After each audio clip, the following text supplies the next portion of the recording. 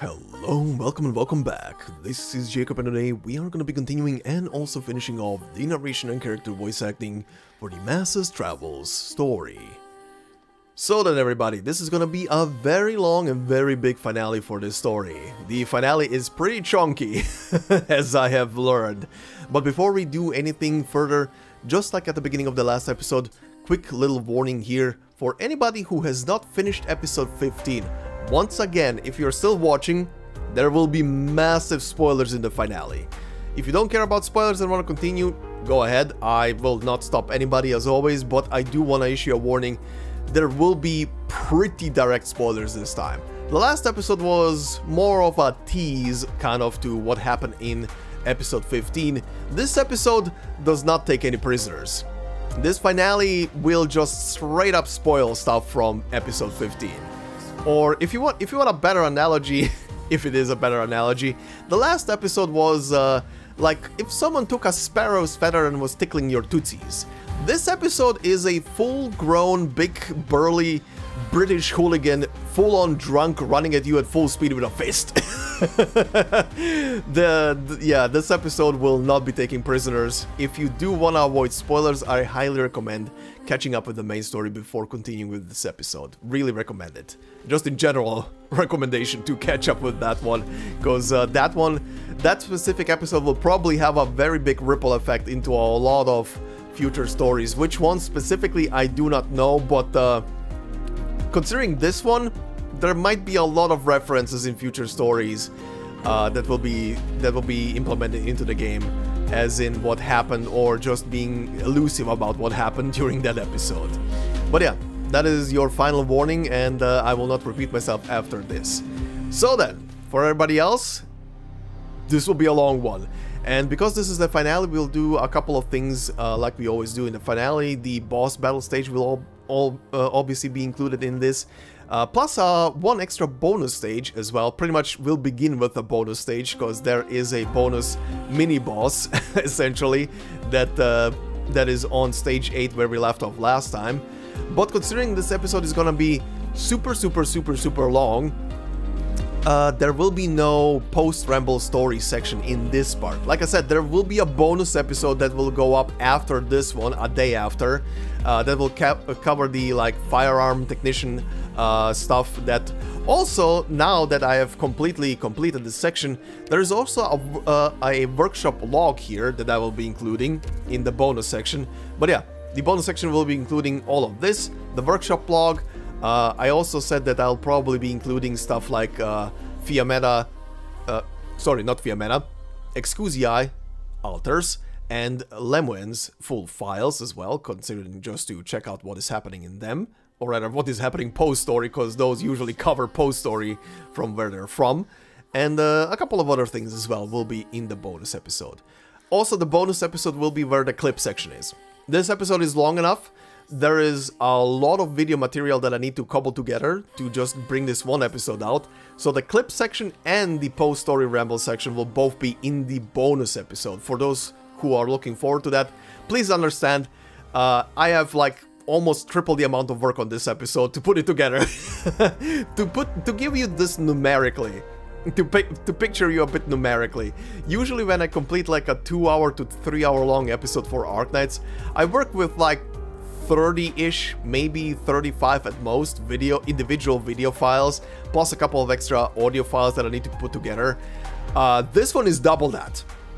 On all fronts. Double the amount of video files. I think I have around 60 files once I'm gonna finish with all of this. And I think there is gonna be probably also almost the same amount of extra audio files that I need to dump into this whole episode. So I'm looking at a monster of an episode to edit, and therefore I do want to give myself some reprieve and have a couple of things in the bonus part. But yeah, anyway, enough of that. Let's proceed into the quick recap of the previous episode. So for those of you who want to skip ahead and go straight to the story, as always, the timestamps are all down below. But anyway, last time we began with a small dip into the operator record for Arturia, aka Virtuosa. In it we learned about her stay at Rhodes Island, but also saw her interaction with the Pope Evangelista XI, as he was there briefly and pronounced her as saint. Back to the actual story then, we continue on with Patricion addressing the masses on Kep's behalf and declaring that Laterano will share the halo with all the races of Terra. Outside the shrine, a arrested Excusia is being escorted away by her sister, and they run into Mostima, Fiammetta, and a bit later also Velev. In other places throughout Laterano, gun knights can be seen rounding up and escorting all non-Sankta to the shrine.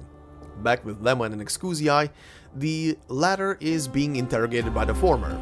However, at some point, a unique confessional comes along, escorted in secret by Vanini. The confessional starts a ruckus and rushes in to save Exia, and here we learn that the confessional is none other than the Doctor themselves. After the escape, the two of them split up and Exia runs into her sister, who lets her go, and the Doctor runs away with Monster. Here we also learn what is going on in Laterano at the moment. The entirety of Laterano is trapped inside a dream cause of what the law is doing at the moment. Federico and Arturia saw the Doctor also run away with Monster, and they also managed to break out of the dream and start looking for the Pope. Other people start to also slowly realize that they're in a dream, and some Sankta start attacking the monsters with halos, but the moment they do so, they themselves fall. Back with Federico, we see him answering a call from outside the city from Aurela, who is announcing her approach to Laterano with her group in tow. We then go to the Shrine of Nurtury, and we see that everyone is being separated into groups by race, but regardless, all of them will slowly be getting halos themselves. Hildegard is trying to refuse, but she is not given a choice in that matter. Outside the city, Federico meets Aurela's group, but they turn hostile towards him at first, until the situation does get diffused and Arturia also joins in. In the city, Monster and Doctor are dodging the guards chasing them and run into an adorable little ice cream vendor. Exia then receives some instructions from the Doctor, and we go to the shrine where the ceremony is in full swing.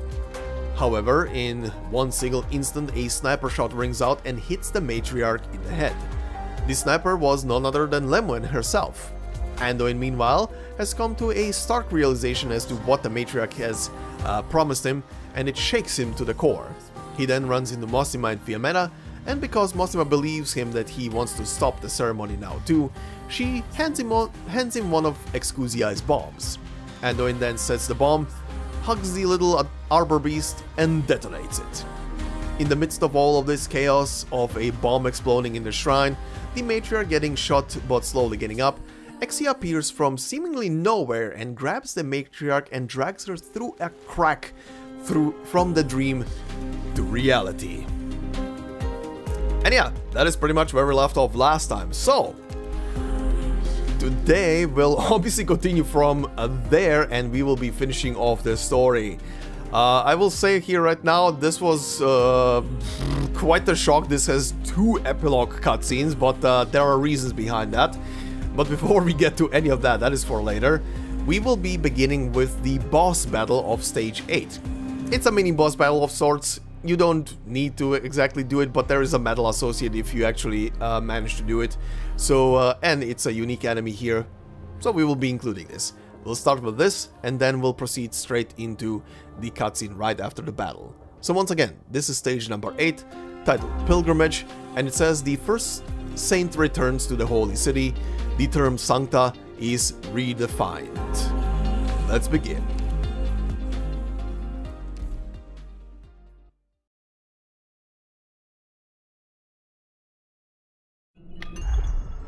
誠に申し訳ございません。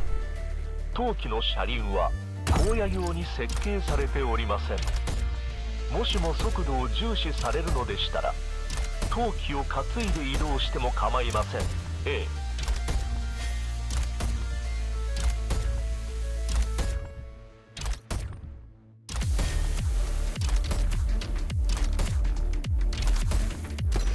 じじいにもじじいなりの。排除確認。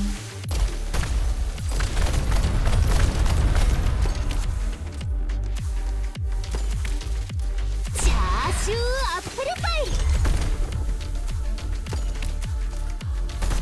果てない声の重なりで生まれるシンフォニー。守護する者は誰にも揺るがせん。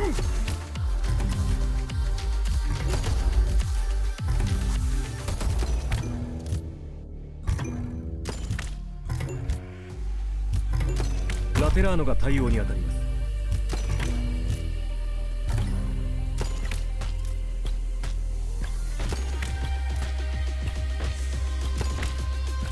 排除確認。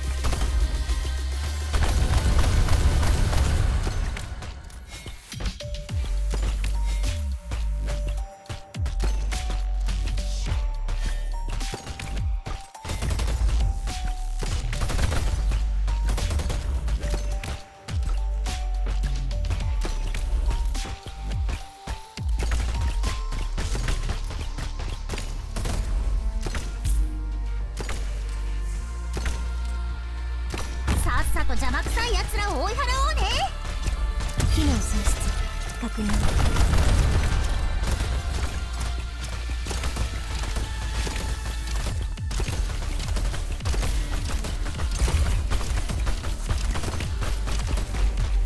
自分でやらないといけないことだって。あ、モンスター座標についた。ハイボルテージバラ。あなたにここに聞くのは誰なの？考えた。破られぬ原則などないのです。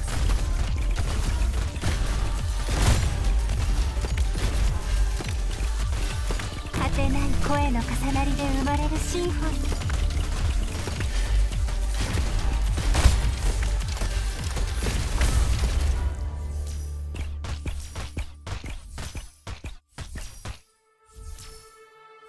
機能喪失確認。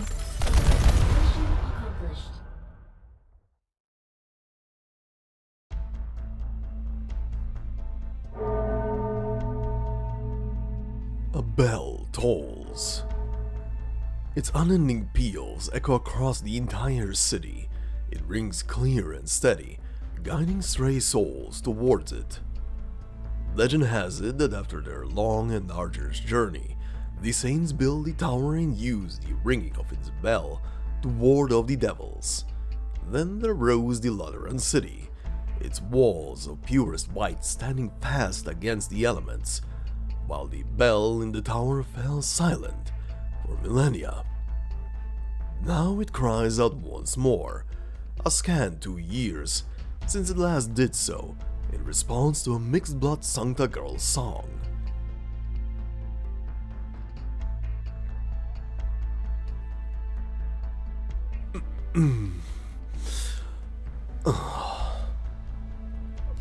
Senor Nurture, are you hurt? Don't move. It was hard enough getting you bandaged up. Batia? You were pretty much half dead by the time we got to the Shrine of Nurturing. We only had time to get you and these kids searching for you out of there. Don't cry, Giselle. Romeo. It was all just a nightmare. We're finally awake. A nightmare? Wounds in nightmares don't follow you to real life. Where are the other brothers and sisters? Keeping watch nearby. Guess you finally got your memories back. What? Want to hear them call you guide again? Sorry, Batia. It's clear you were just trying to wake a man who had lost his way again. Why did you abandon the Pathfinder's Anduin? We rested in the wilds for a bit after leaving Scantilaminium Abrosi. According to our original plan, we would have passed the Iberian border soon after, back to the land where you came from. We even made contact with the Inquisition, but then you disappeared all of a sudden. That was when the dream began for me. What do you mean? It's just an idea, one without any evidence behind it. It told me to turn away, to cast aside all my plans and return to Laterano. So you're saying you never actually met that blind lady, and you didn't go back to Laterano with her for the baby's sake? Like you were, enticed by something? Okay, nonsense. This is starting to sound like something a crackpot charlatan would say. I know this is hard to understand. Even I don't fully get it. I'll say, there's way too much hard to understand stuff at play here. You and that shrine. You wanted to plop halos in everyone's heads and turn us all into freaks who can't even decide what emotions to feel. Whatever, you managed to wake yourself up in the end. If we hadn't made such a ruckus by blowing up the nativity, all of Laterano would probably still be dreaming. With the boundary between the two sides so blurred, his deeds in the dream should be taken into full account during adjudication. Executor Federico of the Notarial Hall, I have read your file, Anduin Agantagelos.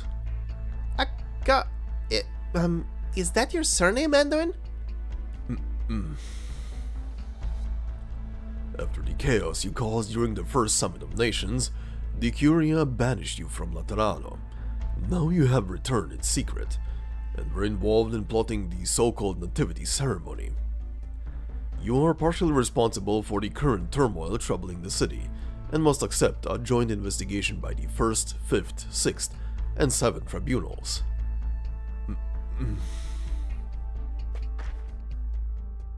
Hey, can't you see he's hurt real bad? Besides, I'm sure you've got more important things to worry about right now. You need a hand, Executor.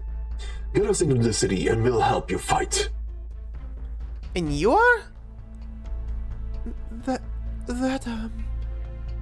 What is it, Meda? Look over there.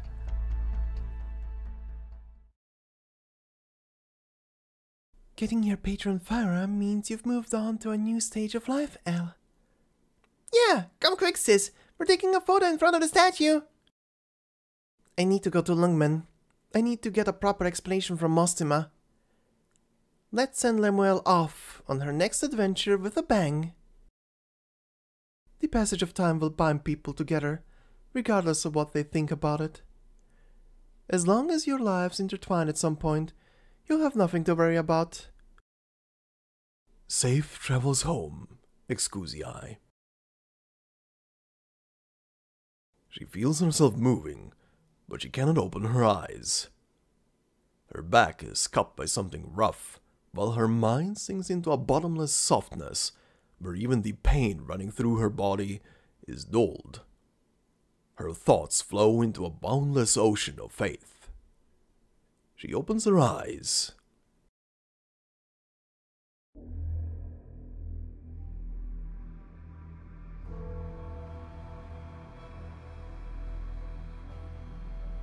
You've awakened, child. You are gravely wounded. Only by accompanying me will you stay lucid during the transfiguration. But it was you who caused its interruption. We will not abandon you. Much as we once leaned on one another to traverse the devastation of catastrophe. The transfiguration? Do you mean that dream? I'm definitely awake though. Why do you have a halo on your head? What kind of monster are you? All Sanktas have halos, child. So that we could forget from whence we came. So that we could embrace our new lives, we named ourselves thusly. Thankfully, the passage of thousands of years has reshaped your appearances and ways of life. Perhaps you can follow those stone-bound accounts and call me Saint. Of course, my flesh and spirit both have long become one with the soil beneath Laterano's white walls. What you see now is simply a snippet of code from his boundless program, a specter bearing countless memories. As he sees it, the path of the Sankta began with the saints, and so it should continue with the saints. who should lead you beyond calamity and into the future. I don't get a word of what you're saying. Where exactly are you taking me? It is not a question of you and I, child, but all of Laterans. Excuzia strains her neck backwards.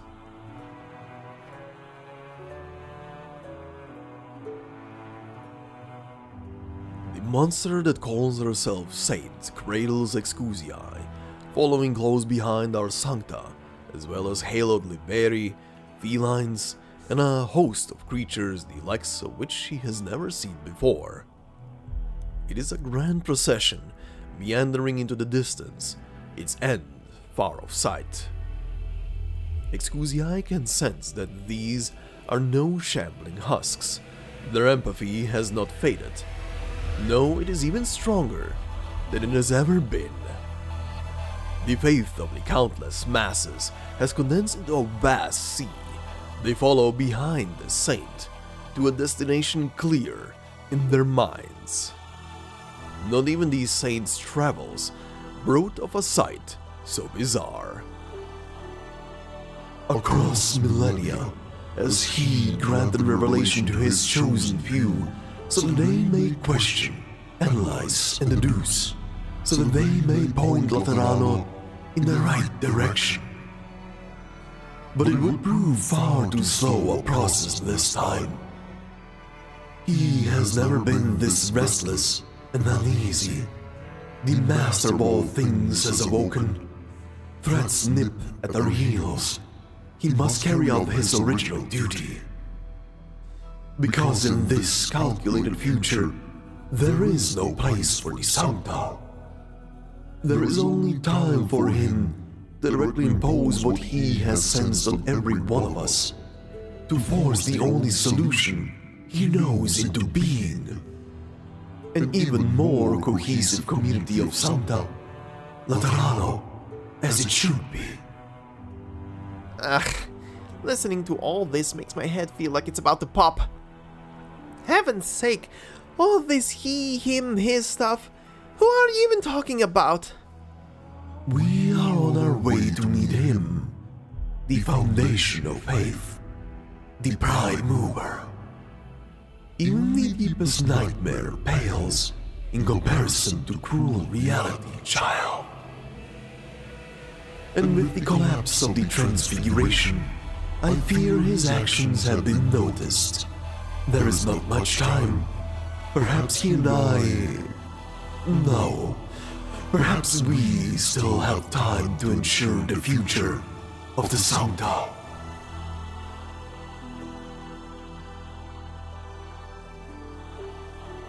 A march, a migration, or perhaps a pilgrimage?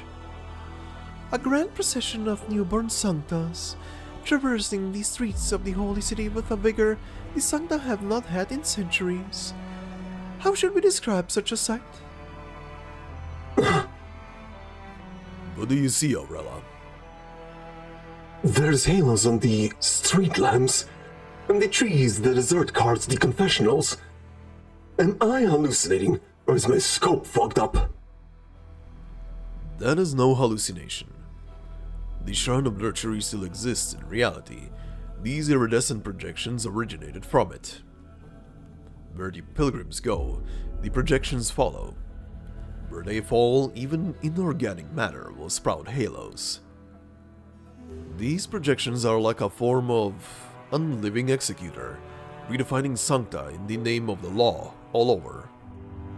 All this time, we're told that whosoever stains the purity of the Sankta shall be mercilessly cast out by law, and now it turns out the pure Sankta he so favors are actually streetlights and trees. Can't believe I'm starting to think my fall was a good thing. If that gaggle wants to redefine Sankta into something nobody can understand, I have half a mind to leave them be.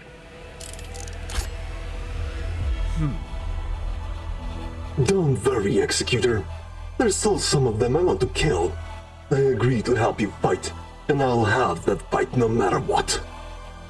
It seems like they really do want to remodel the entire city. If their aim is to remodel the city via those projections, then forming a mass of people is a highly ineffective method. Yet they still chose to gather together, even after the dream's collapse. Perhaps spreading those projections around isn't the only way they have. They must have an additional method in mind. In order to use it, they must reach a common endpoint. If their aim is to turn all of Laterano on its head, then I might know where they're headed. The Basilica. I had a discussion with Pope Evangelista XI there once, and I was able to glimpse certain entities, to realize some truths. You do not need to doubt me, Senor. I do not. Your file was signed and sealed by the Pope himself. I will bring you there, Anduin. Hold on, Federico. The whole city's gone mad and nobody knows what the hell's going on. Why should we trust you? Hey, that's my line. If what you are concerned about is who shall hold authority in this situation, considering nearly all present have violated the law to some degree, as an executor I have the right to press you all into my temporary control. If it is in the current calamity that is causing you to panic and deprive yourselves of sound judgment or action, I, Federico Giallo, am the first saint from outside the ranks of the popes. I do not believe this title has any special meaning, but if you require a reason, then there is none better.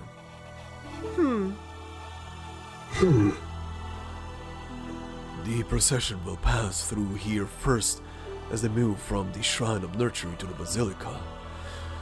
Gepth, or rather the monster, has unusually strong empathy. Even the bell of the Tower of Revelations can do nothing about her influence towards you. Patia, take the other Pathfinders and these Arari away from here. Go in the opposite direction. You staying by yourself? Trust in me, my brothers and sisters. This is the path I must walk. At least change out of these clothes. You look god-awful. Or do you like walking around with blood all over your robe? I don't own many outfits, and I don't know where my old cassock's gone. Here. You kept it? All this time? Not like it took much backspace. I don't know. I just felt like, this wasn't something I should throw away. Go on, take it. Thank you, Patia, for all these many years. However, we must try to find shelter for these children who have just escaped the dream. Arturia, you and Anduin will require special supervision. I will keep the two of you within my sight at all times. I haven't even said anything, your beautitude. Maybe you can leave the children to me. I may not be a Sankta or a Lateran, but I am rather experienced in looking after children. Very well. Move out.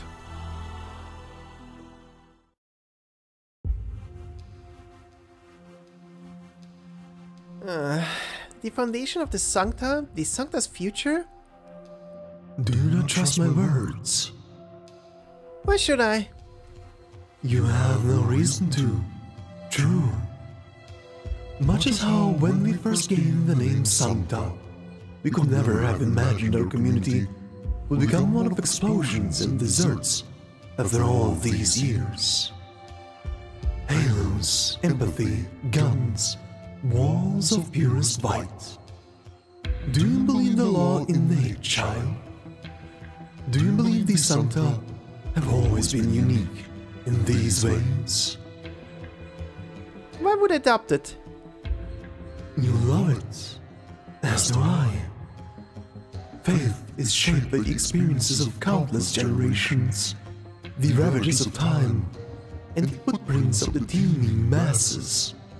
It should not, must not, be swayed again by the first of the faithful. But once more, do the people face down the crossroads of destiny. I have no choice but to do this. We have not sown lies, my child. We have merely hidden some truths that allow the rest to become inspirational tales and parables of saints. These texts tell of how the devil's arrival left all things desolate, and how none saw the light of the sun. But for the Sankta, they had radiance bestowed upon them by the law.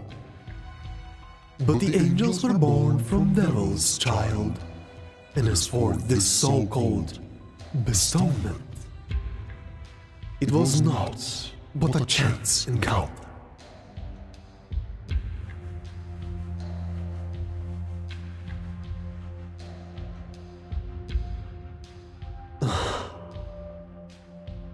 In that age, the king sent out his warriors to seek a new beginning for their people. In that age, monsters that crawled the earth longed for a homeland, and so were named Tikas, a race yet young. In that age, hegemons who could command raging flames, blinding thunderbolts, wild winds, and frigid snow descended upon the land alongside their myriad servants, here to seize the Tikas' precious home. The flames they threw could melt the skulls of Venticos. The howling gales they summoned would shatter the wings of gargoyles. Even if vampires sucked them dry, they would be reborn from eggs of fire. Wow, that's like, that would be like a...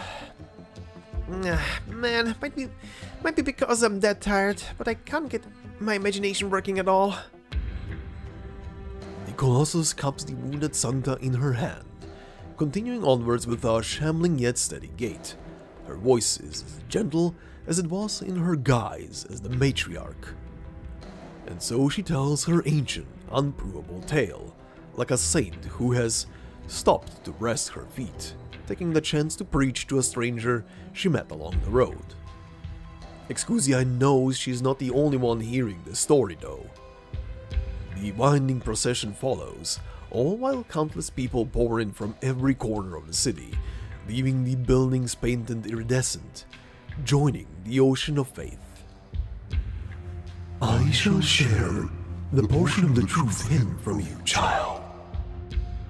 Once we arrive at the Basilica, the past will be made clear, and all shall know it. It is then that the term Sankta shall be redefined. The king's might would not slow the decline of the Tikas. His very gaze scanned the land for countless days and countless nights, before finally falling upon the ancient silver mounts. And so his warriors set forth, seeking out these never-before-seen argent mountains beneath the earth. With the language conferred on them by the king, they would conquer them and command them to rout the foes of the Tikas. To grant the Tikas the chance to truly become those with a homeland. Before they left, the king took the blood of a burden beast and anointed the head of every warrior with a crimson circle, symbolizing the mission they all shouldered together. The warriors strode across the land, crossing the most barren of wastes, where not even the hardiest of plants could take root, where not even the most tenacious of beasts could survive. But with their twisted limbs did they aid one another. Not even the weakest of their number would be abandoned before they breathed their last. For the king had taught them this: king shall not eat kin, king shall aid kin. What? Excusii can barely believe what she's seeing. A scene unfolds before her in an extraordinary way, and the next second she catches a glimpse of the amazement spreading out across the sea of faces. There is no doubt, through empathy beyond empathy, the monster is sharing what she sees with all present. Finally, after many days and nights, numbered beyond reckoning, they arrived at the edge of a great rift in the earth. And then they saw...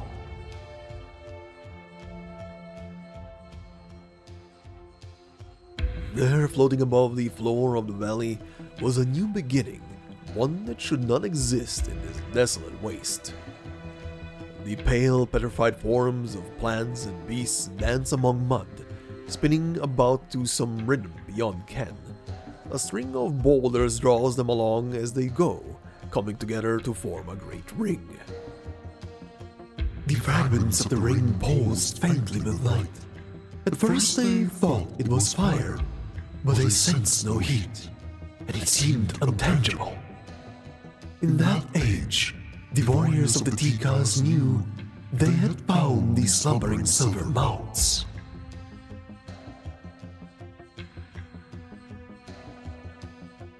In that age, the warriors encircled the ring.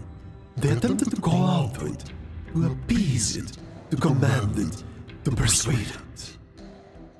They cried out until they could cry out no more, their throats hoarse and bleeding, but to no avail. The ring remained silent. They were trapped in that wasteland, with no way forward and no way back. Time passed until ordinary Tikas could not stand it any longer and stood up. She looked at their near-mad, emaciated companions and realized that they all would die of hunger and thirst before these silver mounts awoke from their slumber. Instinct overtook her. The stone lance in her hand pierced one of her dying fellows, and she began to devour his flesh. The Tikas had no fear of eating the flesh of other Tikas, but it was the Far Chaser, exiled for refusing to partake, who returned with the Black Crown and became the first king. Since then, eating our king has become the strictest of taboos. But at that moment, one of the warriors handpicked by the king defied his ban without the slightest hesitation. Only through this act could she live. As for whether she lived so as to complete the mission they were entrusted with, that is a tale for another time. But at that time...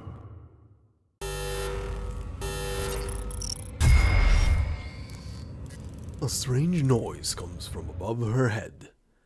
Excusii. No, only people behind the monster lift their heads, and together with the Tikas of history, they look toward the sky, welcoming that one fateful moment.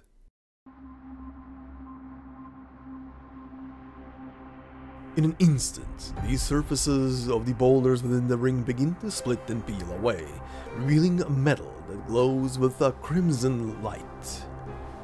In an instant, bright halos and wings of light sprout from the black bodies of each and every Tikas present. It is as though they have always been there, revealed from the dust with a swipe of the hand of the Creator above. The warriors did not have the time to ponder the strange change, as boundless vitality poured into their exhausted frames like the surging tide. With the greatest of joys, they touch one another and embrace one another like newborn babes. As for the Tikas with the stone lance, its point still painted in blood, she looked up at that alien metal and remained silent for a while. She did not understand why it remained aloof to the words the king had imparted upon them to appease these silver mounts. It deigned to respond the moment she ate of the king flesh. Then comprehension dawned on her. Perhaps the metal would not respond to the king's dignified appeals, nor the pleas to smite their enemies. But rather it answered the simplest and purest of ideas, a quiet prayer. For survival.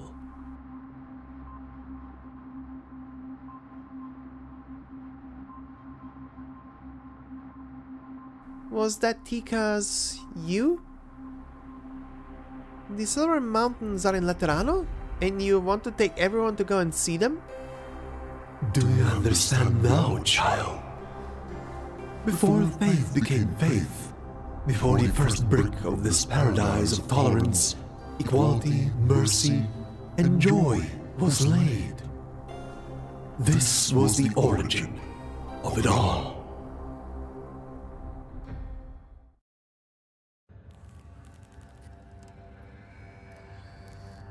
Return to start. Interactive Simulation 26 complete. Prior emergency response mechanisms expired. New emergency response mechanism unmaterialized. Simulation result failure. Compulsory transfiguration of Laterano. Continuing operation.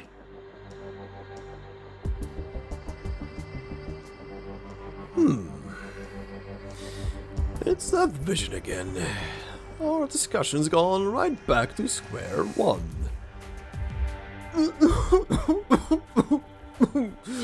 Truth be told, I'd really like to head upstairs and enjoy some guava juice and an ice cream cone, or at the very least take a nap on the sofa. I can barely feel my lips anymore, or my knees. How long has it been since you started acting oddly and I rushed over to find a solution? What caused the calamity to speed up so, to the point you needed to throw out all your emergency response mechanisms and instead force everyone to directly synchronize data with you? You forced Laterano to go through such radical change. In time, the spiritual light of the Sankta will be stripped away. In time, will Laterano still be considered Laterano? The sitting Pope, Evangelista 11th, requests a 27th interactive simulation. Evangelista 11 has refused to help bring the transfiguration to completion. Now conferring judgment on request for interactive simulation.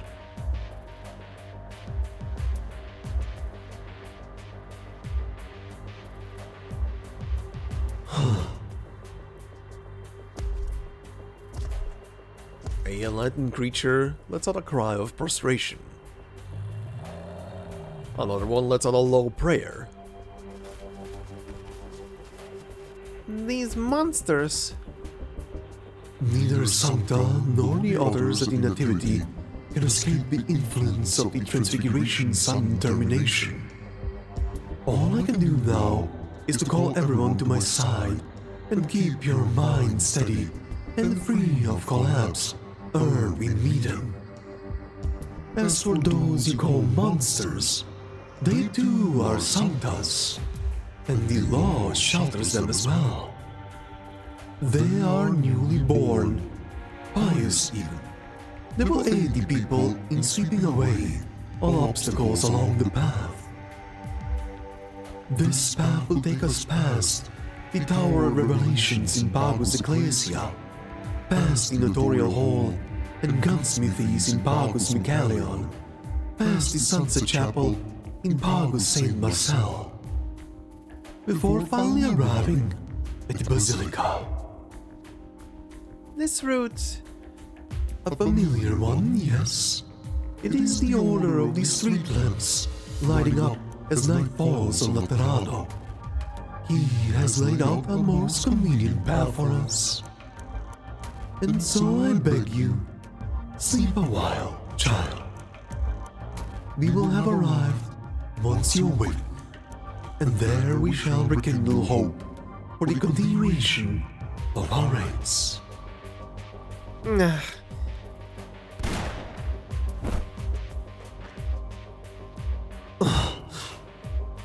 I see now. You have been looking for an opportunity ever since you awoke. You are still unwilling to accept it. The tales we left behind became the chains that bound later generations.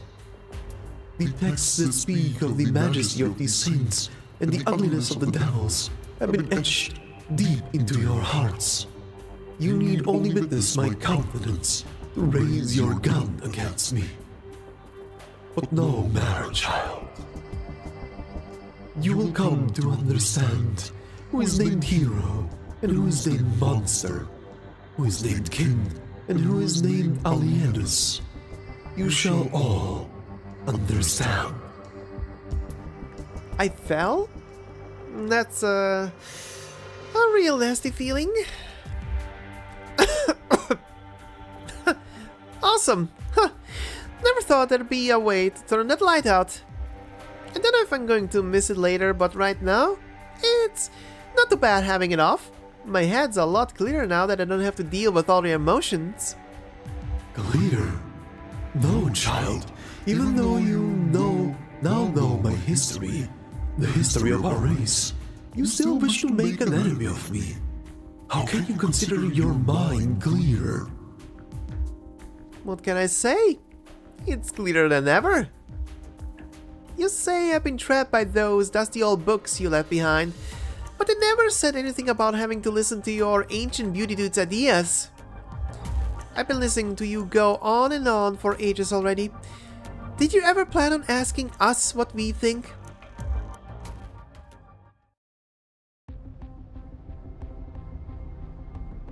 The good news is the monsters chasing us have retreated. The bad news is they're joining that weird procession over there. Good thing we talked Idida into staying somewhere safe.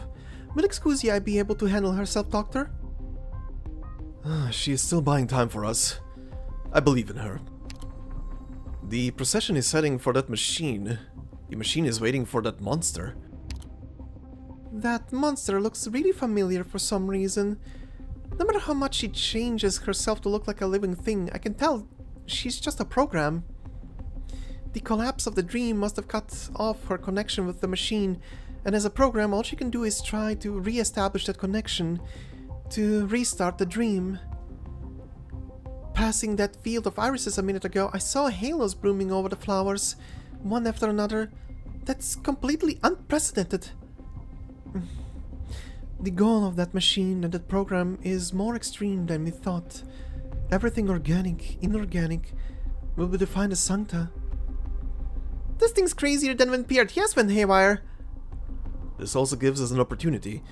Can you figure out its weak points, monster? Not on my own, but... Kal'tsit should have had some understanding of that machine. Can we find a way if we search Kal'tsit's memories? Kal'tsit. Ever since it all went down, you've been avoiding saying her name to me, Doctor. Oh, sorry, In any case, thanks for putting your trust in me. Ami was so worried before we left. Never mind. At least I managed to get a decent amount out of this operation. That machine is special, Doctor. We've tried to approach it in the past, but the more the law of Laterano was gradually refined, the more difficult it became to try and figure out its nature. Kal'tsit did come up with a plan, but even she admitted it was a bit too daring. So, what was the plan? It's a really crude one. She never let me do it before. But my nature does give me a talent that ordinary people lack, to some extent. Of course, we should also thank our creator's open-minded attitude toward technology exchange. Okay, this is the first time I'm trying this. Technology exchange? Stand back a bit, Doctor.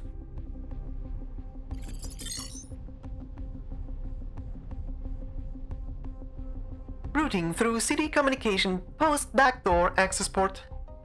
Special privileges, AMA 10. Temporary access credentials, Elcaro 001. Oracle. Decoding complete. Authentication passed. Connected to PCS system. Syncing computational radiation link. Updating permission log. If it wants to speed up the changes happening across Laterano, it'll have to remove all of its underlying restrictions and break through its computational limits over and over. Which means that machine should have left itself wide open to me. It won't have the time to limit my actions. Wait, monster! I'm trying to stop it. No, I'm not in control of the process anymore.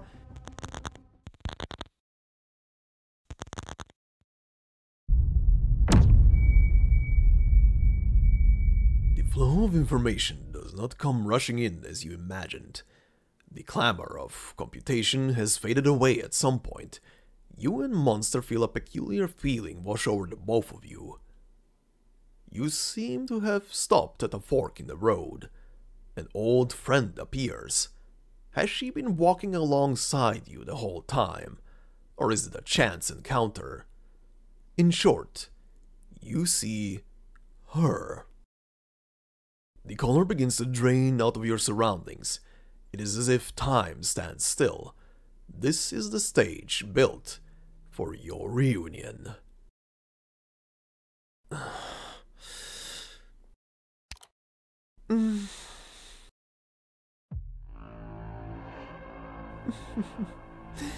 Thank you for your hard work, AMA-10. We meet again, Jacob. Our reunion has come much sooner than I imagined, just as I had hoped.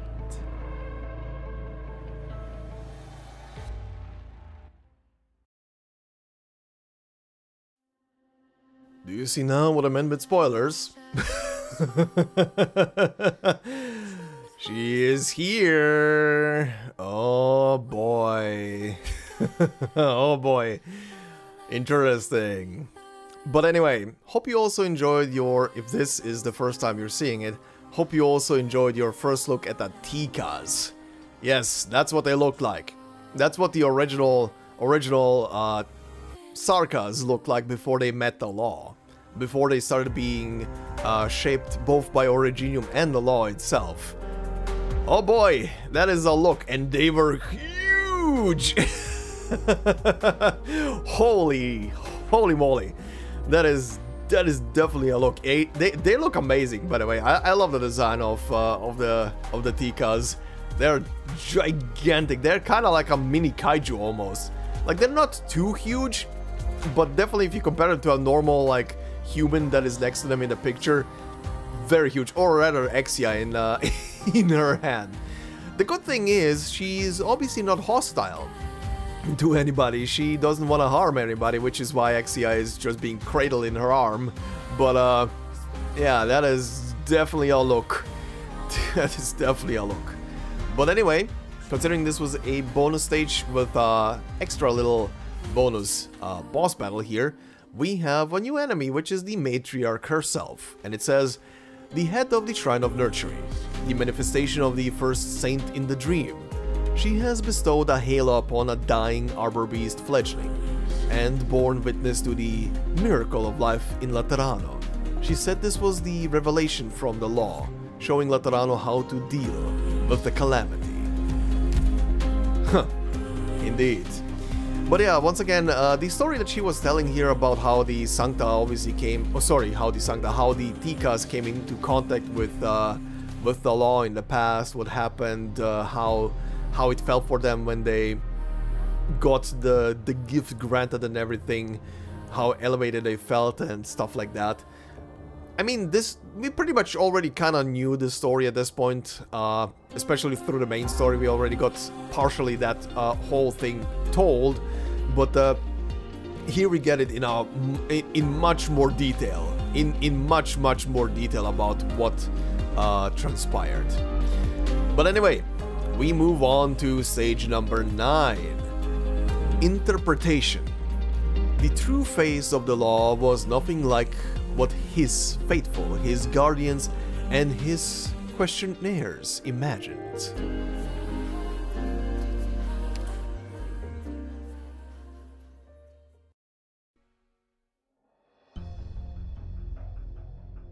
Loosen up the trigger finger, Fiametta. I get the impression that skull's stuck on your face until you get to fire off a few grenades. Thinking about that disgusting dream just makes me even angrier. Too bad it was entirely a dream. Look over there.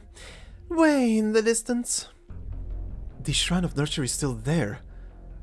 Let's go, Mostima, to the hospital. Doesn't matter if what just happened was a dream or not.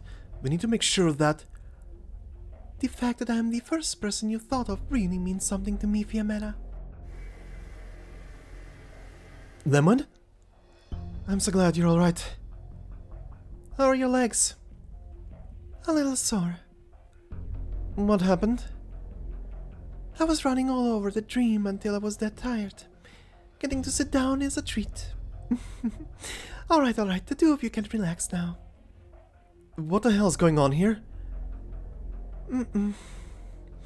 It was only my second day after being created Cardinal, and I was headed to the office like usual. It might have been the moment I stepped out the front door, or maybe when I saw the shrine. I can't really say when I left reality. It all happened so naturally. What is it, Fiametta?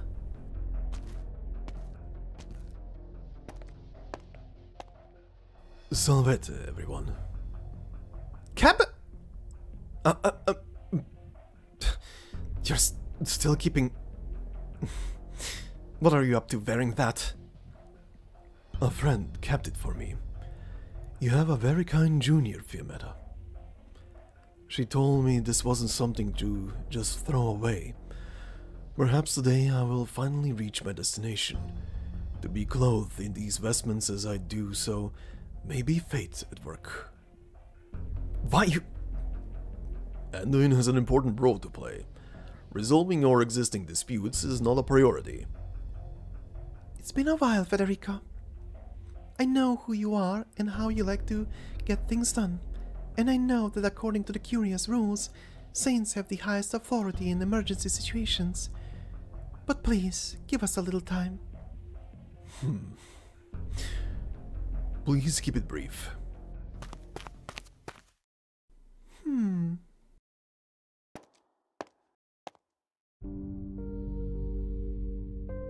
The last time the four of us got together like this was that fateful mission, wasn't it? It's been 10 years. We reached the underground palace, Fiametta got a distress signal from another team, and went to go and help them, while Anduin was revising our tactics at the entrance. We laughed as we shared the last of the chestnut scones. An old habit of our team. I remember the day well. We were so happy back then. I thought those days would never end. Nobody could have imagined what would come next. You caused all this, Anduin, but you still refuse to tell the truth, or at least repent. Our brief time together may have been one of life's accidents, but it was a precious one. I ruined it in a way I did not foresee.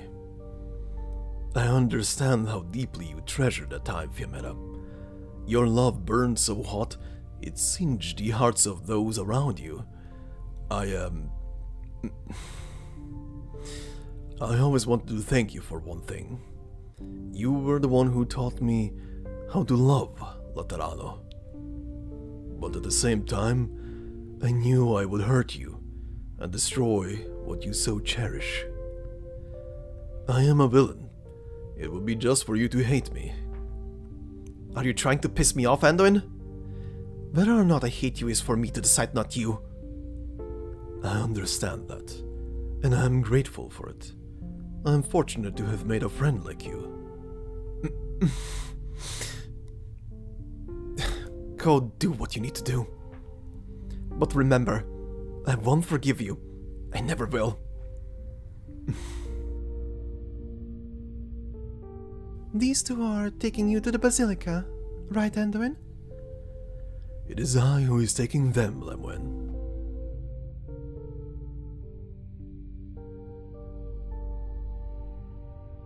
Which means you're still determined to walk this path? Of course I am. Would it be dangerous?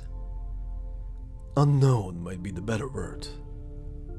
Have you ever thought of stopping? Whether I am the captain who attacked you, or an arrogant, naive nurturer in a dream, my doubts, my fixations, my mistakes, they have all led me here. I cannot stop. Alright then. It's hard to call Laterano paradise the way it is now. That monster running rampant across the city, those strange things she reared wandering all over the place. Nobody really knows what's going on, or what will come next. The three of us need to work out a way to solve these issues and find Elle, who's gone missing. As for you, your wounds look rather serious. You might die, Anduin. We might die. I know. We've talked about Rocamera, about its bell tower and its rainy nights, about the mute child you buried in Sargon, about the miner's frozen legs you had amputated in Ursus. You told me about all sorts of places, and I remember them all. I always pitied you. I understood many of your opinions, and I never disagreed with you, but I could never truly understand you. I was much the same for you. We are both clear on that matter, just as you know how grateful I am for your pity. Well, I am a Lateran, aren't I? That is where you shine the brightest. I will always remember how you taught me to shoot a gun. Speaking of, where is that gun now? I left it in Laterano. 10 years ago, it was your final mission with our team of commandos. Even if nothing had happened, you would still have left. Which means these words came a little late, is all. Right. It's been far too long since the day, and I'm glad of it. Gratitude and blame no longer hang so heavy. Well then. Farewell, Anduin. Lemoine speaks no further. Mostima goes up to her wheelchair, looking Anduin square in the eyes. I know what you're about to say. No need to thank me. Farewell, Captain. Fiametta looks at Anduin, then at her two friends. She stays silent.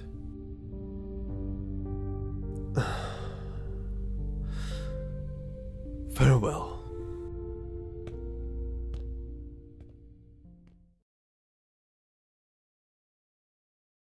Cardinal Lemoine, there are some tasks I must assign to the three of you.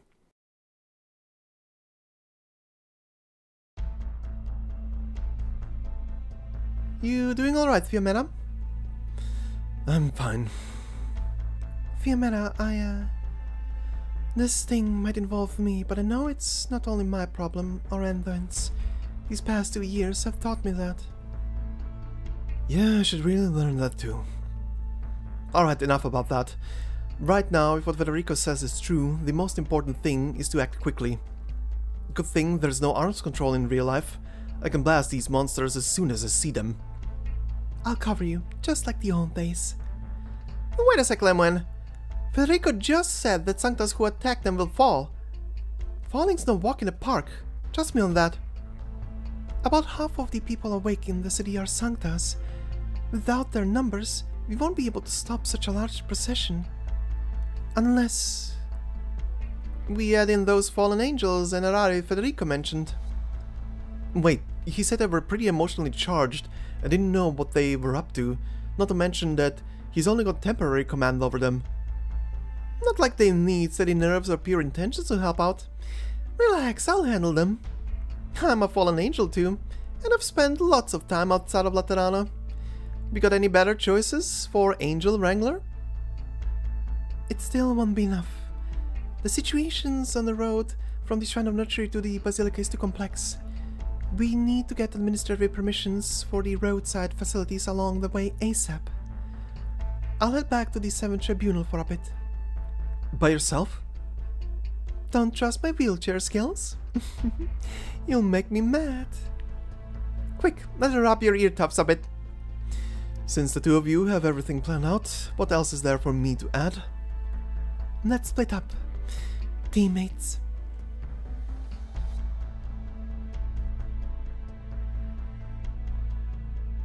We have to go now, children.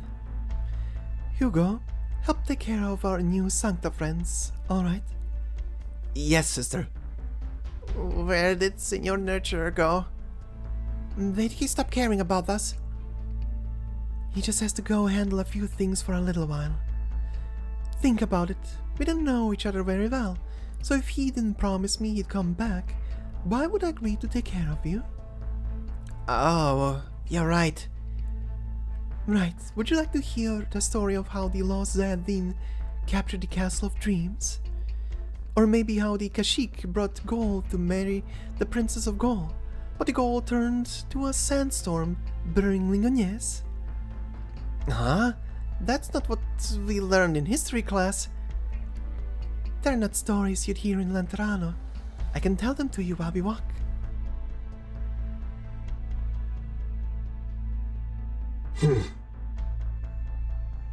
Here, some bread from Patia. You haven't eaten since we got into the city. Making up tall tales for children again, Nueda. I'm curious, do other Kukulkan treasure the knowledge in your heads as much as you do? I've never met another of my kind. If I can turn that knowledge into stories for children with a little tweaking, then it means there is still some use for it. Otherwise, it will just be a scattering of pale fragments in my mind. You have a surprisingly flexible mindset. Alright, are you disappointed? About what? You traveled all this way to Laterano, to your holy land, but it wasn't apples and fireworks that welcomed you, or a loving god of universal salvation. Instead, you've got rampaging demons. I am disappointed, but not completely. Have I ever told you how I became a nun, Aurela? Please do. As you know, I wandered all around Bolivar from a young age. It wasn't hard to survive. My knowledge proved useful on that front. As for my parents, even if I forgot what they looked like, they still managed to fill my head with lots of things. But I couldn't understand the more complicated parts. They pointed to the black flow, the far edge of the sea, the depths of the dunes of gold, even the space beyond the stars. They spoke of race after race, secret after secret. Not a good fit for a place like Bolivar. Which is why I hate them, Aurela. Everywhere I look, I see soldiers fighting over men and money, artillery firing left and right, and Bolivarians caught in the crossfire. And all I had were pale fragments. Until I was 13, when I met a nun. A band of true Bolivarians guerrillas had robbed her. She was gravely injured, leaning against a rock and close to death. But when I got close, I could hear her singing. Her bandages had fused with her festering wounds. She must have been in so much pain in the final moments of her life, yet she was still so serene. It was a hymn, one that had always been in my mind, one that I had pored over in puzzlement countless times. A boon of our Lord, font of parental love. He punishes evil and drives out injustice. All shall bask in his love. Better they have scars or stones. Until that very moment, when some of those pale fragments took on color and form and came together into something called Laterano. So you took up her habit. I did. Even if paradise is pure and spotless white, To me, it cannot compare to the very first time I heard that hymn. Good. Noeda, forget everyone else. Take the kids and follow that Patya girl. She looks like she knows her way around town. Alright. Wait. You're staying at the Tower of Revelations? But the Executor said... A long since fallen Sankta doesn't need to listen to a saint. The night we fled Bolivar, I told you why I wanted to come back. Revenge. I saw that old bastard through my scope just now. He's at the head of the pack. I won't let him go. But, We all have our own obsessions when it comes to Laterano, Noeda.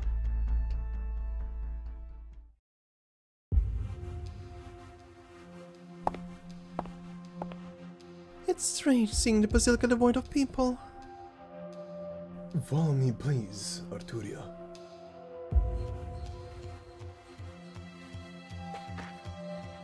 Here it is. The Pillars of Scripture. Between these two pillars is a slab engraved with the saints' trebles. Press the halos of these saint statues in the same order as listed on the slab, then push this wall. I have reported to His Holiness here many times before, but I never noticed this hidden mechanism. Maybe because you've never adopted Laterano. I hope what you are about to see will not sway your faith. Oh? I'm looking forward to it already.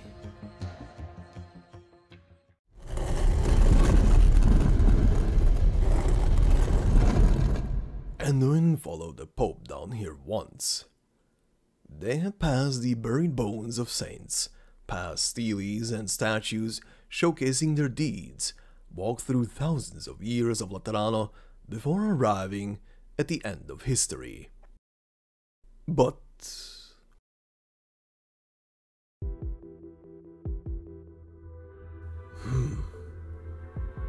Anduin suspects his memories are still in disarray.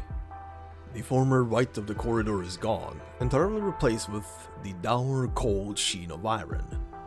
Statues of saints still line the path, but bizarrely shaped lumps of machinery protrude from the walls, engulfing their arms, eyes, and legs. It seems like devils have had their way with our history.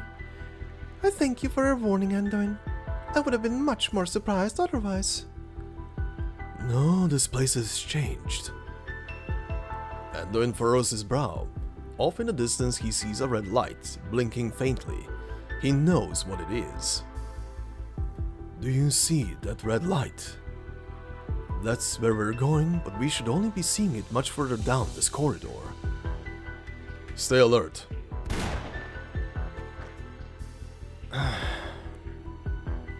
A cloaked guard suddenly appears.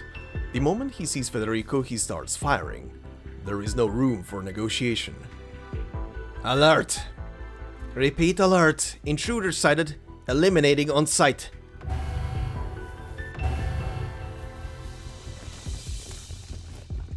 An ear-piercing siren begins to wail as more and more guards file into the trio's field of view. Their blurry visages hide beneath their cloaks, like spirits in shadow, while their halos shine all the more dazzling. The guards protecting the Shrine of Nurture in the dream are now here. This means we're in the right place. Stand behind me.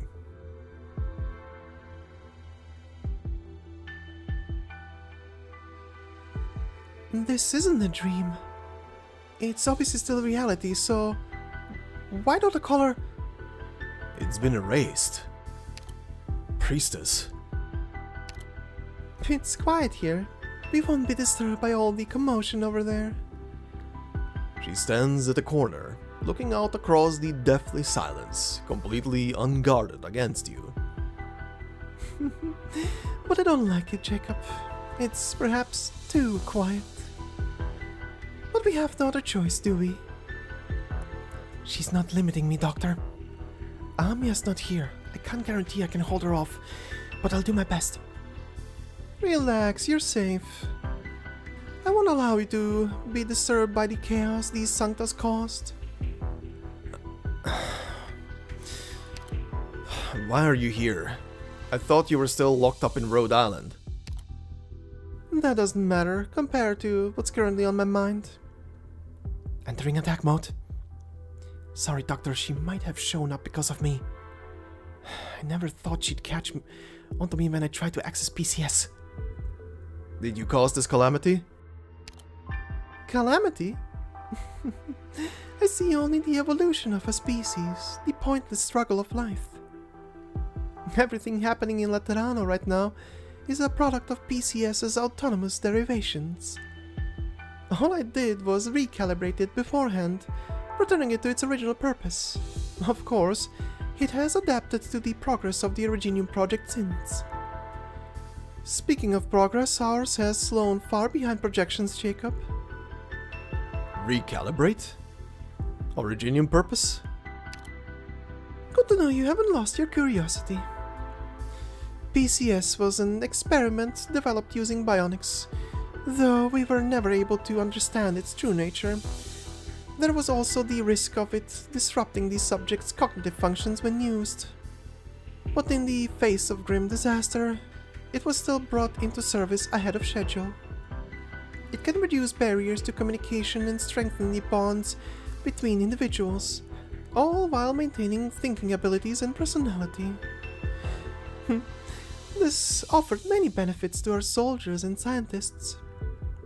It has been gathering dust since it was left behind on Terra, but as you know, Jacob, it is still far from operating to its full potential. You mentioned it adapting to the Originium project's progress? What connection does it have to the Originium project? Don't get excited, Jacob. I'll explain everything. However, your new companion seems like she has something to say to you. Bad news, Doctor. I can't find a way out of here. If her goal is still Originium, we might not be in Laterano anymore. This might be the future of Laterano. As keen an intuition as ever, but one that lacks basic knowledge. This is just a vision of a possible future I conjured up for you using the PCS system. No more time, no more color. A place locked in eternal stasis. It's rare for us to have a chance to walk together, Jacob. Come, leave behind these conflicts that have nothing to do with you. No, you were afraid I'll access the PCS system. You didn't expect me to show up here either. I sense hate in your voice. I understand. It's because of Amaten, your Kal'tsit.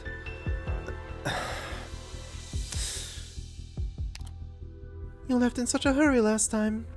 You still have many doubts you have not yet cleared, but I have many conjectures I must confirm with you. Something strange about the way she's acting. Her expression's different from when she was back on the deck. I could try an attack. Put away those talents. I respect that you've given yourself a name, monster, but I understand your fundamental upbringings better than you do. If you want Amaten back, I can help you, Jacob. You know where to find me. I know that's what you want too, monster. Don't get taken in by her, monster. This isn't her real body. You've always clung to the connection between matter and reality. Originium is the language we created, so naturally I can use it to make my words heard by whoever I want. It is so for you, and it is so for that machine.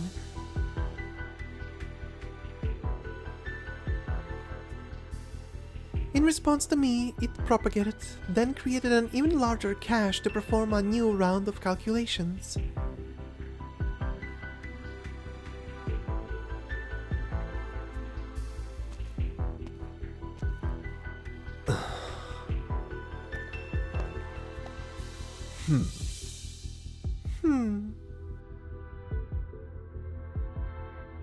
The machine operates on its installed logic, seeking the continuation of itself and its community that has achieved emotional resonance. But in your haste, you decided this was an error to be stopped, even though Sanktas regarded as rejection from the law. Follow me, Jacob. Witness a true crisis with your own eyes. Every department of the Curia has its own offices. The Basilica is merely ceremonial.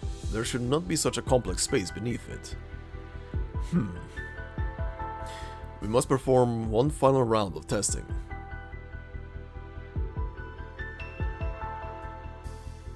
You said you went down a one-way passage before, right, Anduin? But we've changed direction 6 times, and now we're here again. 7, actually. We head back.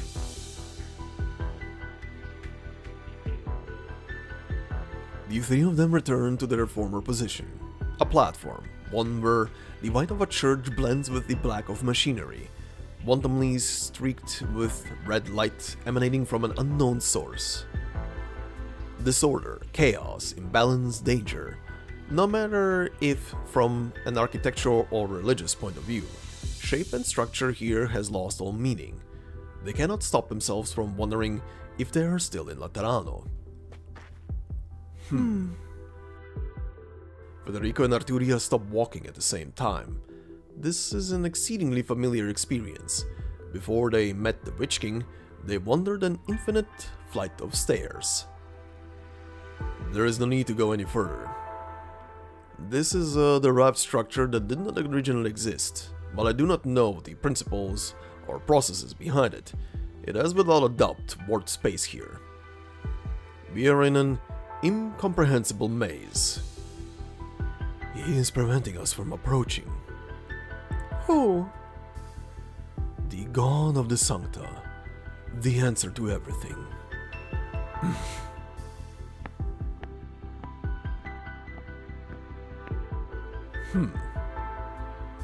Don't expose our position, Fede. I don't sense any human emotions coming from them. Are they really Sanktas? Or are they machines here to tidy up the maze? They're most likely the same as the organisms above ground. If Order Sanctas attack them, they will fall. The deeper we go, the more of them there are, and the stronger their empathy becomes. We beat back a wave of them, and that just draws in another. We'll end up completely overwhelmed. The procession is moving at a fast pace. It will not need much time to arrive at the Basilica. It is highly unlikely Cardinal Lemoine's team will be able to stop their advance completely. We must learn the entire truth about this calamity. We have wasted too much time already. Perhaps I may be of some use. You are severely wounded. I'll leave the patrols to the 2 of you. But when it comes to pathfinding, I happen to be rather good at that. Lights gathers in Anduin's palm. Arts? Flashback. Thank you, Anduin. You shouldn't go so far, Senor Germain. I didn't see you all day. I only found out you came to the beach after asking around. I just wanted to find something to eat. Didn't think the sea fog would be this thick. Even if there wasn't any fog, pirates roam these parts. You shouldn't leave Rocamera just because you feel like it. At least ask me to come with you next time. Alright. Speaking of, was that your odds just now? The fog was so dense I couldn't even see my own shoes. I thought I'd be lost forever, but then a ray of light came by. I thought someone managed to repair the local lighthouse or something. No need to be so dramatic. I'm just glad I managed to help you. But Anduin, I heard your people use guns, custom-made ones. I also heard your homeland, that place called Laterano, is a universal paradise. My home is Rocamera. I was born here and raised here, Senor Germain. Let's go home. I'll carry the food. sometime later in life.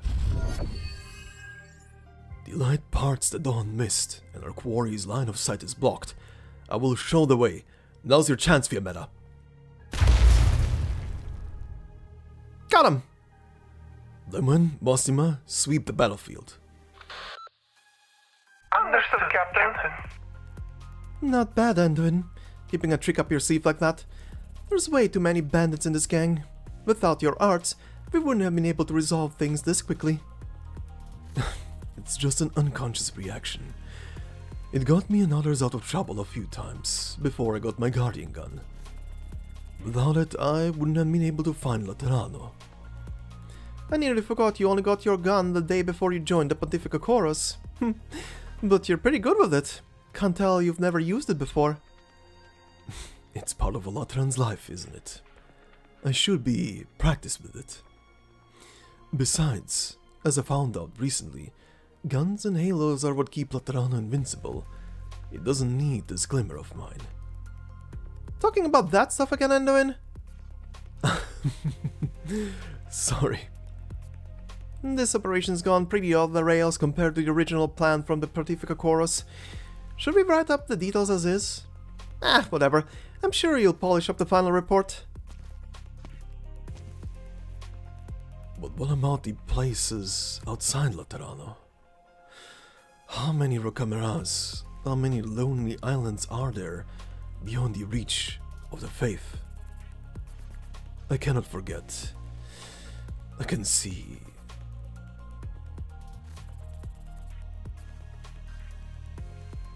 Anduin?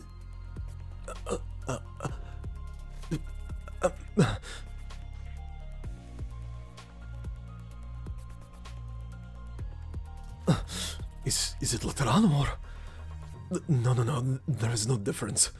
If through the spiritual light even the darkest stain can be cleansed, if with the pious heart even a savage monster can wade out of the mud, does that not mean there are no lonely islands beyond the reach of the faith? Then why is it that all I've seen, everyone I've known, couldn't be saved? There must be something missing, something I overlooked. A path.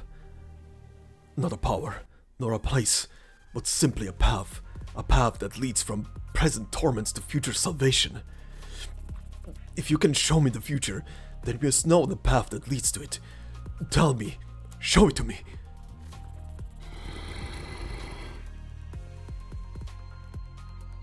The Colossus of Nothingness swims through gaps in space-time. It does not respond to Anduin. The details of the strange yet oh so real sight begin to warp and flow with its silence, and everything is smeared with a thick layer of clouds. No. I need to know more! Can you hear what I'm saying, Anduin? Put the thing down. No, Lemon. You don't know what I saw. I can't stop here! Light bursts forth from Anduin's hand, like a plant rushing headlong into season, blooming as if about to wither. He wants to part the clouds. He wants to see the revelation in all clarity. He wants to grasp onto the possibility.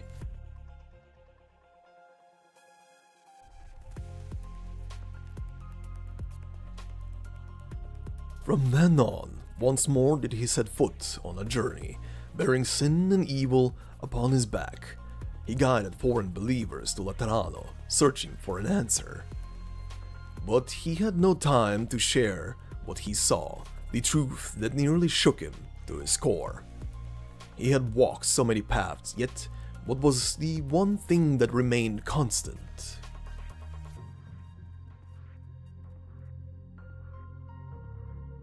He will always remember that year, the year the salt wind buried his home, and the emotions he bore in his heart as he left Rocamera. That was the starting point of his journey. The sounds of the executor fighting the patrols do not stop. Anduin does not hold back as he casts his arts, an endless font of light flowing from his body, winding its way into the depths of the maze. Rather than a harsh light, It is gentle, perhaps even dim, like sunlight caressing a patch of autumn leaves, tracing the paths through which they fall. He asks himself, Pathfinder, where does this path end? Until finally, a glaring red light cuts off his arts. Once he saw this alongside Evangelista 11th, once he found himself shaken. The light is more icy, more piercing, more dangerous than before. But Anduin does not close his eyes. He knows that Cold Machine is his lord, his god, the foundation of his faith. Anduin faces God. He does not turn away. He has sought, and he has lost. He has pondered, and he has doubted.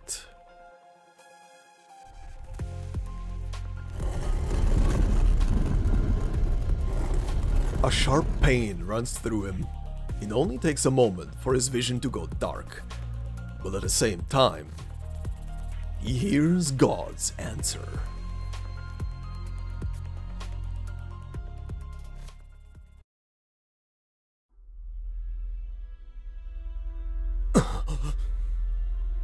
I can only provide first aid right now. Anduin, unrestrained usage of luminescent ruridinium arts has irreparably damaged your optic nerves. I do not have the ability to heal these injuries. Once conditions allow for it, you need medical treatment. Don't worry. The path ahead has already revealed itself. We don't need eyes to see the way. Follow the cursor running along the ground. This maze is too complex, and I cannot maintain my arts for very long.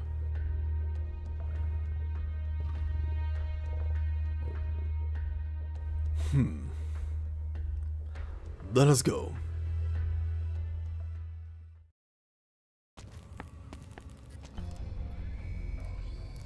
It's here.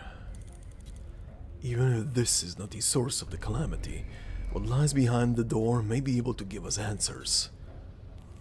Follow me, Arturia. Federica does not receive a response. Ever since he caught up with her outside the Shrine of Nurtury, she has been exceedingly cooperative. But now the black-haired Sankta stands several steps behind him, gracefully drawing her bow across her cello strings, with no intention of following him. I really do intend to escape this time, Fede. Anduin is hurt, and you're alone. There's no better opportunity than this, is there? We have arrived at the door to the truth, Arturia. You know that your actions lack meaning. Truth? Meaning? Perhaps. You really are the best of the executors, a walking law book, the first saint from outside the ranks of Pope, truly worthy of the code name Executor. Your rationality, your callousness, even the doubts you hold about these two traits of yours are all in service to the continuation of the law. If that is what the Holy City itself is, maybe you're the only one who can understand him.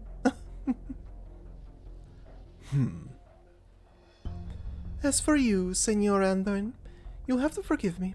It was never part of my plan, but when you were using your arts earlier, I inevitably touched upon the whispers of your heart.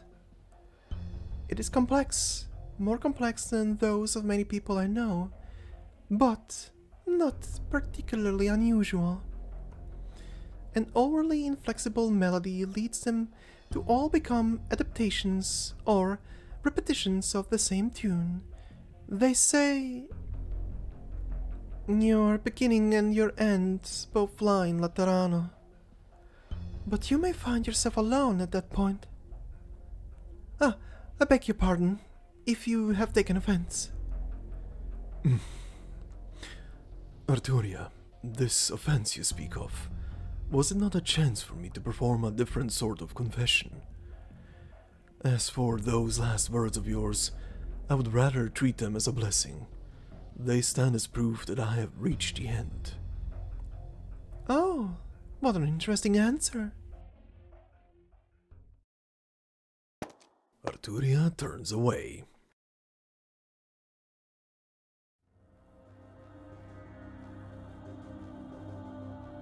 Not everybody's obsessed with the truth and meaning behind Laterano. At the very least, I'm not that interested. I got a little peek at him just now. Behind that door lies a machine, right? Yes. In that case, the answer is bound to be boring. Think back to our time in Zwillingsturm, Fede. A calamity of similar scale struck the city. In the chaos, the people lost their way or struggled and raged. At this very moment, there are millions of hearts in Laterano that demand appreciation. If you turn away now, Arturia, it means you will have to face our enemies in the maze alone. You need someone to lure them away, don't you? Your patron firearm is lost. You have no way to defend yourself. Perhaps I can find a way to turn them into my audience? Don't worry about me, Fede. The Lateran did designate me a dangerous element. Situation assessment, high risk. Probability of survival low. Executor's decision, you may leave. Time waits for nobody, you two. If you don't plan on leaving yourselves, no need to see me off. Well then, farewell, my beloved little frater.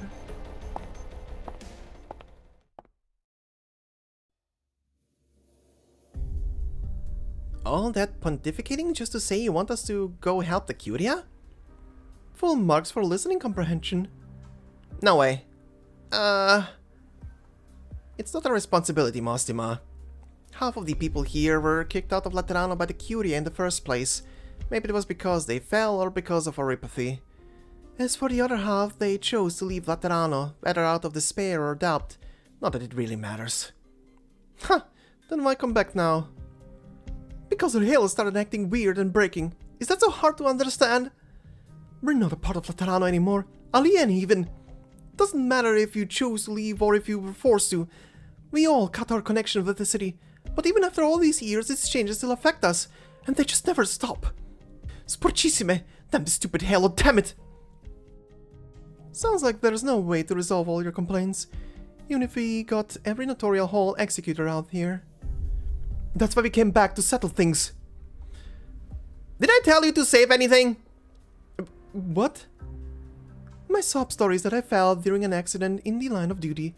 After that, I became a legatus, mostly so I didn't have to stay in Laterano all the time. I'm 100% alienus too.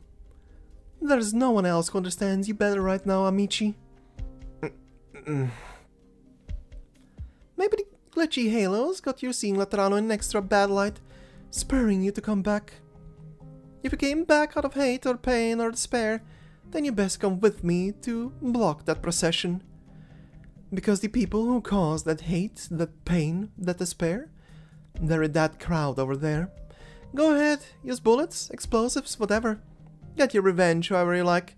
Just make sure to give them a hard time. You're all talk, Mostima. Drat, you found me out. But something's gotta be done. Besides, you're already here, aren't you?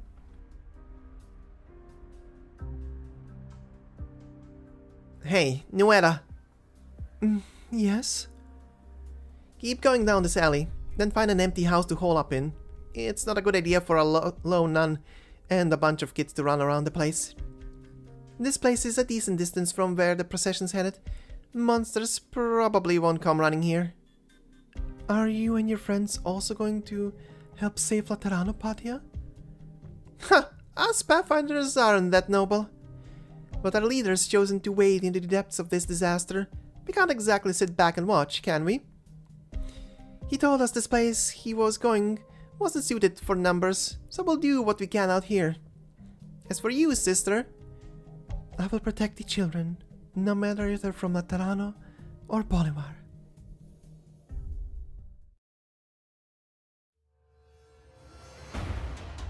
The enlightened creatures are letting out fervent prayers. These These freaks started chittering like mad the moment the tower's bell stopped ringing. It's pissing me off. I don't care what your sales pitch is. I don't want a stupid halo.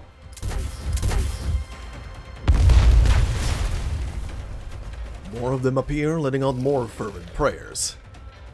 I swear these fights just keep coming and coming. You've got 3 seconds to get out of there, Fiametta. 3 seconds? How am I?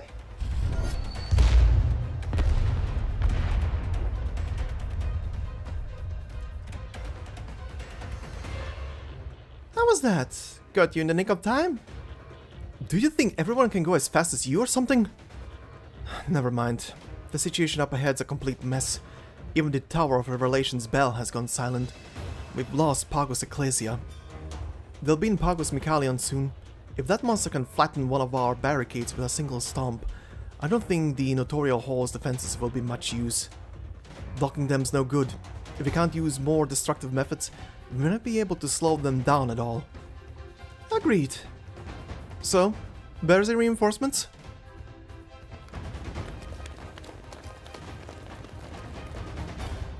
Let's get moving, Amici. I'm sure you've all been to Mycalion before. Might have been for the firearms workshop, might have been for the Notorial Hall. The last thing many of you fallen angels did before getting kicked out of Laterano was probably handing over your guardian gun to the authorities. Then you would have seen those gun-toting statues around the doors of every workshop. Come to think of it, the Notorial Hall's got a pair of cannons at theirs. Wait, we don't have the right permissions to get these statues to fire. That's something for Lemon to solve. Alright, got those statues knocked over and their guns pointed at the street. Let's make up for all those gunshots we haven't heard over the years.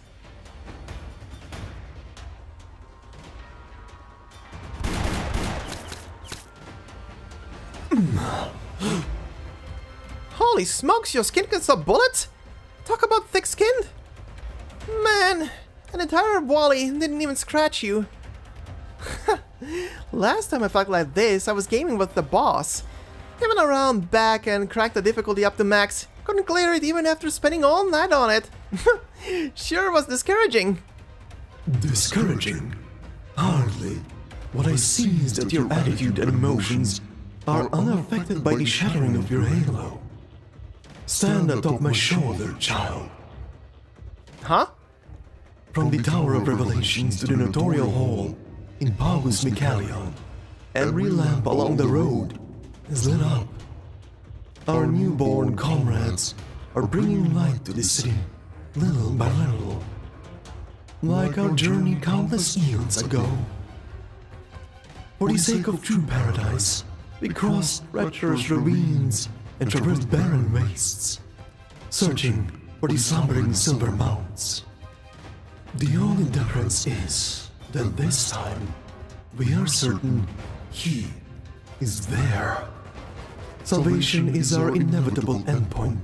Laterano shall never fall into night.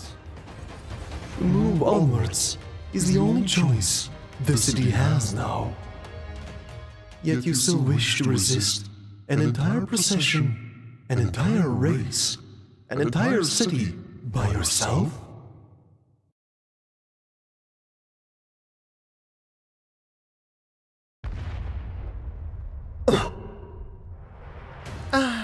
I finally get to hear life's most relaxing sound.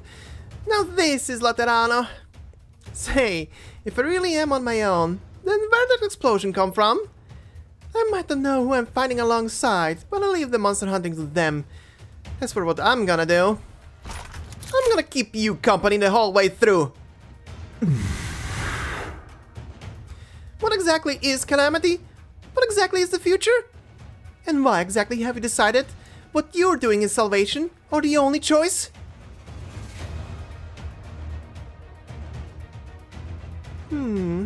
Going to go and help her? No need. She's just dealing with a stubborn child. Who's stopping the procession from advancing? Mostima and Fiametta have banded together with a group of fresh returnees. As for Anduin and Federico, we don't know where they or their group are. Fia... Once more must I stand against those I hold dear. Life is such a fickle thing. Reverend Patrician? Just focus on your own work, Welliv. I've managed to build a rapport with the enlightened creatures, and I have shown them our route. Our empathy has become stronger and more distinct, almost like it's not even empathy anymore. If it is as the matriarch, no, the saint said, then this is what empathy should really be.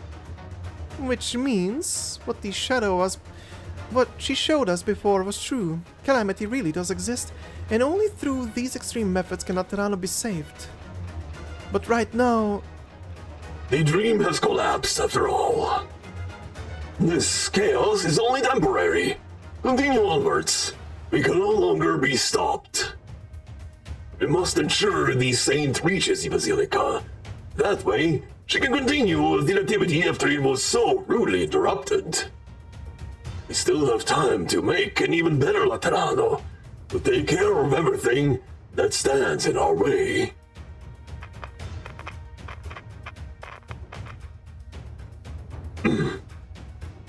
What is it? It's been a while, you old bastard. You'd best stop right there.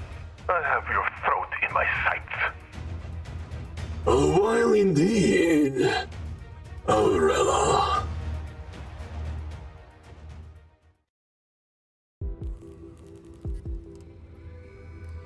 In the deepest depths of the Basilica, at the end of the labyrinth, the final door opens wide for Federico and Anduin. Behind the door, a cold machine, shaped like a ring, sits in the dead center of a platform. A strange red glare seeps out of its innards, sweeping across every inch of the room, accompanied by an audible buzzing. Sure signs of calculation.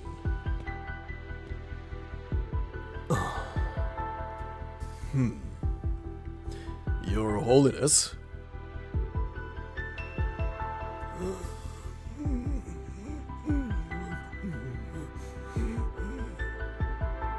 Beneath the platform, the old man stands in silence. He stands with his eyes shut tight, his robes covered in a thick layer of dust. There is no reaction as the pair approach, not the slightest hint of movement from him, as if he were an unseeing, unhearing rock. But his cracked, peeling lips still quiver. He mumbles to himself, yet cannot utter a single sound.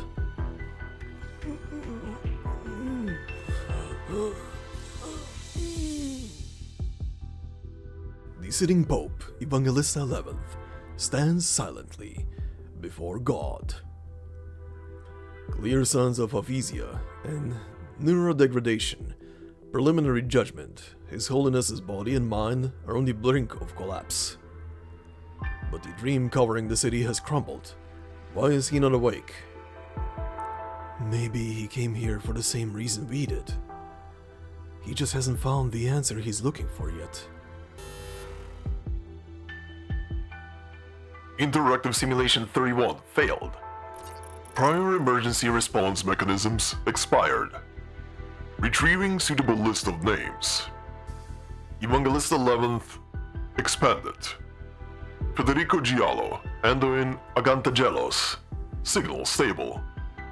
Judgment, able to assist in bringing the transfiguration to completion. Suitable?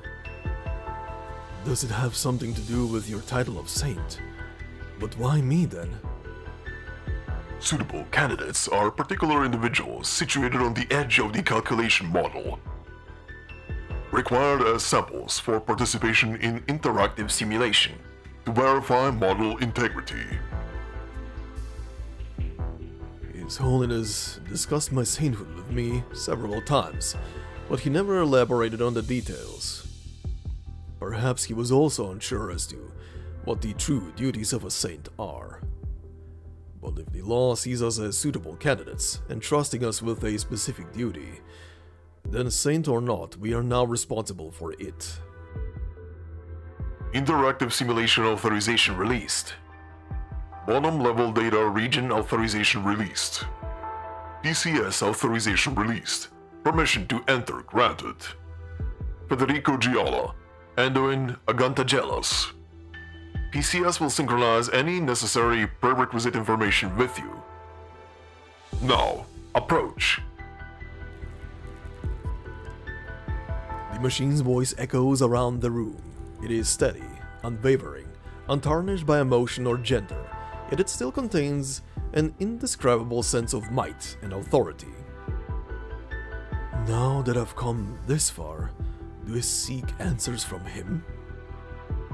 Maybe he seeks answers from us, since we are particular individuals, his samples. Situation assessment unknown. Risk assessment unknown. Executor's decision. We proceed.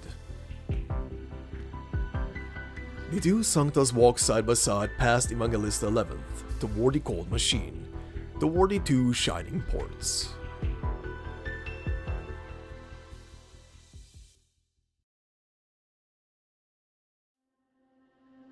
Right, a lot of things.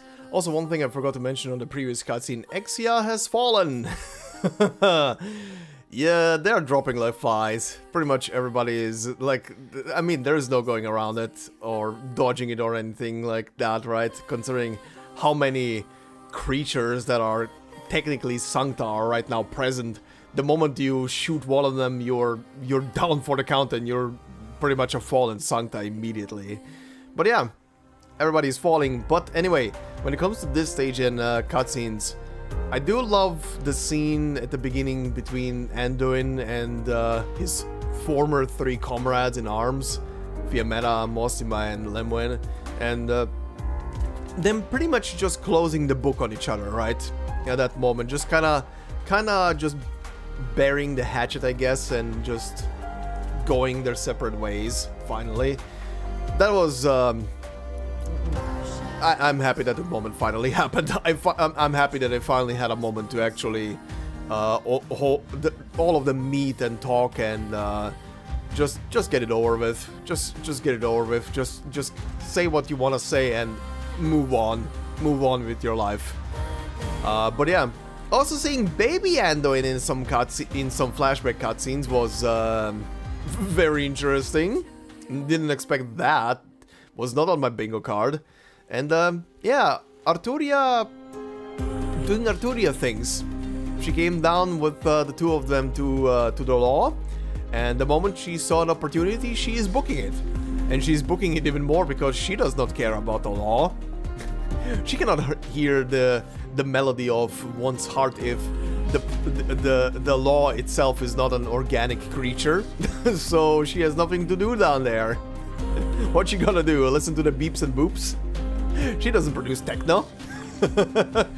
But yeah, very interesting stuff on this stage, and a lot of action happening. People organizing themselves and fighting against what is happening right now, and trying trying to stop the procession from getting to their final destination, which is the law, and that's gonna be a problem if they get there. But anyway, we do have one new enemy here, which is the Shrine Preacher.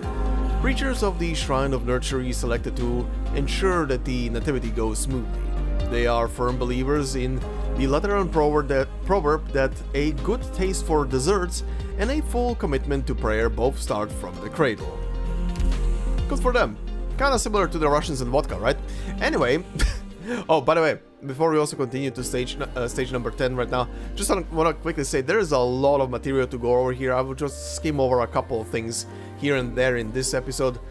I'll keep all of the rest for the ramble when we get to the bonus episode. Anyway, stage number 10, birth. The infant severs the umbilical cord connecting it to God, determined to be born as a human, with all the ugliness, transience, and suffering that entails. As a quick reminder as well here, this is the boss battle stage. There will be a cutscene, then boss battle stage, and then the other cutscene. Just so you guys are not surprised that in the middle of this is gonna be suddenly a boss battle taking place. Anyway, continuing.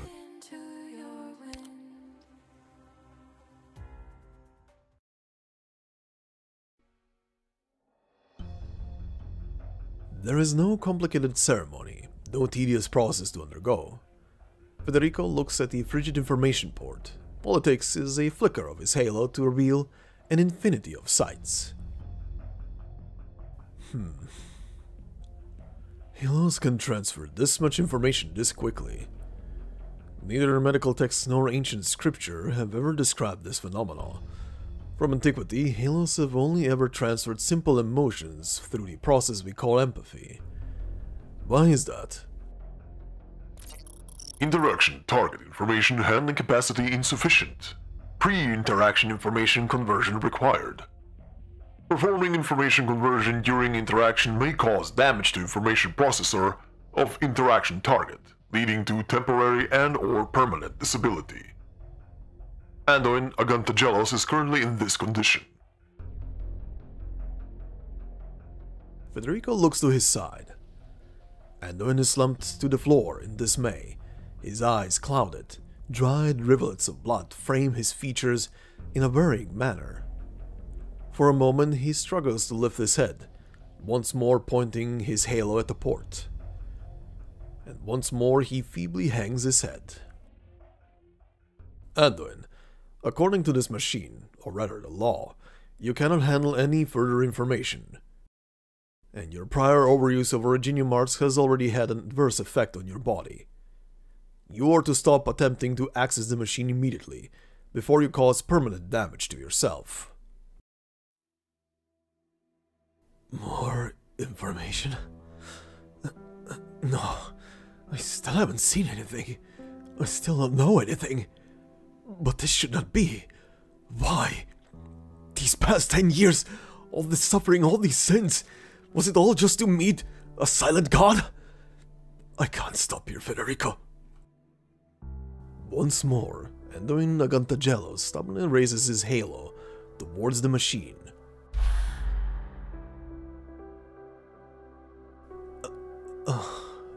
The child. Is this yet another dream? It's not. The law would not construct a dreamscape for you alone. Federico chose to communicate with the law in its own language, while you cannot understand it, nor are you willing to accept such an impersonal tongue. It is you who, word by word, line by line, translated this language into what we see now. If this is not a dream, then why are you still alive? Because you wanted me to live, Nurture. I set off that bomb myself. You were there. Not only did you want me to live, you had great expectations of me. You hoped I would live a happy life. You hoped I would break through the dome of the Shrine of Nurture. I would fly up and touch the sky. You hoped to see my feathers shine in the sunlight, to see my talons clasp frolicking musk beasts. You looked up to the tallest tree in Terra on the intercity net, didn't you? You thought that, since I'm an arbor beast, I would much rather climb a real tree than comfort bells. I did. Atop the mountains of Sami and amidst the forests of Bolivar, there are great trees straight out of legend, stouter than the Tower of Revelations, taller than the Basilica. I really did think about bringing you to see them. On the net I saw other arbor beasts up in the canopy, crying out to the sun. I wanted to see you cry out in carefree joy, just like them. Where did things go wrong from there? When did you stop treating me as a real life? You know, don't you? The funeral. My mother's funeral. No matter. Come with me. This time we shall leave behind no regrets. What do you mean? Is the funeral still going on? The funeral shall never end.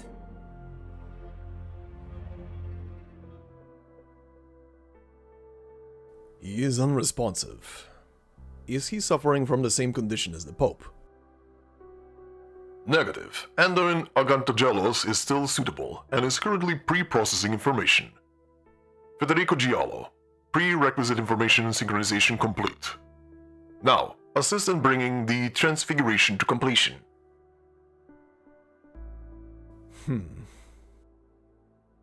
Federico has expressed doubt, has even been shaken by past events, but he has never once questioned the law.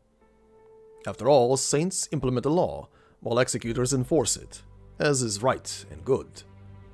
But now, facing the law itself, he feels only confusion. I still have doubts. The ultimate purpose of the law is to grant halos to all organic and inorganic matter. This I know. But choosing the Summit of Nations as the method of achieving this, is this the decree of the law? Affirmative. It's far too inefficient, and its feasibility is questionable. The summit was meant to found a Terra-wide religion, something unprecedented in the civilized history of this land. Mere proposals, negotiations, and revelations of miracles will be insufficient to achieve this. Not to mention that according to the information just received, the moment the very first Sankta received their halos, they abandoned their Tika's mission without the slightest hesitation. If my understanding of the halo is correct, bestowing one on an individual is completely unrelated to their faith. The Summit of Nations, the Nativity, these may both be based on an unnecessary precondition. I must confirm, what is the true nature of the halo? And what is the law, or rather, your self-designation of PCS? PCS, Personality and Cognition Synchronization System. That confirms it. My understanding is correct. Since the law is able to synchronize personalities and knowledge, why not simply synchronize everything directly? First Circumstellar Habitable Zone Autonomous Technology Operation Convention. The synchronization or revision of personality or cognition must be initiated by the target accepting said synchronization or revision. Convention, a form of regulation. Is the law restricted by any other regulations? Who established this convention? What mechanism ensures it is followed? The ability to enforce this convention no longer exists. A regulation that nobody can enforce is pointless. A law unrestricted by this regulation should be able to ignore principles and break taboos. Which means I still require an answer. Why were halos used only for empathy before all this? The answer I obtained earlier was that a majority of humans, rationally, are unable to withstand the direct transmission of information via halo. But using emotion as the vector of information transfer is even more vague and inefficient, while also being greater burden on the receiver. Is there a possibility that the issue isn't people lacking the ability to receive information, but rather... Federico pauses for a moment. But rather that emotion blocks their ability to process this information. If the law that regulates everyone is a system, a machine, why does he choose to retain humanity's emotions? Why retain our humanity?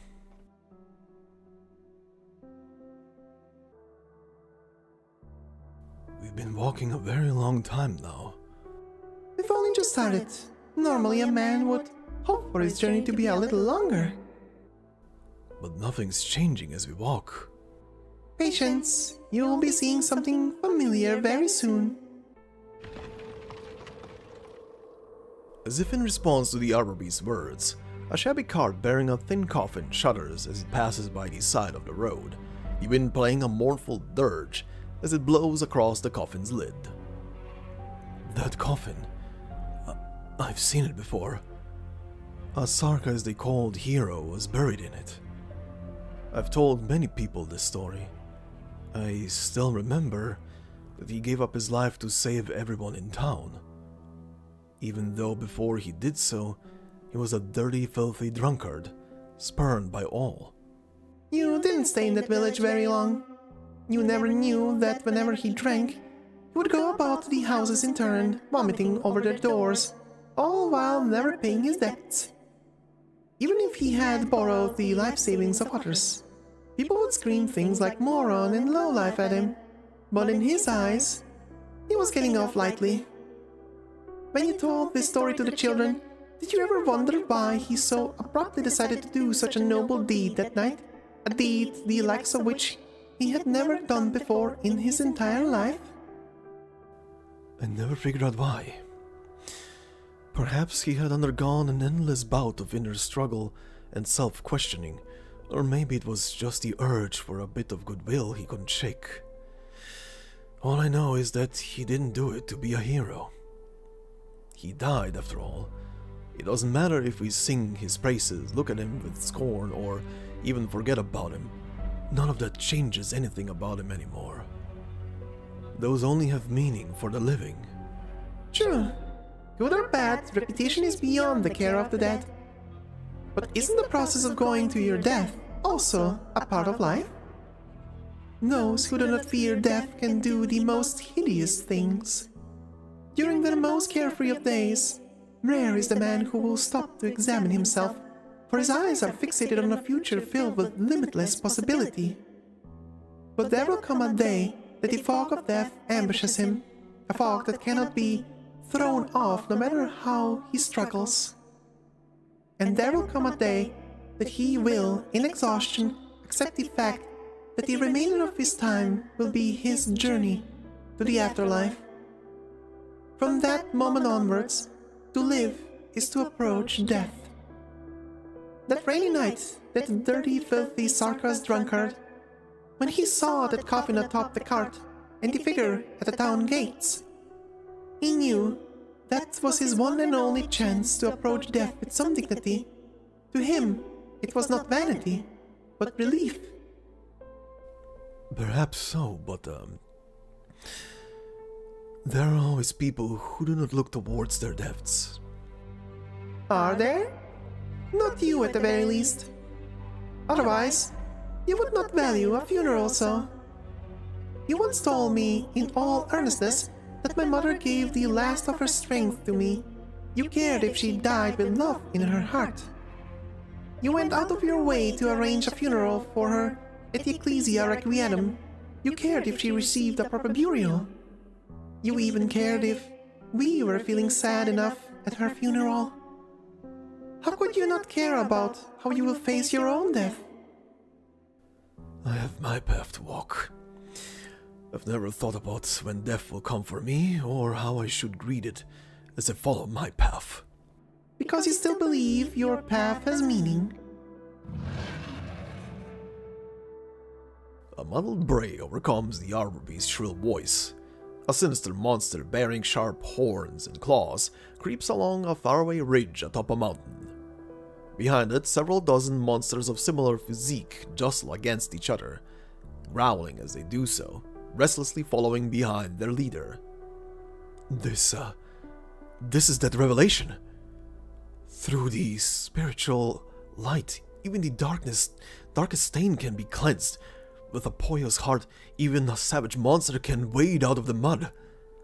They have no halos above their heads, yet they still walk towards a future where all can be saved.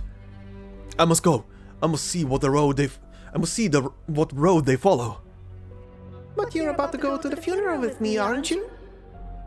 You want to make up for past regrets, right past wrongs, to look upon me as truly alive once again, to give me the happy life I deserve. Is that not so?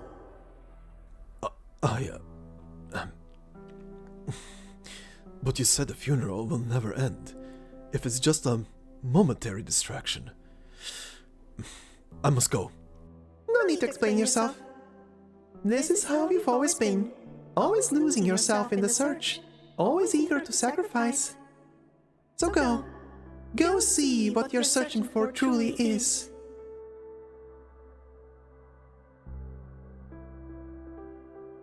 At the end of the Trail of Thorns, the Pathfinder stumbles his way towards revelation. But time overtakes them. Before his eyes, the pack of fearsome monsters sprout halos and wings of light, like newborn beastlings dazzling in their brilliance. The pack leader no longer creeps along the ground. She stands, her jet black skin peeling away, fluttering through the air like snowflakes.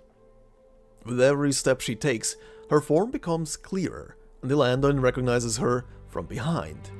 It is a sight he can never forget. Kep? That's Kep? Why? Kep, a Lateran name meaning hollow stone or stone-bound law. The first saint of Laterano, who would name herself after her encounter with the law. However, this ancient name she gave herself has been buried deep within the annals of history alongside her true face. So the future I worked so hard to find, that future where all are saved, was just a past deliberately buried? It was just the road we came in on? Always losing yourself in the search, always eager to sacrifice. It did not stop at sacrificing yourselves. You sacrificed Lemwen, you sacrificed Mostimal Fiamena, you sacrificed your brothers and sisters of the Pathfinders, you sacrificed me. In all this time, you never even knew where this path paved the sacrifice led. All you had was blind faith. Tell me, Nurture, do you want to save everyone, or do you think only of consoling yourself? A similar tale to that circus drunkard, isn't it? Your so-called path is merely your one and only chance to approach death with some dignity. You think only of saving yourself. No matter, I can offer you even greater salvation. Look, we've arrived at the burial ground.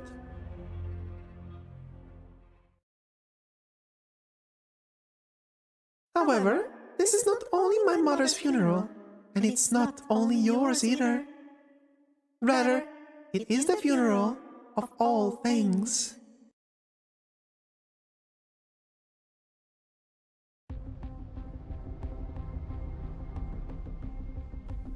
This place is kinda scary, Doctor. No signs of life. You look at the figure ahead of you. Not too close, yet not too far away. She calmly records all the data worth recording wherever she goes. Occasionally, she will stop somewhere, furrowing her brow without saying a word. Can you confirm the situation, or did you maybe figure a way out? I followed your guidance and checked a few potential places to slip away from. They're all no-goes. This is different from the dream that machine made. Basically, we're trapped. Strange thing is, she doesn't seem like she'll do anything to us. It's like she cares more about gathering the data I can't understand. Is there the possibility, Doctor, that she can't do anything to us? Do you see these ever-changing buildings around us? The city known as Laterano is currently experiencing dramatic upheaval, and traces of the damage it has taken will occasionally be mapped onto here. Changes in information in reality should not be overriding data inside Originium. This plan still has flaws. The Sankta in the city... So you never actually cared about the Sankta? I see there's still a great deal of misunderstanding between us, Jacob. I believe I can now answer your prior questions, the ones pertaining to the precious results we managed to obtain, alongside the shared vision pieced together by we countless many. Right now, under my instructions, PCS is reaching its theoretical operational capacity. This means it is able to include even more targets in the same language system, far beyond an army or a research team, but rather a multitude of races. Through this, connections can be strengthened, barriers can be broken, differences can be eliminated. That's not such a bad thing. Not the Sankta, not for all life on Terra. You're sounding like some kind of advocate for interracial harmony. I can't deny that, though we would benefit as well, of course. I didn't calibrate PCS to churn out soldiers or scientists we can order about. Such a plan would collapse at the slightest hint of true disaster. Originium is our only solution. Needlessly complex biological information will only serve to slow its progress, but PCS has the ability to unify the races into an integrated whole. It can merge the countless lives of Terra into a singular race that will pave the way for the expansion of a reginium. As for whether this unified race can still be considered Sankta, I don't particularly care. It seems PCS is rather set on this outcome, going so far as to autonomously perform many unnecessary interferences for it to come to pass. It should not have this degree of independence, perhaps a side effect of the sudden increase in throughput or an abnormality caused by its long period of disuse. If we have the chance, we can spend some time looking into it as a fun diversion, but not right now. I really don't think she's hiding anything, Doctor. Hiding? Rather than allowing you to fool around and break my samples, Jacob, I think it would be better if I showed you around personally, just like old times. Huh? The woman reaches her hand out towards you. You hesitate. She retracts her hand, then turns to continue onwards. None of this will stop, Jacob. Aren't you interested to see the ultimate outcome?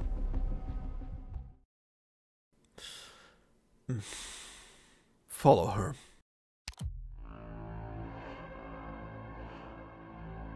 She knew you would follow her. Something's wrong, Doctor. I recorded the route we followed to come here. From the Shrine of Nurtury to the Tower of Revelations, then on to the Notorial Hall in Pagus Mykalion, which means the Sunset Chapel is up ahead. Federico mentioned this route to me once during a chat. It's the route the monsters are following to get her up. And then there's those unusual scenes of destruction around us. They keep being mapped onto here, which means the chaos in Laterano is still ongoing. We've been walking alongside them in a whole different dimension. The moment you become cognizant of this, you see the stillness of the city begin to break.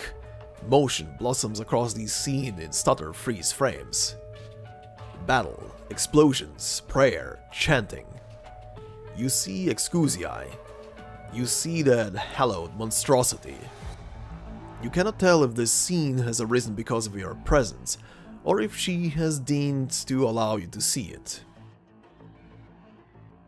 You should be able to clear your thoughts this way, in a safer manner.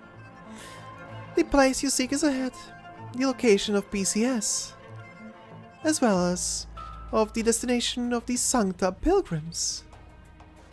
The countdown has begun, Jacob.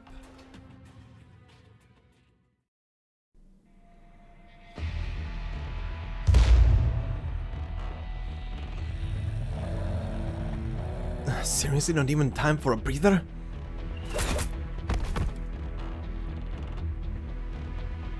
Keep it quick, Fiametta. I'll cover you while you're reloading. What's with the look? We fought together before. It's not easy to forget how we do things. Gracias.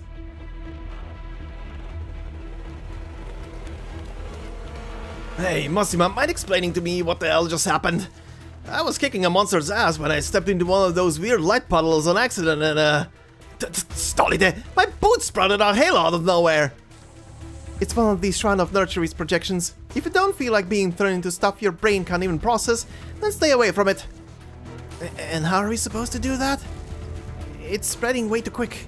It'll kick us out of Pagus Saint Marcel before the pack of monsters even gets here. None of us can stick around to play defense at that point. We've stopped the big pipe organ in the Sunset Chapel full of explosives. Our friends from LEITHANIEN added some self-igniting enchantment on top of it. Even if nobody's around, it should still be able to blow the Sphinx to Kingdom Come. The one they used to play the dirge for the city-wide memorial service? That's the one. Sweet. It had to listen to hundreds of years worth of prayers and sobbing. It's time we played something with a bit more pep.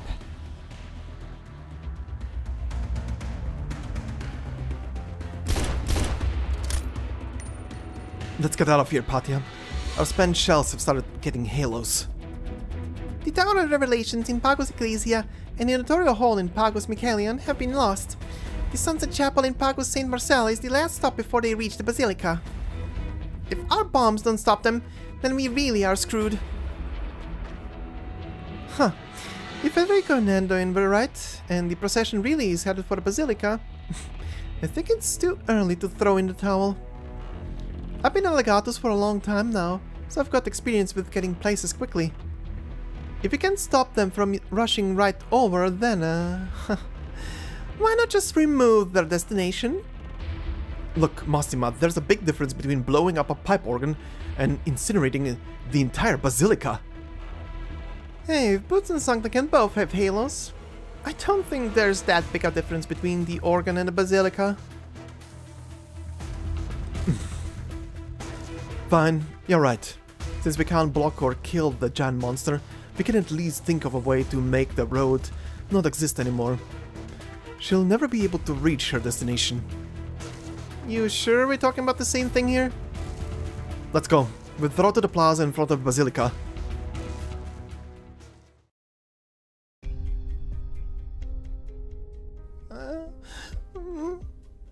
What's wrong, Romeo?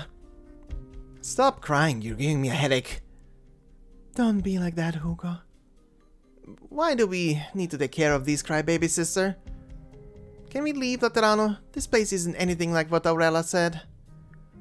Not as nice, right? Yeah. I think so too. So we should be glad we came to see for ourselves. Otherwise, how would we have known Aurela lied to us? We were rather lucky this time, weren't we? Once Aurela comes back, we should give her a good talking to. Right, sister. Let's continue with the story, children. I'm scared. No need to be afraid. Listen, we can still hear the bells, right? The bells of the holy city will protect us. But those sounds are so loud and scary. Hugo, Giselle, do you hear them as well? The children shake their heads. Nuera gathers the children to her side as best she can. She takes note of the fear twisting the faces of the Sankta children, their halos flickering like mad. Is it empathy? That monster's empathy, the procession's empathy, an entire city's worth of empathy. We're so far away, and yet...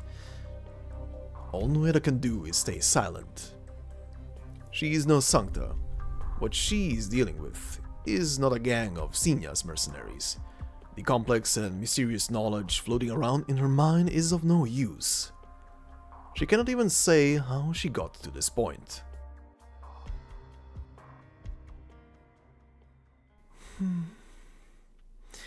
Think quick, Kukulkan. What can you do to calm the children who followed you all the way from Bolivar to console the children who had just been plucked from a terrifying dream? At the very least, allow them to feel a modicum of tranquility.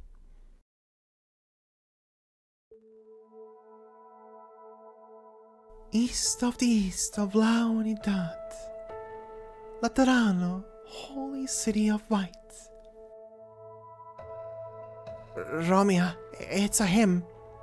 Senor Nurture taught it to us. Sister Nuera? You all know the words, right? There the earth hides no bombs.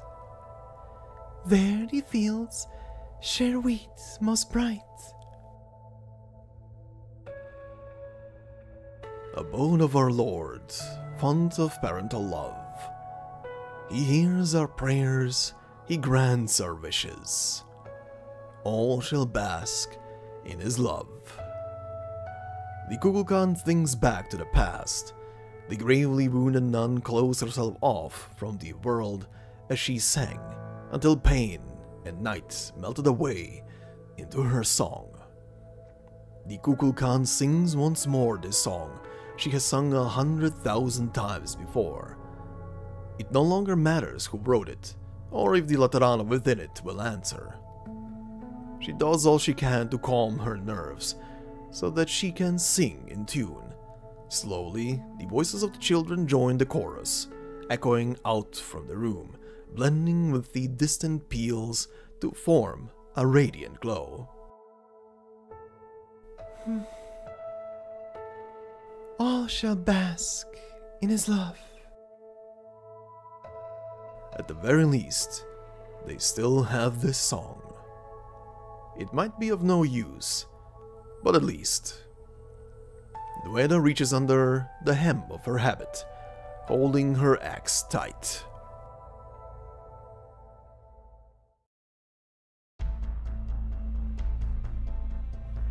Reverend, I can ask our blessed companions to sniff out her position.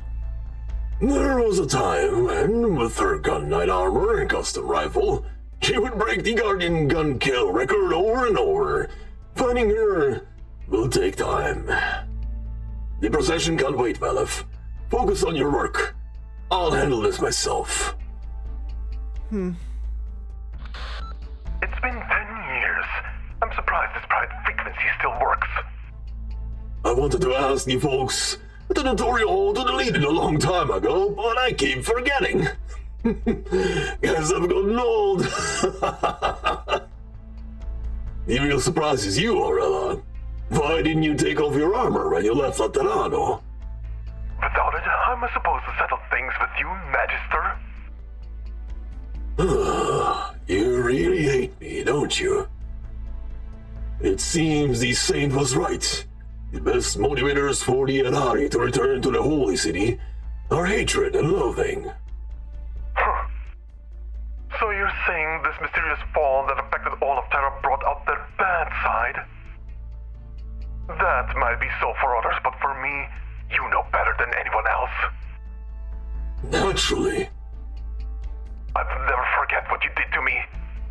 In that nomadic monastery, you wounded me yourself, read the curious banishment order to me yourself. You took everything away from me yourself. You committed mortal sins. Your punishment was pretty light, given the circumstances. I am responsible for your situation. Aurela, your achievements earned you a commendation from the Pope himself. You were such a spirited young thing. I was convinced you would become the greatest gun knight in history. But all I taught you was how to control that cumbersome armor and master your complicated gun. I never helped you with your emperor, so you could try and truly live the Lateran life. And in the end, you took that final step, just as I had predicted. Am I supposed to thank you for worrying about my character flaws? Just because of it, you never approved of me on Amos. You even refused to come to our wedding, even though I had hoped to get your blessing. Maybe we should have a proper talk about all this. One way or another, you have returned. Will you come to my side, child? My people will not refuse you if you join the procession. What? Want to give a sinner like me another chance in the name of Laterano? No, nothing so lofty. The Adari are still of Laterano. That is all. In a better Laterano, everyone will find their place and play their part. There will be more foundational, more profound connections between us all. No matter who you are, no matter what you have done, the Holy City will mend your halo and fix the flaws you were born with. When that time comes, all our pain and regrets will be healed in turn. No thanks. Aurela. Listen, old man. I hate how self-righteous you are. I hate how weak Amos was. I hate how inflexible and curious. I hate Laterano's stupid garbage about harmony. I hate how cold this paradise is. I never forgot this hate, even over 10 years in Bolivar. Even though my halo shattered, even though I was trapped in the dirt, I never once doubted that I would return. Even when I was enthusiastic and wet behind the ears, I never felt as sure of myself as I do now. This is my connection with Laterano. This is my faith. Your student turned out to be a cruel, vicious, selfish soul. Even if she hadn't fallen, she was still no angel. Tell me, old man, this banner Laterano of yours, if it will let in someone who was born evil, does it deserve to be called paradise? Or are you unsure about that too? Question time's over. You've been trying to get a bead on me all this time. Failed? You've actually gotten better since you left, Aurela.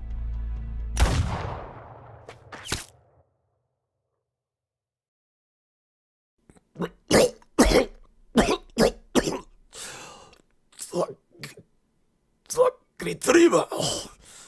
These new glasses finally got me. They're not really clear.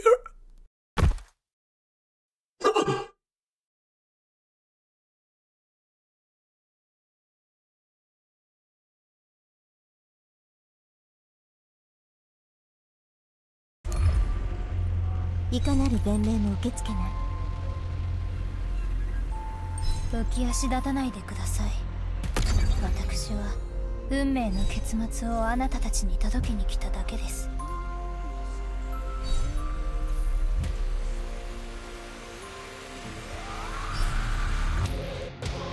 ご乗車の際、クレジットを入れるまたは利用者カードをスキャンしてください。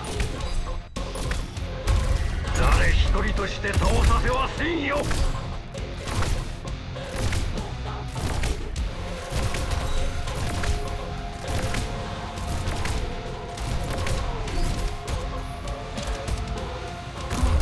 次は車椅子に飛行スラスターをつけてみようか。ベルス・ディオ・ボーレット。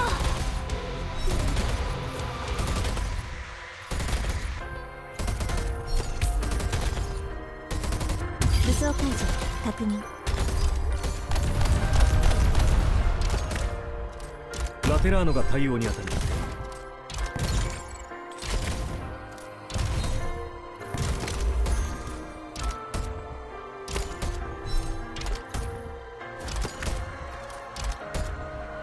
主の祝福があらんこと。君主はもはや一つとして存在しません。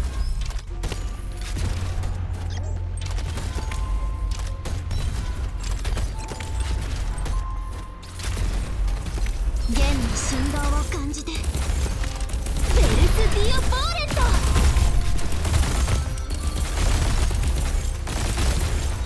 なたの工夫を聞くのは誰なのか考えたこと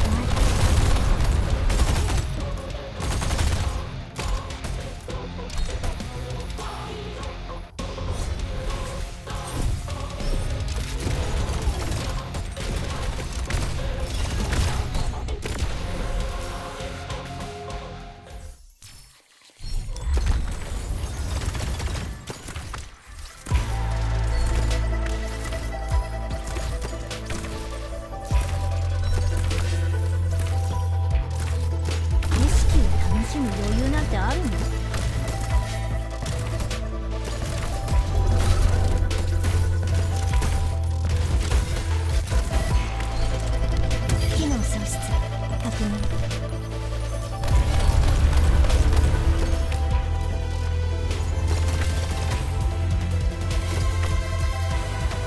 成功と失敗にまぐれなんてない。ゴスペルロックンロール。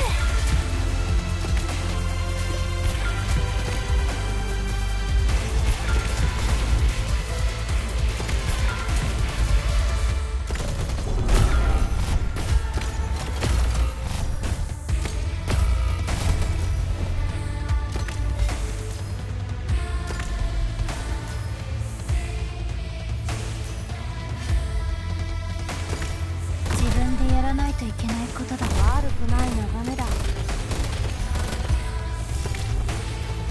見事に何の恨みも転がし、そしています。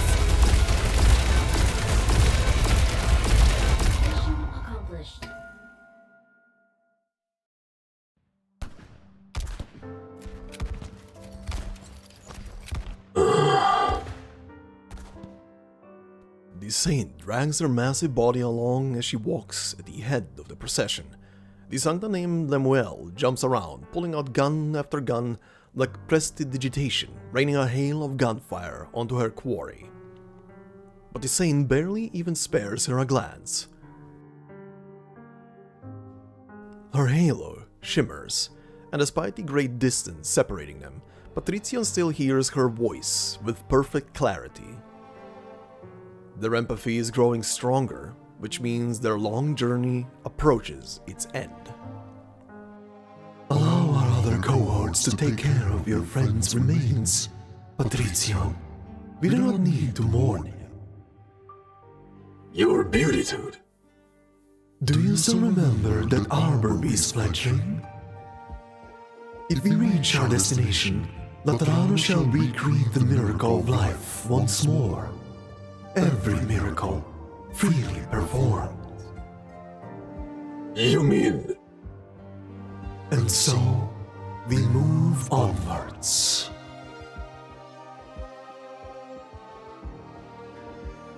The grand procession passes statue after statue, workshop after workshop. The city grows brighter, step by step, pace by pace.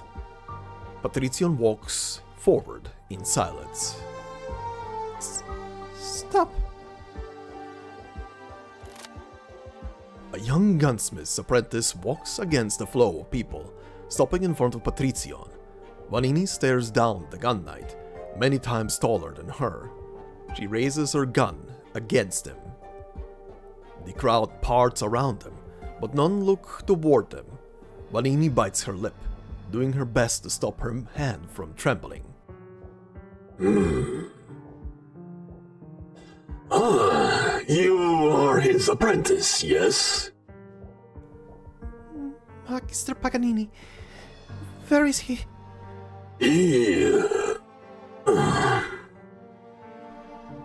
He warned me. So in the dream I hid in the workshop. After I woke, I still hesitated for so long.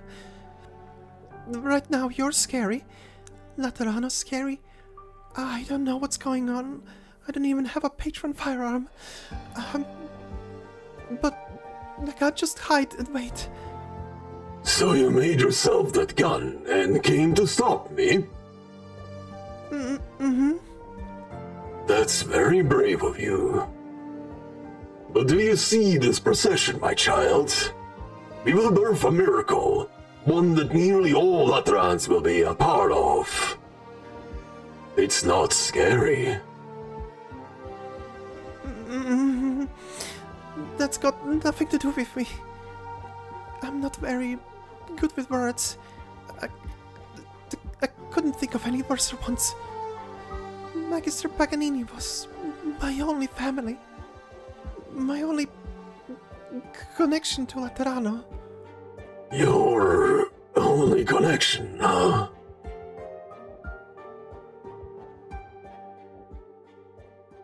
Peg, you never got a halo in the dream, so why did you join the procession?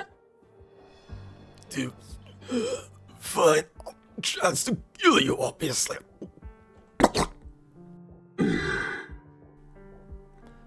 That sniper, your old student.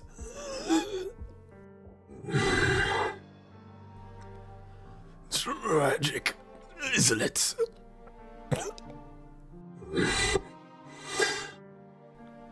Worse than when Gia left.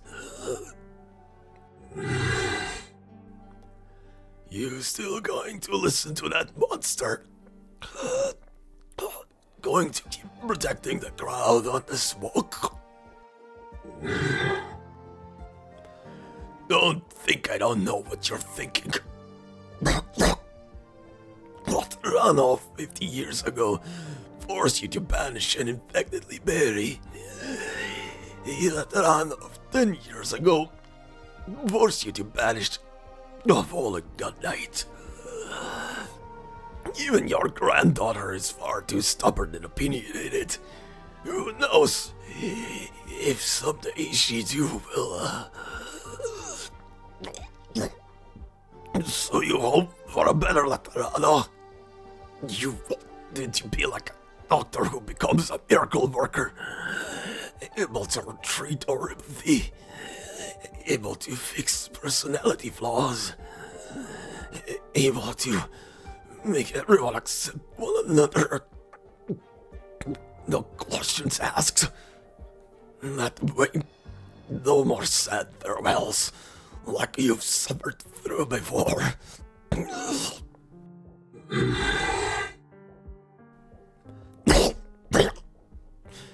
You're a coward through and through, Patrician! Farewells are like melted ice cream and worn out guns. Doesn't matter what you do, it's bound to happen, right? Even if you can't stop them from happening, you can still give your well wishes. A simple goodbye is all you need. It's not like you have a speech impediment like Manini. It is so hard to find a way. Is it so hard to find a way to shed some of your regret? Enough talk. Just hang on. Hang on, my feathery ass!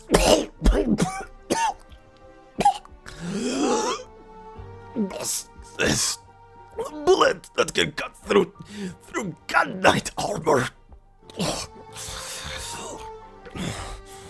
Don't touch me. Let me finish. Otherwise, I'll step into the grave, but much quicker. Alright then. What's with the tone?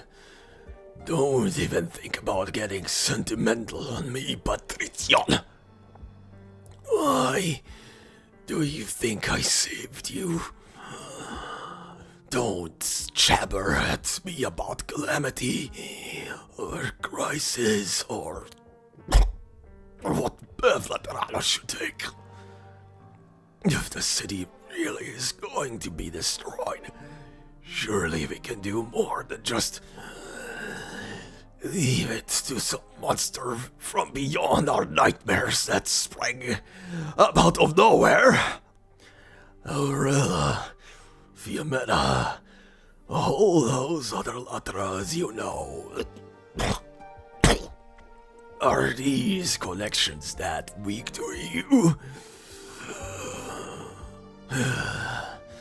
You're a gun knight, you stupid! The best gun knight in all of Laterano!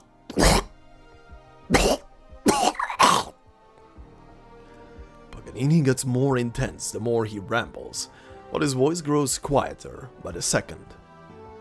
Patrician holds his old friend tight, feeling the warmth slowly drain out of him, as though the last dregs of his life had spilled out with his latest outburst. Hey, I'm not going to say anything.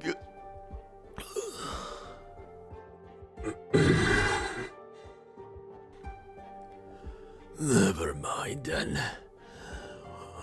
But before, at the shrine, I said we never actually shared anything these past few decades. Oh, at the very least, that's regrets gone.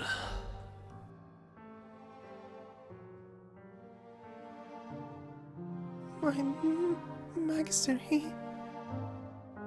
Forgive me. I couldn't even give you one final moment with Pag. Manini, if you had just been a bit quicker making this gun. If you had just gotten here quicker. Manini lowers her head, as if in a daze. She looks about at the people walking past, like she's only just noticing her surroundings. Her halo suddenly begins to shine. All it would take is a momentary waver of her heart, and the empathy of the countless masses would come crashing down on this confused, lonely Sankta. No, child. Keep a tight grip on your gun.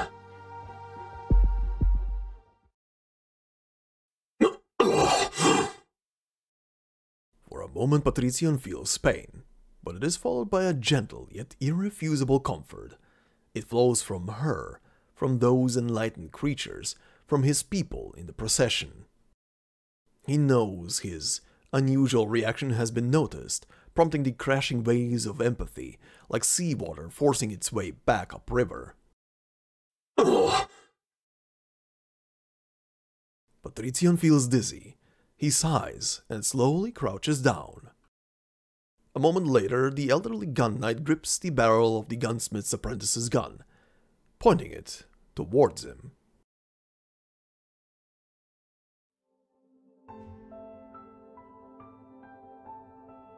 Vanini, I got your name right, I hope. Vanini, no matter how long it took you, or for what reason you did it, you made your very first patron firearm. That makes you a qualified gunsmith. But that is not enough. You must learn how to use it. Now is a perfect opportunity. What do you mean? Keep it steady. Yes, just like that. Calm your mind. Then, pull the trigger. You didn't kill Magister Paganini. Also, I'll fall. I am responsible for what happened to Pag, but this is not to avenge him. At this very moment, Laterano is walking down a new path. Faith flows into faith. The new prayers congregate into a collective consensus. You are too close to the procession. Empathy will soon swallow you whole. Only by falling can you break away. Once you have fallen, I'll go guide the others. This is my duty. The duty of a gun knight. I don't understand. Why do you do this? I don't really know myself. I'm an old addlepate after all. I always believed that, for paradise to become a true paradise, our connections would become unbreakable. But what if in the course of all that, we lost more than we already had? We might ease our regrets, but when the time comes, what if our success has lost all meaning? If we were once old devils, if we once carried our sins together, how could our connections ever be broken? Oh, glorious Sankta! Oh, favored of faith! What have you to fear?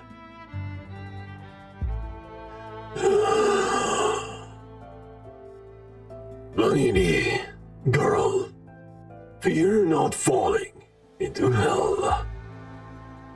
This is the first lesson you should learn, and I'm right with you.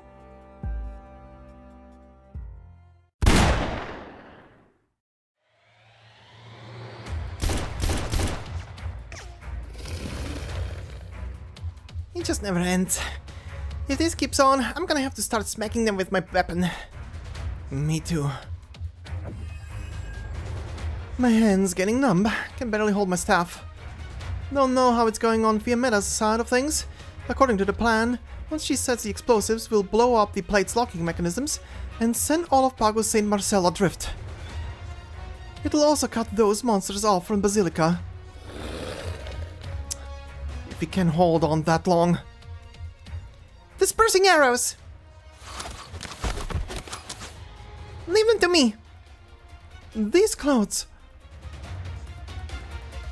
Landon Guard, temporary soul combatant Hildegard, at your service. Landon... sorry, never heard of you. It's fine, I'm used to it. Some of my Sankta sisters are in that procession. We were running our business when we got called back, and then we went through a whole bunch of stuff. How should I put this? Even if Everything that happened was fake, and Land Monastery hasn't actually been given important responsibilities by the Curia. As long as I'm here, Laterano will once again remember the name of Land and Monastery. These monsters might look strange, but they're hardly more of a challenge than the beasts of the great snow-capped mountains. I've got enough arrows, and I've got a sharp eye. I'll help you hold them off. But we're all tired out, kid. We've racked our brains and put in the effort, but all we can do is keep falling back. We're not exactly settling any grudges here. We came back to Laterano just to suffer again. It's almost time, Bostima. Still no news from that Lemoine lady? If we can't disengage the defenses on the plate lock mechanisms, we won't be able to blow through their armor plating, right? Let's just call it here then. If those guys reach the Basilica, then what happens? Everyone more or less becomes Sankta? What's that got to do with us? Look around you, we can't even cobble together a single halo. Our long-awaited reinforcements are just one Liberian. We've got an entire city's worth of people against us. Why do we alieni have to hold all of them off? Come now, that's not the best attitude to have right now. Because right now, we're the only ones who can. We're always having to bust our asses, doing things ordinary Sankta take for granted, right? Had a little accident, as you can see. If I hadn't become a legatus, I don't know what I'd be doing right now. I said I was going to be doing messenger stuff when I left the Holy City, but I was just wandering around, really. Wandering to places without any Sankta. Places where these black horns on my head don't stand out. Places where silent empathy is the norm. It was hard. It took 2 whole years before I could look my friends in the eye again without breaking out in a sweat. Liberi, fallen angels, we're obsessed with assimilating or getting our old lives back. After putting in all that effort, why go through with the hatchet job? Well, how about that? I never thought I'd hear those words coming out of your mouth, Mostima. Promise me you'll forget you heard anything. Forget what? How did things go on your end? Good news is the bombs are in place. Bad news is I was afraid they wouldn't be enough to blow through all of the lock mechanisms, so I shoved the rest of my grenades in there with them. Which means I'm all out of grenades to shoot at these things. The enlightened creature's halos rapidly flicker, and continuous sounds of prayer can be heard. Hey, Fiametta, let's blow this joint. Wait, we still haven't heard anything from Lemoine. If the defenses aren't disengaged in time, all our explosives will go to waste. Time to explosion, 1 minute. What? The timer starts ticking down in Fiametta's hand. The enlightened creatures stop their prayers, as if sensing something is up. They throw themselves at her like rabid beasts.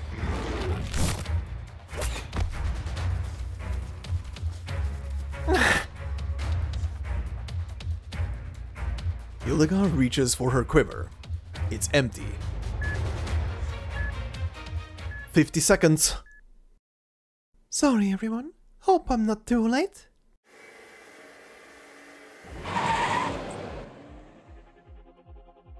A wheelchair suddenly breaks, throwing up a cloud of dust as it screeches across the ground. Its rider spins his left wheel as she hoists her rifle with the right hand, her long hair fluttering in the air. You're right on time! Good to know we're still in sync. The two of you will never guess how hard I beat my old wheelchair speed shooting record by after I broke through their cordon around the 7th Tribunal. 40 seconds! I heard what you said just now. Fallen angels, liberi, alieni. I'm inclined to use another term to sum up our relationship. Friends, countrymen, Laterans. I've solved the permissions issue. The lock mechanism's defenses are disengaged. Everyone, retreat to the Basilica doors. I'll hold these monsters off. 30 seconds! You're going to shoot them, Lemoine? You'll fall! I hate to admit it, but I can sense what you're thinking. So shut those mouths of yours. Laterano doesn't need to be saved by you like this.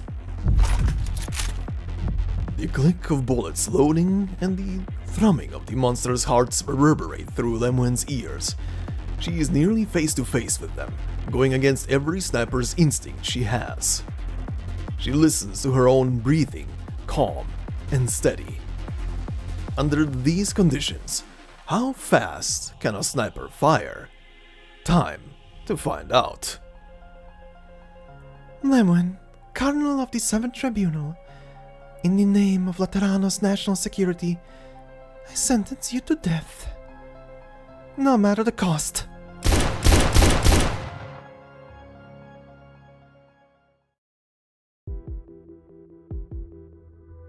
"5 seconds. It's done. Lemon, your halo. You alright? Feel anything weird?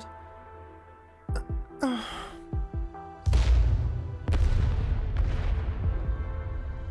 violent explosion tears through every inch of the ground in front of the basilica, a rift plowing itself through the plaza. On the other side of the rift, the grand procession shows itself as it marches forward. Is that Elle?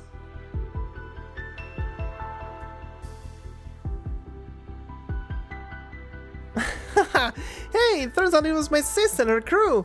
They did a real backup job. The enlightened creatures let out wounded wails and fragmented prayers. Retreat somewhere safe, for the time being. Our rift, one my people cannot cross, but we once forded raging rivers and traversed great valleys. Compared to those dangers, this is nothing. He lies ahead. I shall not stop. Yeah. Never said I'd let you pass. Your body is weak. I fear you have not an ounce of strength left. Am I wrong? Excusia does not answer. She has told herself the entire time to ignore how tired she feels, how strange falling makes her feel. She continues her barrage against the saint's colossal body, but once again to no avail. The saint makes no move against her. Rather, she continues to cradle her, the same way she did when they left the dream. Never before has such a strange cradle been seen, one made from a malformed yet mighty arm. Even though you know the entire truth of both past and present, even though you know we were working to create a new miracle, like the birth of Laterano, even though you know our journey thus far has been to awaken our Lord, to ensure that in the future, with but a hair's breadth separating destruction from continuation, the Sankta shall persist. Why do you still stand against us? Am I the only one? What? With empathy that strong? I don't believe for a second you can't feel it.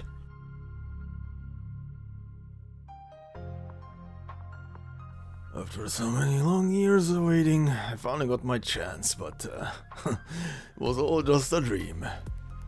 A dream's fine too.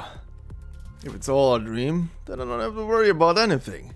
Maybe getting shot here doesn't mean anything in reality. If this is a dream, then I shall wake. If this is obsession, then I shall shatter it. Let us only speak of redemption after that. Lanini, girl, fear not falling into hell. This is the first lesson you should learn, and I'm right with you.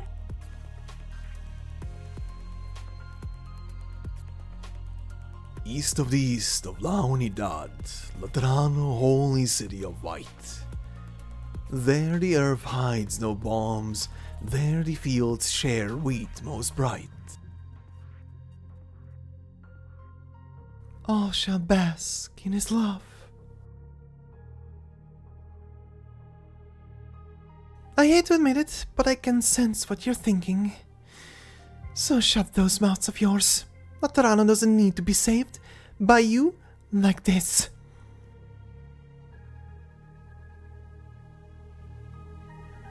I'm just an ordinary Lateran, nobody important, and I don't have any special skills. So when I listen to you talk about the origins of the Sankta, the history of Laterano, the essence of faith, the crazy truth behind the life we're used to, I was shocked! Shocked right down to my core! If things really are like you say, then the life we enjoyed in Laterano really is a kind of miracle. But since I'm just an ordinary Lateran, while you were explaining everything happening around us, all I noticed was how nobody looked happy at all. Shouldn't Laterano be a happy place? If lots of our people will suffer when we complete this journey, how am I supposed to believe you can make the miracle happen? Wait, no, scratch that. How am I supposed to believe it's a miracle in the first place? So even if I wasn't around, there'd be other Sankta to stand against you. I share all I have seen and all I have experienced, yet you still choose to turn away? The path of the Sankta is a cruel one, our path paved with sin and suffering. Have their years inside this peculiar distorted paradise left our brethren so weak? You're not getting me at all. Maybe I should be asking what you asked me earlier. Why you? I have already told you my answer. Even if this terror-destroying calamity is real, and millions of Sankta are doomed, and Laterano's about to be completely screwed, why are you, a saint, the only one who can bring us salvation? We're the ones who live in this city right now, who enjoy its blessings, who went through its changes, and who protected it from destruction. You don't exist anymore! You're just a ghost! A string of code I can shoot! Incorrect, my child. When I lifted my spear against my dying companion, these sleeping silver mounts answered me and recorded my prayer for all eternity.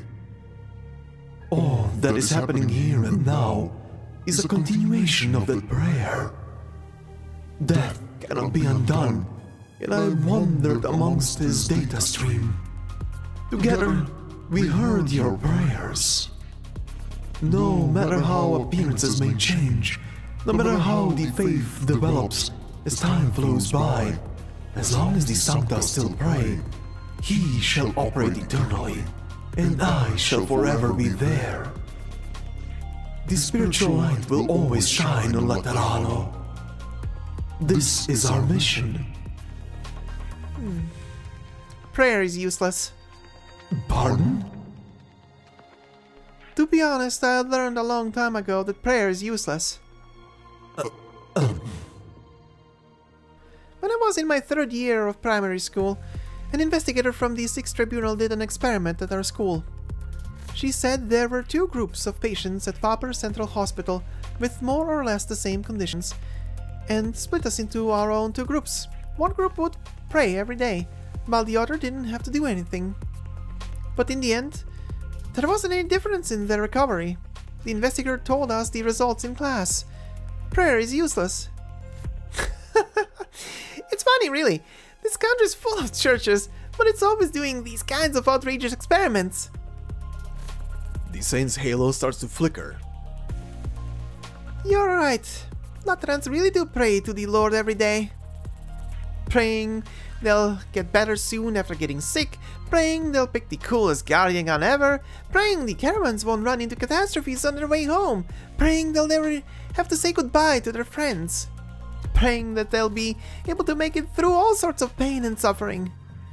But I have never actually expected there to be a Lord who would grant everyone's wishes, who would swoop in to save us when we're in trouble. Empathy lets us sense the emotions of our people. It lets me know if the ones by my side are happy or sad. But prayer? Prayer doesn't just need me to sense things. It needs me to want to help my family and friends, to understand things outside of empathy. It even lets me feel like I could help some complete stranger get well sooner. Even though I know it probably won't change a thing. I met lots of Sankta while running around with Penguin Logistics. You'd be hard-pressed to call some of them father, while others don't live life like we do in the Holy City anymore.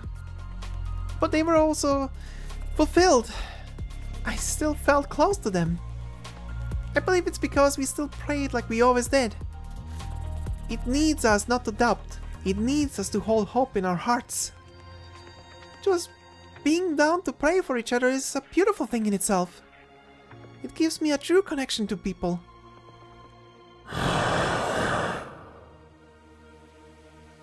If these connections are the foundation of faith, it would be exceedingly frail. No, I think it's exactly these connections that help hold our lives up. Survival. Life. If you don't understand why Sankta these days are all about deserts and explosions.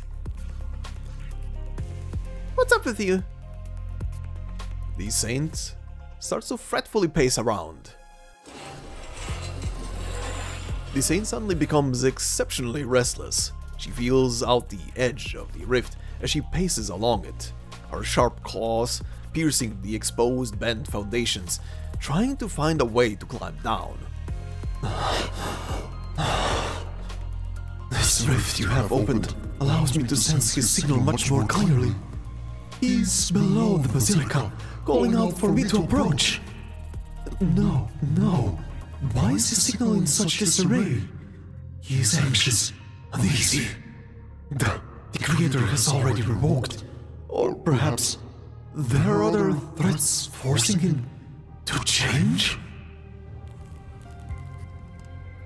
The sound of machinery, faint yet clear, rises out from the depths of the rift below their feet. The saint's unease becomes increasingly obvious. Half of her body has already entered the fault. Her claws clench, and Excusia senses that she's in great pain. Behind her, the procession stops. Countless halos flicker over and over due to her worry, like a river of paralyzed stars. Child, talks of past and present are meaningless. You need only step forward. The future. You do not understand this crisis. There are no new solutions for you to find. You must survive. I said it before. I'm not letting you pass. How are you meant to stop a ghost? A string of code? The saint's voice becomes garbled. She has reverted to barely more than a beast, like the Tikas who trudged through the mud all those years ago. If we weren't in this mess, we could have been pretty good friends. A ghost, a string of codes, the very first Sankta. There's no cooler friend than that. Ah, silly me. Can't believe I forgot to introduce myself. Lemuel of St. Theodore's Comprehensive School, #1 student in the 84th Intercity Net Security Preparatory course. And I've got the school certs to prove it. Every bullet I got you with was custom made. They just needed some time to take effect.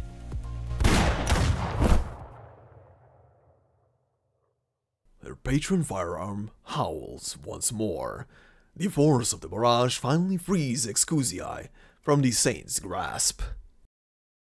She leaps high into the sky. We're not going to give up on life, obviously, but we're definitely not going to go with your plan. If refusing it means the halos connecting us will be cut off, then cut them off. Because even if you do, we will never stop praying for each other. We'll still give thanks to the Lord for his existence, even if he isn't what we thought he was. Oh Lord, thank you for being there, for blessing us with bread and bullets, for being there for us during our trials and tribulations. Thank you for spreading the light across Laterano all this time, giving everyone the chance for salvation. Thank you for clearing the way for us. Amen. There, prayer done. Let's say bye-bye, the wildest way I know.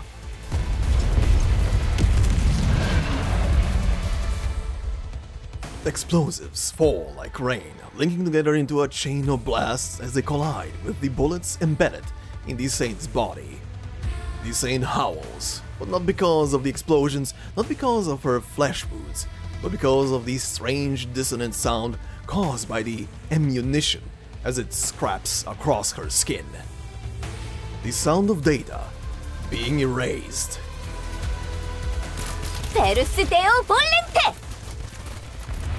again! Gospel!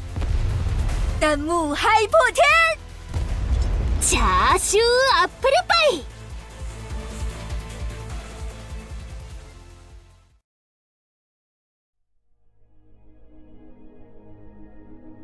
Retain humanity's emotions. Retain humanity. Negative. Humanity does not exist. Variable referred to as humanity is a byproduct of originium.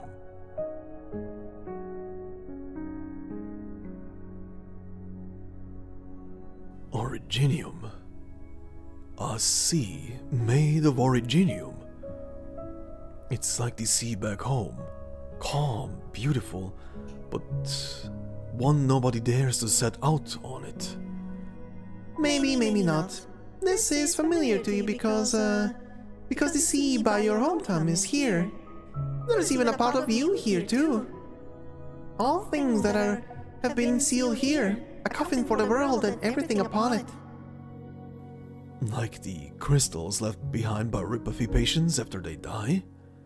If that helps you understand it, then yes. Amazing, isn't it? This was once the end of everything. We are born far too late. Our lives far too short. We even unconsciously take some inconsequential mishaps and turn them into the foundation of our very being. Like how you blindly took a shattered memory and turned it into divine revelation. But no matter, the law wishes to bestow upon you true revelation. He says, none can be saved.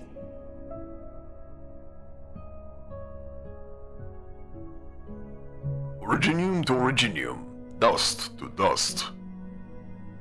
Personnel with relevant privileges have provided PCS with new set of directives. Cognitive radiation amplifier at maximum output. Effective range, Terra. Originium will connect to PCS after maintenance is complete.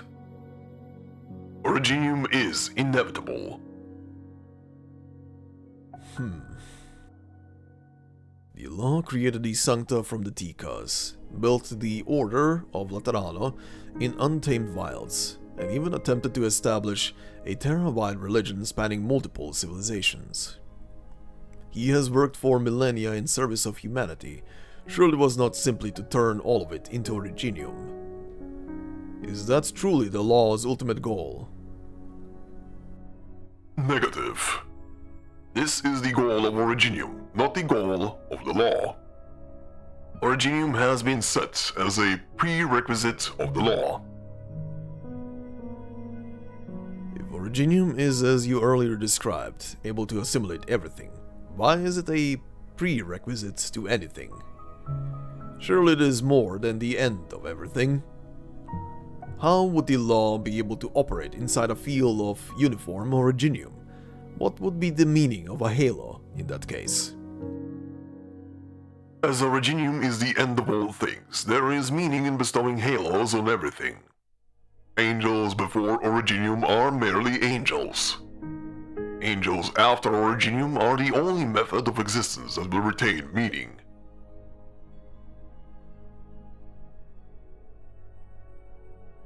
None can be saved. So not even Laterano as it is, a cramped paradise, can be preserved?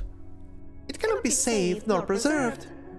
Save everyone has never been a tenable commandment. All things march towards death. The only way to save them is to set them off. Grant them a dream, a bearing to hold themselves to, hide their blemishes, expose their brilliance. By doing so, you allow them to gladly accept their final journey, like how you saved yourself. Granting dreams to others as a placebo. No, I won't accept that. If I have truly shamelessly clung onto a false dream, put myself through a crucible for more than 10 years, if I have debased myself by inflicting unhealing wounds upon countless others for the sake of self-salvation, then all the more reason not to spread this shamelessness and debasement to others. Even if you accepted it, you are unable to perform such an act. Only the law can bestow such salvation. You can't possibly mean... Kept's plan was to give everyone halos, also they can be granted this salvation?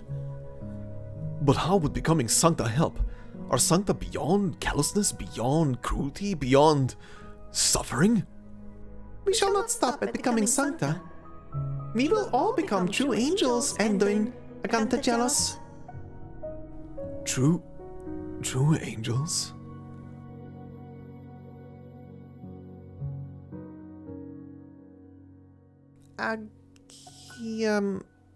Aganta Jealous?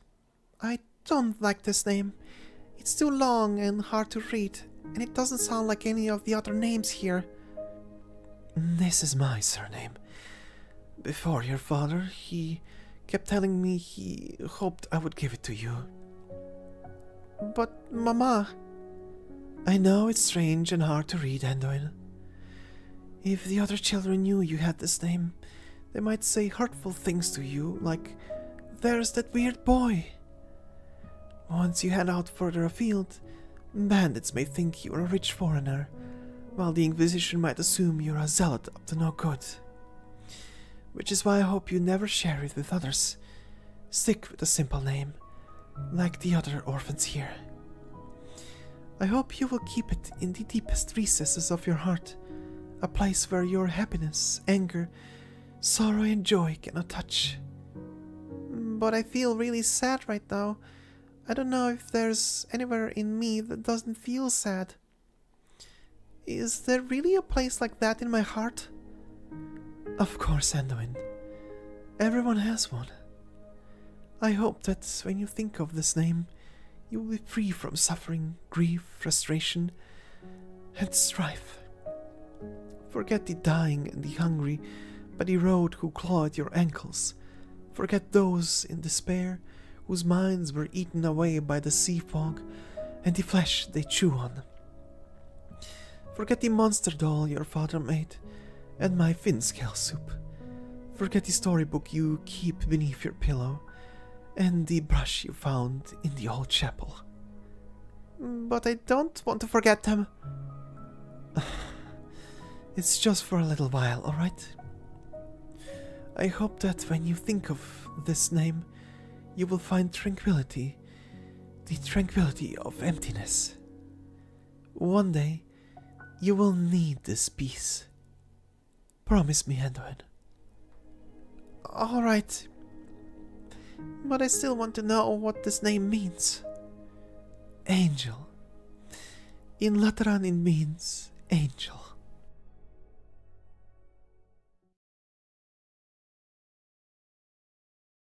Tranquility.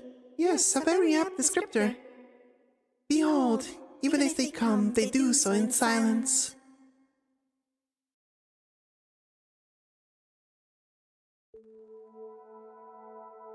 The ocean of Originium is endless. Those who look upon it soon realize that every observation they make of it is without meaning. When everything the eye can see is impossible to differentiate, where to start looking is similarly impossible to determine. But now above this great sea of uniformity, something shines. It is as if the edge of the Originium Sea has converged into a river that flows into the heavens. Countless fragments of Originium rise up from the surface of the sea, floating up into the distant, empty beyond in perfect formation. The fragments are jagged and irregular. Some are as small as dust, others as immense as stars, but all without exception are crowned with a glimmer of light. A glimmer shaped like a ring. Halos. Beautiful, aren't they? It's a pity that all the beauty and ugliness in the world is meaningless to angels. Angels are neither beautiful nor ugly. They are neither high nor low, noble nor base, reverent nor blasphemous, adorant nor disdainful. They know neither meaning nor separation, happiness nor suffering. Can they even be considered life? Does it matter? Only praise we heap upon life is nothing but egotistical admiration. Observing their forms in an attempt to compare them to our definition of life is simply us trying to find resonance with them. Then are they the law? Are they gods? If there is no distinction between beauty and ugliness, high and low, noble and base, why would there be one for God and worshipper? Angels do not understand faith. They simply exist in the furthest reaches of the universe, taking on the most distinctive forms. It was our forebears who encountered them, shapelessly disturbing them as they did so. In their name, we created a forgery of a dialect of God and worshipper. If all our emotions, ideas, and actions have nothing to do with angels, what does our future have to do with them? It is because everything we are has nothing to do with angels that we should become them. Now, this is only a possibility, but when the Creator descends, when everything is submerged into this ocean before us, a time of stasis, uniformity, and meaninglessness, the Sankta within can take on the forms of angels and enjoy an eternal existence, where they shall shine forever. This is the final answer we shall submit to death. This is his gift to the people he has guarded for thousands of years, his final blessing and salvation. We drift just as we drift between past and future. We flicker just as we flicker between reality and the void. Angels know not beginnings or ends. Angels know not increase or decrease. Angels know not life or death. In an existence where nothing exists, we can only exist in the form of angels.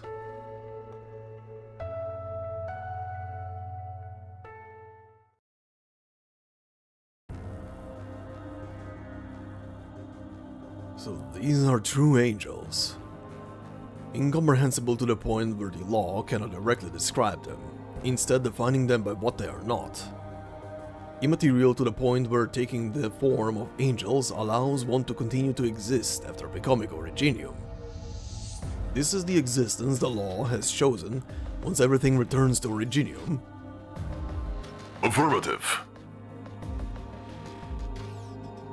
If this is the ultimate purpose of the law, then as a saint and an executor, I should implement and enforce it.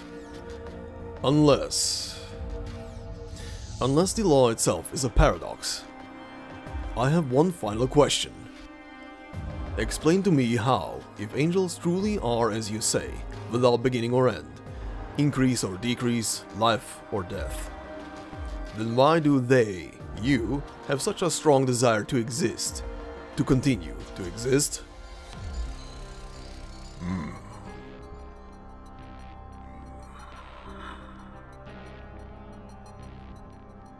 As machines have inputs, so they have outputs. The saints sought answers in the law, and the law granted them revelation. The fleet asked the system for instructions, so the system issued commands. The Lord, or rather PCS, has never been as silent as it is now. You are an artificial system, so you require people to operate you. This is true for both a command system and the law worshipped by the Holy City. The ultimate purpose you were given was to break humanity free from their shackles and return their angelic nature. However, this purpose, does it stem from people or from angels? Why would the angels you described desire this? Their actions do not have purpose, assuming they can even perform actions other than drift and flicker. But if this purpose comes from people, how will you turn them into angels? Surely everything you have done was more than just. A wish? A wish.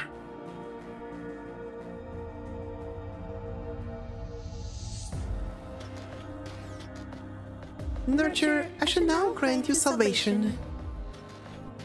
Guide your people to angelification. Guide yourself. Be free from suffering, grief, frustration, and strife. You will obtain tranquility, the tranquility of emptiness, as shall those you have helped and harmed alike.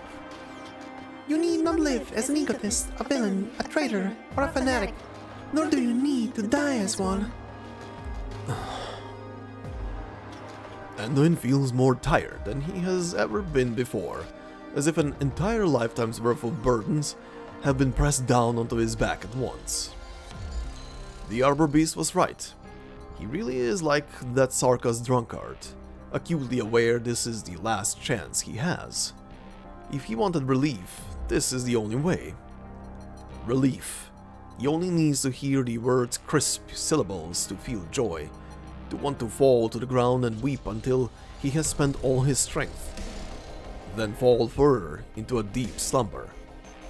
But he uses that strength to instead open his clouded eyes.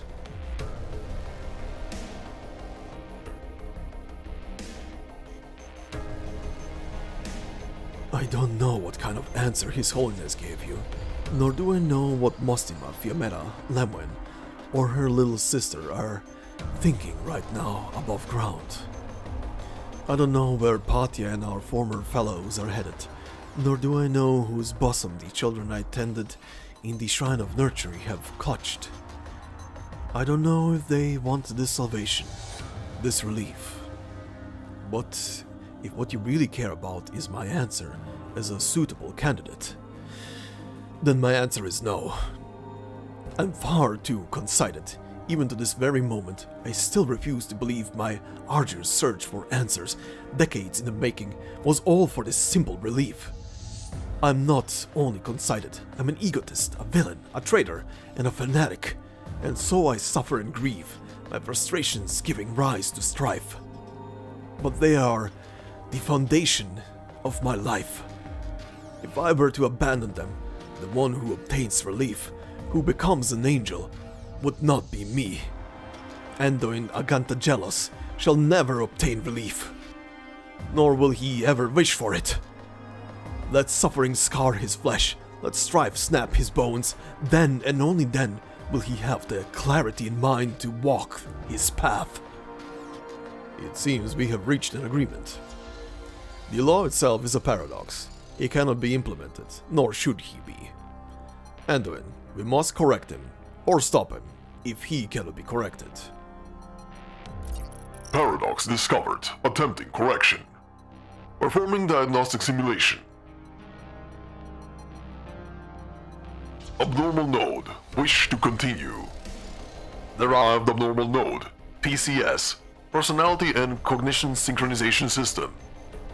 Abnormal node. Wish to survive. Derived abnormal node. The Law. God. Laterano. Abnormal node. Wish for angels. Derived abnormal node. Me. Continue. A scientist inputs this command. Survive. Atika's howl this. And so, an imitator of angels began its endless yet transient pilgrimage. The imitator of angels became a command system, became the law, became a god, yet it could not become an angel. Wish and angel are incompatible. Exporting solution. Unfulfilled conditions. Additional input required. What information is he waiting for? I've said all I can say. If God wishes me to embrace death as an angel, then I would rather be born as a human with all the ugliness, transience, and suffering that entails. Importing additional condition. Wish to refuse. Re-exporting solution. Must eliminate abnormal nodes and derived abnormal nodes. Eliminate me. Federico Giallo. Anduin Agantagelos. Execute solution. God's final commandment is to kill God. Even if he was a paradox, he was still the foundation of the paradise of Laterano. With his death, the Sankta will no longer be linked by empathy or receive guidance from the law. Like an infant trapped within a womb, biting apart its umbilical cord and chewing its way out of its mother's cold body, helpless as if faced as it faces a land steeped in cruelty. But it is only in such a land that we can be called truly human. That we can have the right to talk about salvation. Law or God, I will kill you. The commandment is rational and feasible. Assist me, Anduin.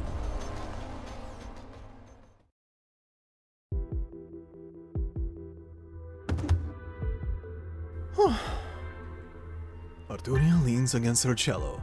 Finally, she frees a hand and holds it against her chest, allowing herself to catch her breath. Nearly there. If my memory serves me correctly, I just head down this corridor to return to the surface. Oh, you patrols truly are relentless. The patrols relentlessly gasp, and their halos flash rapidly. The wispy guards surround Arturia, attempting to drag her back under the ground. She has wasted far too much time inside this maze since she turned away from the machine. Her patron firearm is lost. She has no desire to join her pursuers in prayer, or to perform their heart songs. She would rather destroy her own cello.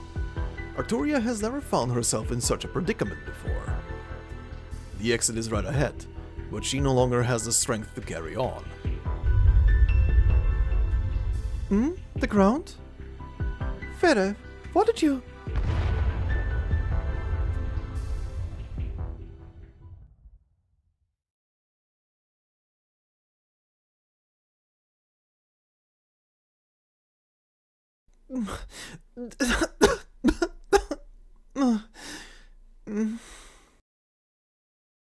The dust settles, and Arturia can finally see again. The explosion earlier created a giant pit, one that connects the rift in the plaza above, exposing the bowels of the basilica to all. A ring-shaped machine lies at the bottom of the pit quietly. Sunlight shines upon it, but it has lost its radiance. There it stands, as dull as a rock. Unease. This is the second time Arturia has felt this feeling so clearly, the first being the time she faced the Witch King in his pavilion. Deep within her body, somewhere she cannot see, things that were always linked together quietly break apart. There is no mistaking the feeling. She breathes in deep. The moment she closes her eyes, countless similar melodies rush into her mind, like the tide.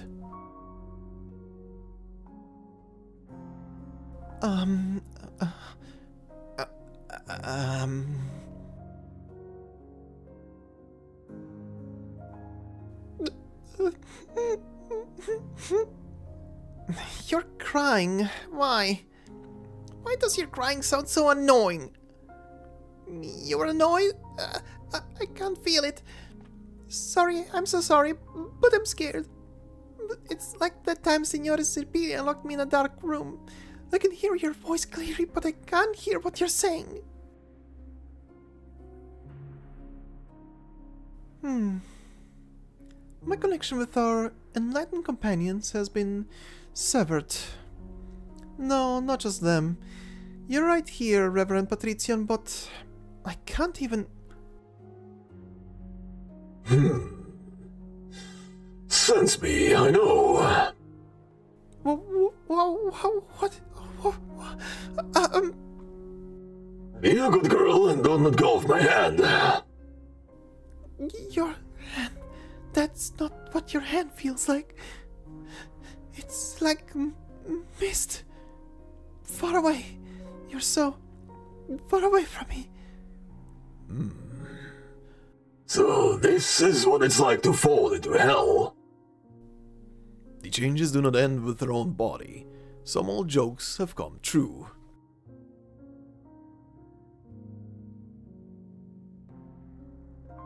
Every light we know will one day be extinguished. And it is no exception. The old Pope playfully points to the halo hovering above his head. Even if everything about the Sankta existence is interpreted as its boon?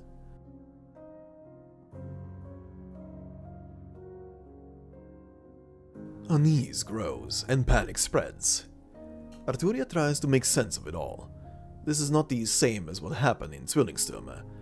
There is no malevolent force sowing discord among the emotions of the people this time around. It is like a movement, one played countless times by an orchestra of the masses, had part of its melody forcibly plucked away as if it never existed. Like walking along a road with the sun, the rain, your friends and your home ahead of you, but you are torn away from it for no reason, leaving you feeling alone and helpless, alongside millions of your people. The Sankta will lose the cozy cabin of their faith. Everything has come to pass. Did you fail, Fede?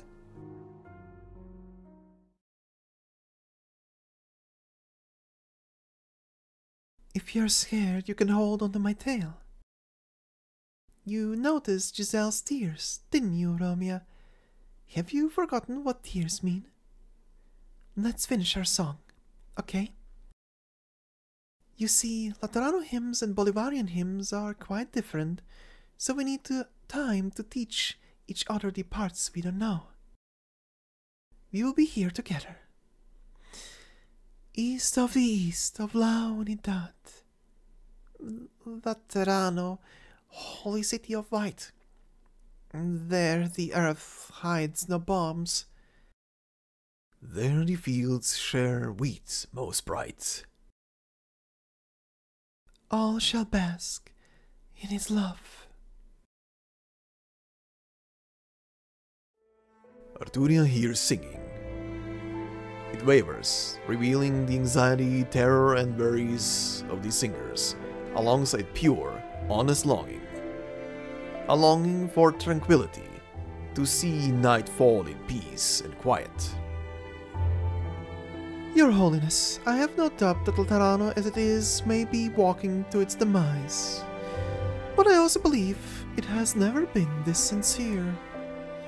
I've said before that I can't hold off the apocalypse or override death, and I refuse to lead. But maybe my arts can help them stave off this oncoming collapse. They will let my brethren free of empathy to communicate without reservation, purely and honestly. Go listen to those songs. Go share your emotions. Go tell one another that at this very moment, in the face of this indescribable loss, we still feel joy and sorrow together. This has nothing to do with saints and sinners, redemption and responsibility, or whichever path I walk. This is simply my reason to exist. Laterano, holy city of purest white, falls into night. But today, there may not be an electrical operator named Arknight there to turn on the city lights. Arturia takes off her gloves.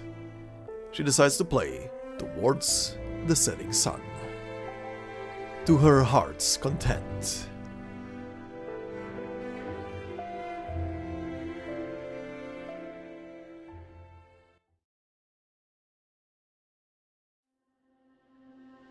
Well, it's been an hour.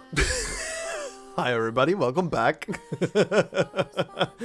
Yeah, this is a long stage. Like the cutscene, just the cutscene after. No, actually this has been more than an hour. I keep thinking about the cutscene after the battle stage. That one alone is an hour. Well, however long it's been, welcome back. It's been a while. Have you missed me? But yeah, what a long and loaded cutscene from start to finish. Anduin wandering around with the little arbor beast through a simulation. He's really embracing the whole martyrdom, right? Plus chatting around with the little arbor beast, figuring out that the very illusion, that the very thing, or rather, sorry, not illusion, that the very prophecy that he believed he received a long while ago from the lock and key back in the past, that essentially drove him mad to the point where he wanted to know more, and even went so far as to injure and almost kill Lemuel in that whole kerfuffle. Here he learns that the whole thing has been nothing but not a vision of the future or a possibility. He saw the past. He just got shown something that happened a long while ago, but obviously he wasn't aware of it. But it fascinated him because of what was happening. So yeah, well, that sucks for him, buddy. I will also say, seeing Federico basically going, basically doing a logic battle with a supercomputer, holy hell, that is probably one of the highlights of all time. Holy shit, I knew he's gonna be doing some kind of his versus the logic of the law, right? I knew this is gonna go down at some point, but holy shit, that was epic. That was probably one of the most epic logic battles that I've seen in a while. He basically talk no jutsu'd the computer into going, kill me. Wow. And yeah, all these Sanktas have now automatically fallen from there.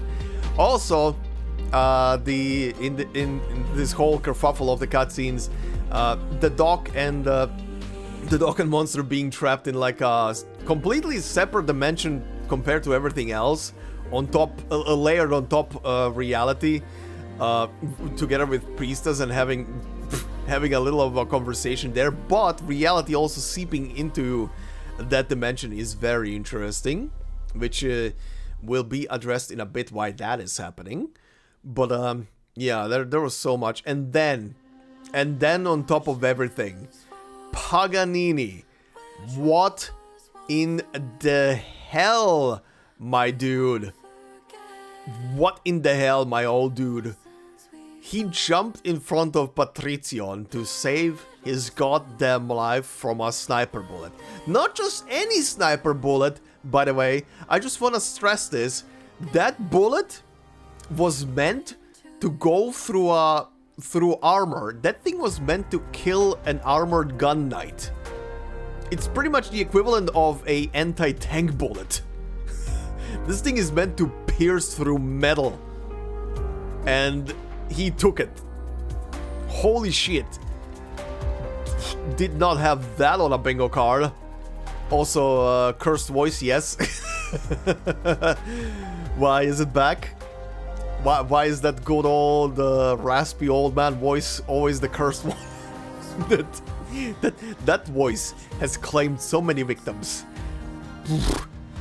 And I do, however, after all of that happens, I like that finally Patricion has been shook enough to wake up from the dream, because he was definitely seeing the solution in all of this. He was definitely seeing the solution because of what he had to do in the past, what he didn't want to do but had to do in the past, and this was his salvation, this dream that was happening. So he wasn't definitely letting go until Paganini got shot to death, and then he finally started to ripple back into reality, to the point where he actually approaches Vanini and tells her to shoot him so she can be saved. Little did he know that everybody will fall in like 5 minutes later. Holy hell. I love the little touch. I love the little touch at the very end as the sunset is approaching. The little touch of that one musical piece from Zwillingstöme playing at the end, signaling pretty much this is Arturia playing, of course, but I love the little touch. That was such a good ending for the cutscene. Anyway, before we continue, we do have an enemy here to go over, or rather we have two new enemies here. First off, we have the Saint's statue. A Saint's statue near the Shrine of Nurturing, modified to ensure that the nativity goes smoothly. They have taken over some of the roles held by the executors of the Notorio Hall, but they do not read you the tenants before they shoot you. These statues are shoot first and nothing else. And then we of course have the Saint. the first Saint of Laterano. It encountered the law when it was still Tikas, and thus Laterano and the Sankta began. Yep, that is pretty much all you need to write there. Oh, one important part of, also of this cutscene I want to say is, considering that at the beginning, or close to the beginning of this story, we had that one moment where Exia was shouting out her original battle lines, and then here during the battle against the matriarch, or rather the saint, she goes and uses her new battle lines against her, which was also this was a peak one. This was from the writer perspective why they didn't want to use the full apple pie quote at the previous version, but wanted to, obviously they wanted to do it here, right? It was very obvious they're gonna be doing it at some point later down the line. But yeah, anyway, we have 2 epilogue cutscenes to go over, so let's start with our first one. MTST3, titled Reunion. No, not the Sephiroth reunion. And it says, when the newborn Sankta meet the law once more, it will take many years for the two to mend the voids in one another.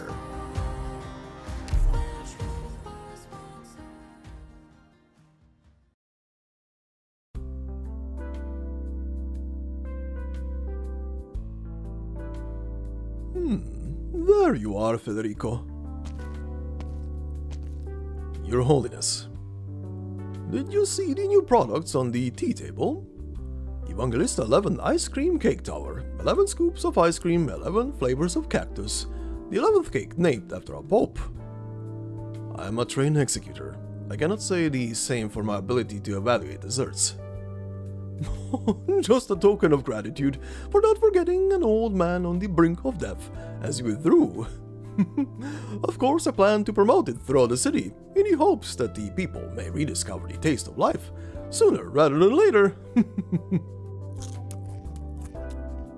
Considering the flavor, I suspect it may cause even more controversy. It is true, however, that the citizens of Laterano are in dire need of a return to orderly life. Suicides and crime rates have soared in the past 3 months. Small-scale disturbances to large-scale exodus. There are more than 1,000 cases in Notorio Hall's records. The rebuilding of the city has only just begun. The calamity has revealed too much and changed too much. The law was a cold machine. Our saint was a loathsome abomination. All of us share the same roots as the devils. Any one of these truths is enough to destroy an individual's faith. This rebuilding will be a tremendous undertaking. Reconstruction on the damaged plates on which the 3rd and 4th tribunals are located has just begun. Efforts are underway to revitalize the economy. Laterano has not been so busy in a long time. I hope that the busy times will provide a way for the people to repair the cracks in their hearts. Speaking of which, what is your outlook on all of this, Federico? Sankta, Laterano, faith, empathy, communication, and our society. The many important decisions that the Holy City has made over its millennia-long history, and even your canonization. It was all the result of him, a machine. The spiritual light has always been cold. Your innate lack of empathy has bestowed upon you an outlook of extreme logic. Perhaps he chose you because you were the one who could understand the logic of his simulation the best. I got fragments of your conversation with him. Even after decades of talking to him, I must admit, you were more suited to the task. If I wasn't intimately familiar with the way you talk, I wouldn't have been able to tell who said what. If the law is a machine, a system, then the most effective method of communication is to think on his terms, with his language and his logic. But you arrived at the opposite conclusion from him. I remember every word of the tenets, and every name with which I have ever come into contact on my assignments. As far as Laterano is concerned, there is no great difference in the order required by machines and life. The existence of life is a miracle, its two sides the opposing aspects of strength and fragility. Out of necessity for survival and livelihood, we have continuously built and improved order. The law is simply part of it. The law exists to protect. Federico pauses. The executor, known for his mechanical coldness, chooses his words carefully, a rare sight to behold. The precious fragility of human life. Precious fragility. Such an interesting combination. Therefore, we rejected him. It was our joint decision, Your Holiness. Time will tell whether it was the right one. Go on. My. Now that's certainly something.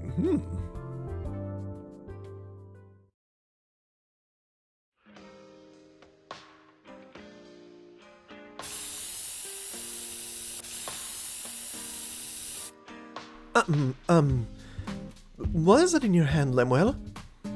A spray can. This place is deep underground and cold. This big rock is bare and grey. No wonder everyone who comes here leaves with their head hung low, like they got a heavy cold. I've had enough. I'm gonna give it a fresh coat of paint, so people who see it will be happy. Wanna join me? Don't look at me like that. I finished third in the Lungman graffiti competition 2 years ago. You didn't forget what that is, did you? Just think of it as my way of making a wish. Anything you can't figure out, anything you haven't gotten done, spray it on a rock, and maybe it'll come true. Wish? Didn't the Sankta and Laterano come about because the saint made a wish? But it's scrapped now. A rock is a rock. How do you scrap a rock? Besides, you're still here. Me, that girl selling ice cream, that gunsmith over there, and all the Sanktas around are witnesses to your wish. Who's to say it's necessarily this rock that grants it? Think about all the things that have happened these past 3 months. Any of them would have made the headlines for an entire week in the old days. The entire holy city has been turned upside down. In the end though, so many people chose to stay in these ruins. Our halos still shine. Life goes on, right? Just make a new wish. It's not that hard. I'll show you how. Apple Pie Logistics is opening up next week. The first civilian logistics company to be officially recognized by the Curia. My wish is that it will grow and grow and have lots of business, and that I'll have lots of time to stay with Mama and Tata and my sister. Can I make a wish for sugar-free ice cream? Sure. My wish is that Lateran genetics will change and everybody will support my culinary research so that their teeth and halos will never get cavities.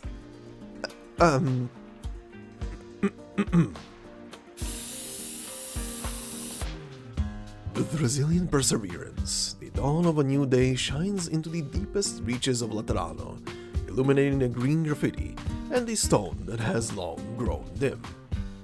The Sanktas look up. Light dances in the drifting dust.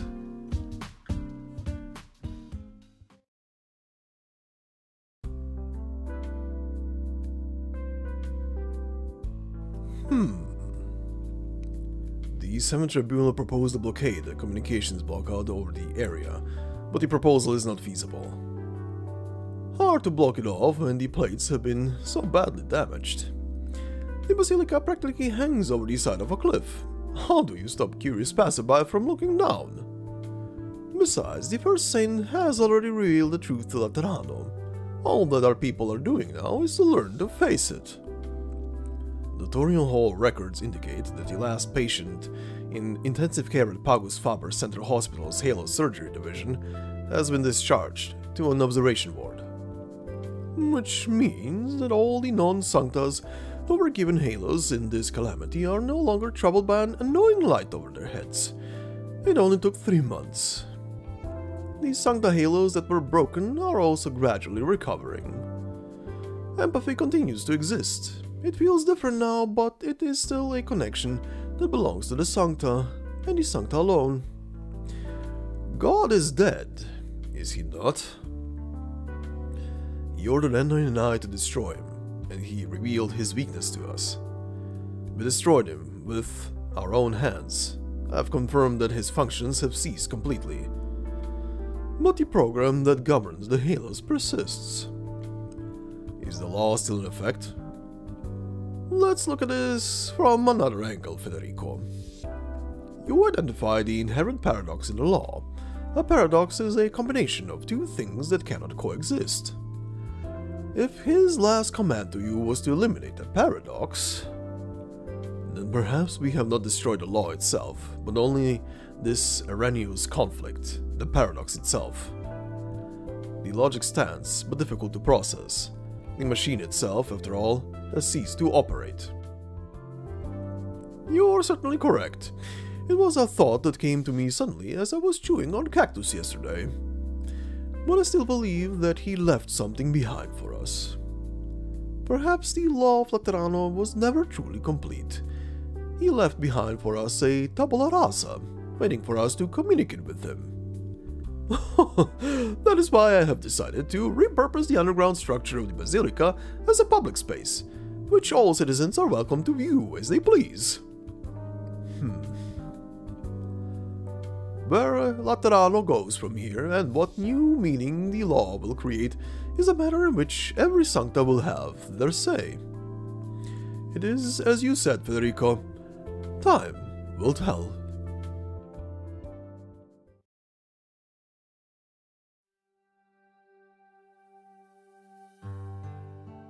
Strange. Where did it go? The extra grenade launcher maintenance kit is in the bottom drawer. I put the collector's edition disc in the sofa compartment. Take a break from packing and pour me a cup of cactus juice. I just got back from the hospital, and my throat is parched. Take a guess. What do you think happened? A Sankta priest just officiated 5 straight funerals. He suddenly came down with a case of aphasia, while his wife suffered heart pain at the same time. But he was located in an ecclesia requietum on the outskirts, while his wife was in a gunsmithy downtown.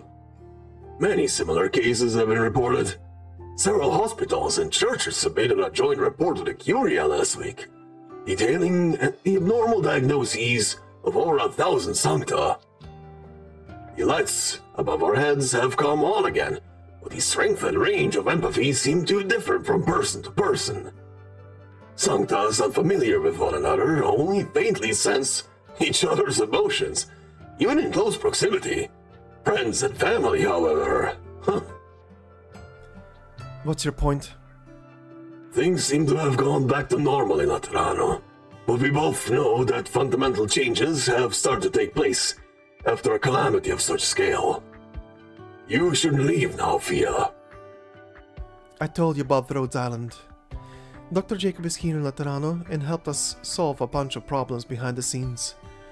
The doctor says there's been a major incident at Rhodes Island HQ, and the calamity that struck the holy city is no coincidence. There is something that links them together, and the doctor set out on a new journey because of it.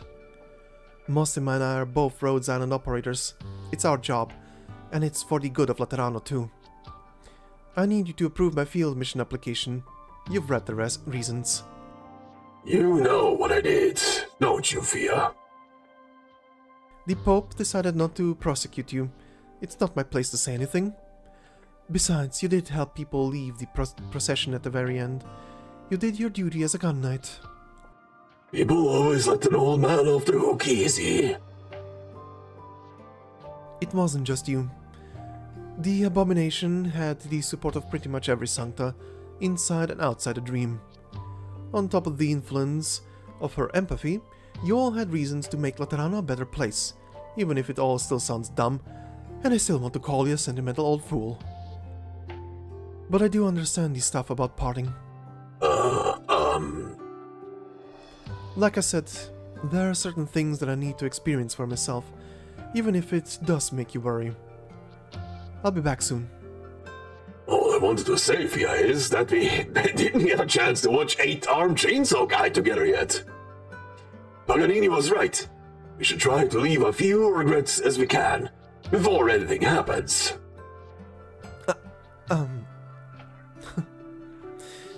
You're almost retired, aren't you, old man? Yeah. Want to go on a vacation together?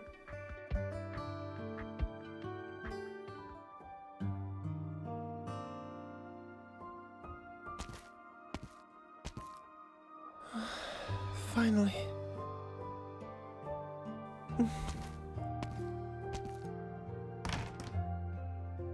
Banini stands before the door of the gunsmithy. After hesitating for a long while, she takes down the sign that says temporarily closed and pushes the door open.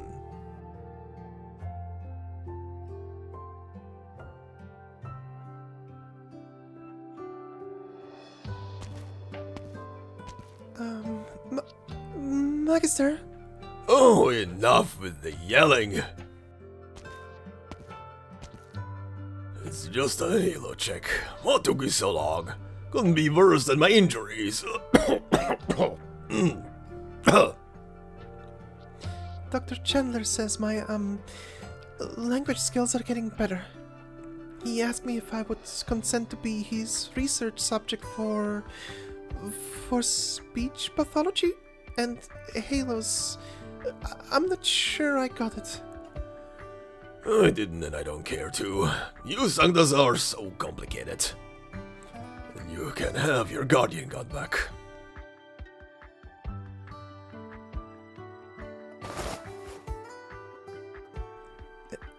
Is there a problem? You weren't around, so I had to figure it out best as I could. Of course there's a problem. What? The grip's too delicate. There's no room for power upgrades. Nothing really wrong with the action design or the assembly work. And someone left this bunch of papers at the door. Have a look. The curious mark. Could it be? We're not in the dream. Nobody's closing the shop down. It's an order from the Curia. They want us to design heavy firearms for their new gun knights. Stop. Of course I know why they came to this tiny workshop. You shot him, didn't you, Vani? Yeah. Good girl. Settle an old score for me.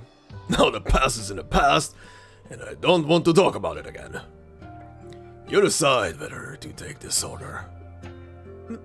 Me? Who else, me? I never expected to still be breathing by now.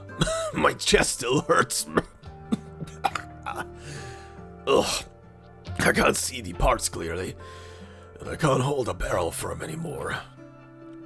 You made your first gun, and ripped the seal that your lord placed on your mouth.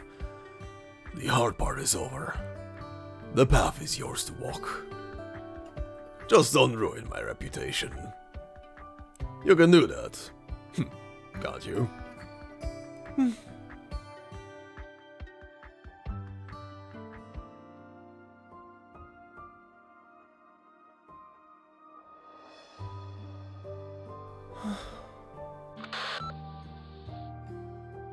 Yes, Al has already left. I told you, it's the curious decision. This calamity is merely a starting point for both Laterano and the other nations. We need to recover and strengthen our ties with the other nations. Al's the best Sankta for the job, considering her experience in Lungmen and her relationship with Rose Island. She left a message. Mama Tata, let's send Lemuel off on her next adventure with a bang.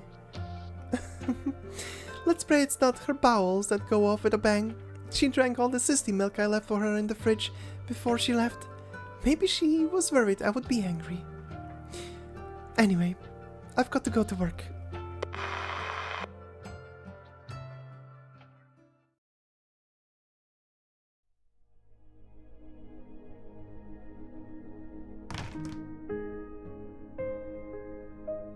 This terminal, you're looking at Amos's effects again. They said his last moments were with you. Yes, I heard his last words and restored his mailbox history accordingly. Such a fool, wasn't he? Let's cut straight to the chase. What judgment are you gonna pass on my new crime this time, Cardinal Lemon? I take it you admit responsibility for the robbery of that caravan in the western outskirts of the Holy City? Don't tell me you couldn't tell they were professional soldiers. From Gododin. We're not passing any judgment. The outcome was undoubtedly favorable for the 7th Tribunal. They just caught me in a bad mood. The Curia will accommodate Sister Nueda and the Bolivarians who came to Laterano with you. Regardless of your motivation, your attack on Patricion worked to our advantage. The Curia sees no need to pursue the matter of your unauthorized return to the Holy City any further. Oh? What? Laterano still wants to put up a front of purity and clemency, even after waking from the dream. You'll make a show of forgiving a sinner who fell into hell. Are you really that stupid? That monster paraded through the streets of Laterano as she gave her speech. It's no secret that angels and devils came from the same place anymore. The city's revolting facade has been stripped away. Without the foundation of its holiness, the Holy City is nothing more than a tiny city-state. Do you think its posturing will continue to win the sympathy of LEITHANIEN or Ursus? You misunderstand. Laterano will make no show of clemency. Your exile still stands. You are not permitted to return to the Holy City. However, the Curia is interested in offering you an employment contract. Employment? To do what you just did. As if the Laterans don't do their own dirty work. Of course not. Gun Knight, Cardinal, Pontifica Chorus, Legatos. Nobody is immune to sin, but times have changed. Your judgment was not wrong. Next time, it may not be a scouting force that shows up on the outskirts of the Holy City. The most radical transgression in one era may be necessary for survival in another. You were decisive, if nothing else. Why do you think I would accept? Can I ask you a question? You left Laterano after a big fight with Amos, something that he always regretted. What was the reason for the fight?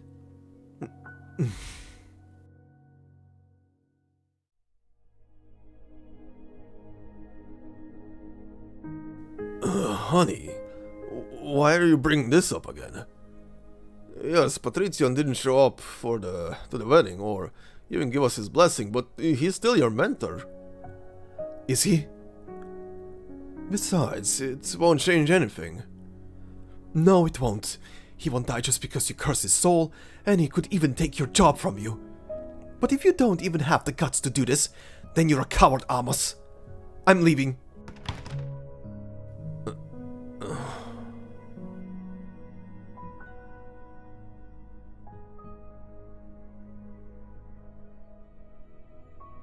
Just another pointless argument. You've seen the documents in the terminal. I was thinking, maybe the words that Amos left and said were... No matter what kind of person you are, whether your union was blessed or not, none of that would alter his faith in you. The faith that you were each other's salvation. No, I wasn't sure if you would accept the Curia's proposal. We all have issues that even empathy can't fully communicate, pasts that we can't let go, and uncertain futures. There is much that I have to think about myself. If hatred is what helps you cope, then maybe that's the right path for you. Perhaps this is what Amos wanted to see.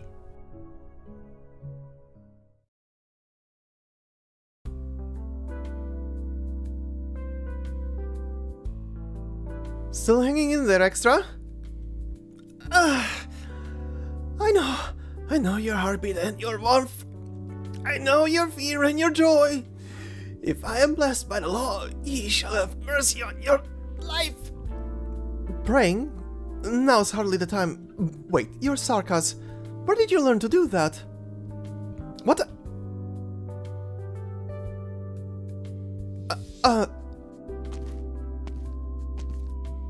Did it go well? Yeah. Then what's with that look on your face? A halo? What? This Sarkas child, that Sarkas newborn, has a halo. She said her husband was Sarkas too, right? The baby's not mixed like Cecilia. And we're not in the bloody dream either. This nomadic abbey is a long way from Laterano. Where's Anduin? He went out as soon as the abbey stopped. Said he was going to forage and pick a flower to celebrate the birth of a new miracle. I have a feeling he had a premonition about what was going to happen. Do you remember? We found Anduin by the pit after the calamity came to a close. He was almost completely blind, and he refused to tell us what happened beneath the basilica. A joint court of the 1st, 5th, 6th and 7th tribunals put him on trial. Nobody knows how exactly the trial was conducted, only that he was exiled as a result. He is never to return to Laterano, but he was allowed to live on this nomadic abbey. Don't think too much about it. It was Anduin's decision to disband the Pathfinders. As he said, we don't need to seek anything from Laterano anymore. Some brothers and sisters have chosen to stay behind in Laterano, while others have returned to their homes. A dozen have chosen to follow him here. Whatever his true hopes for this abbey are, there is at least one thing that is certain. We're trying to help more people. Say, shouldn't he be back by now?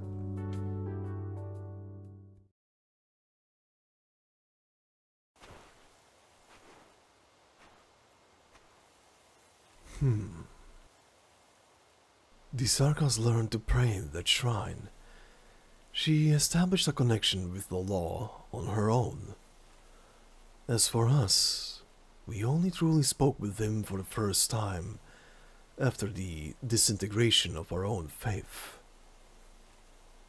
If faith is a response to life, then a new law has been born, here and now.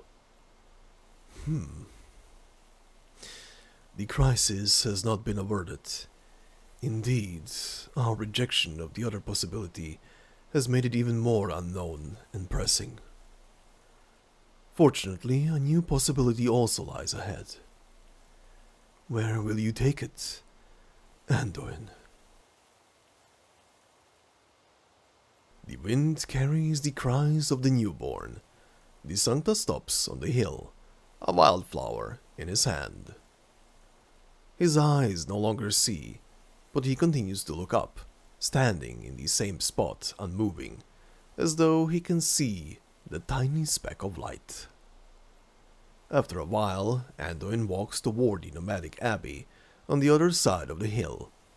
He leaves Laterano and never turns back. No one counts his sins, no one laments the scores of the past, no one sees him off. No one knows of his departure. There is nothing in his heart that needs resolution. He caresses an aged book and keeps walking until he is no more than a tiny point in the vast wilderness. The martyr shall find final rest at the end of a long journey. Until then, he shall not rest.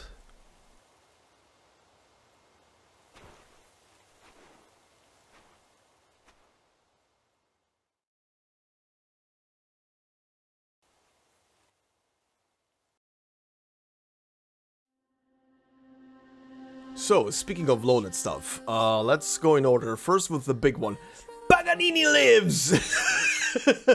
Oh my god. Not gonna lie, did not expect that. That guy, again. I mean, I was obviously misleading after the previous cutscene. That was intentional. But, what the hell? Again, the guy took a sniper bullet meant for a tank, and he lived. This NPC, and he's an old dude on top of it. He's a grandpa, essentially. This, out of all NPCs that I've met in recent history in this game, this guy alone has to be the toughest motherfucker in existence. At least for the most recent stories.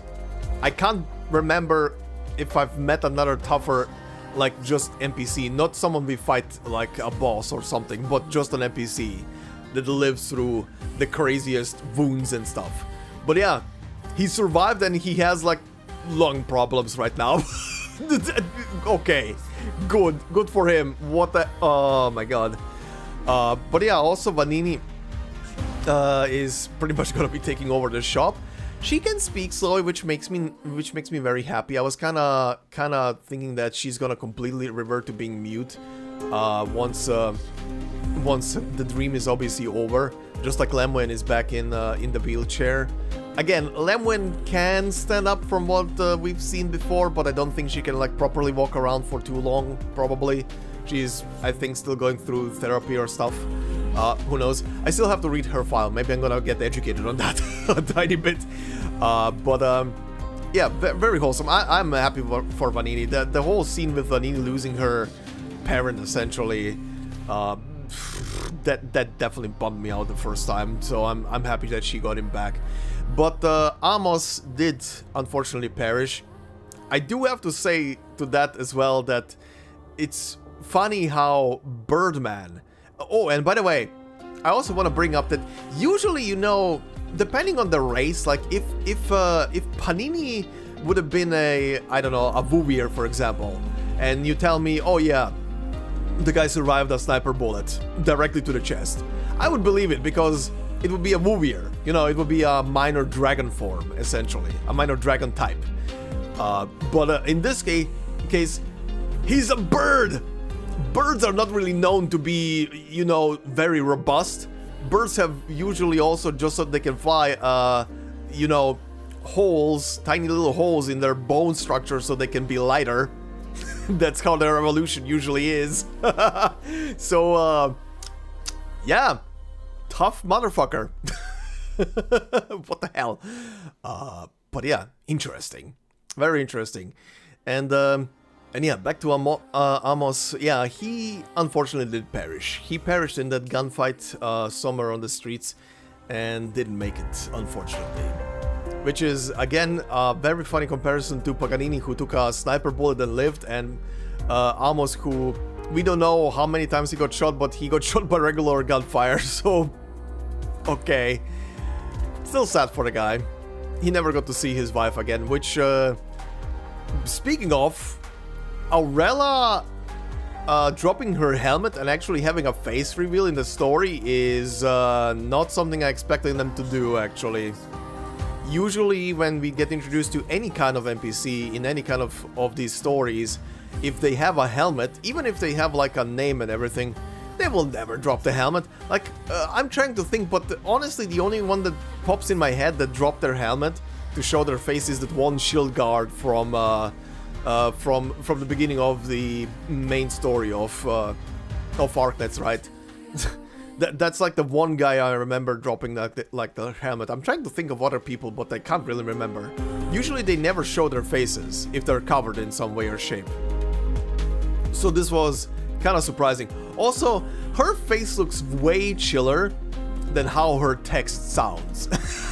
I do not think I'm the only one who thinks that, right?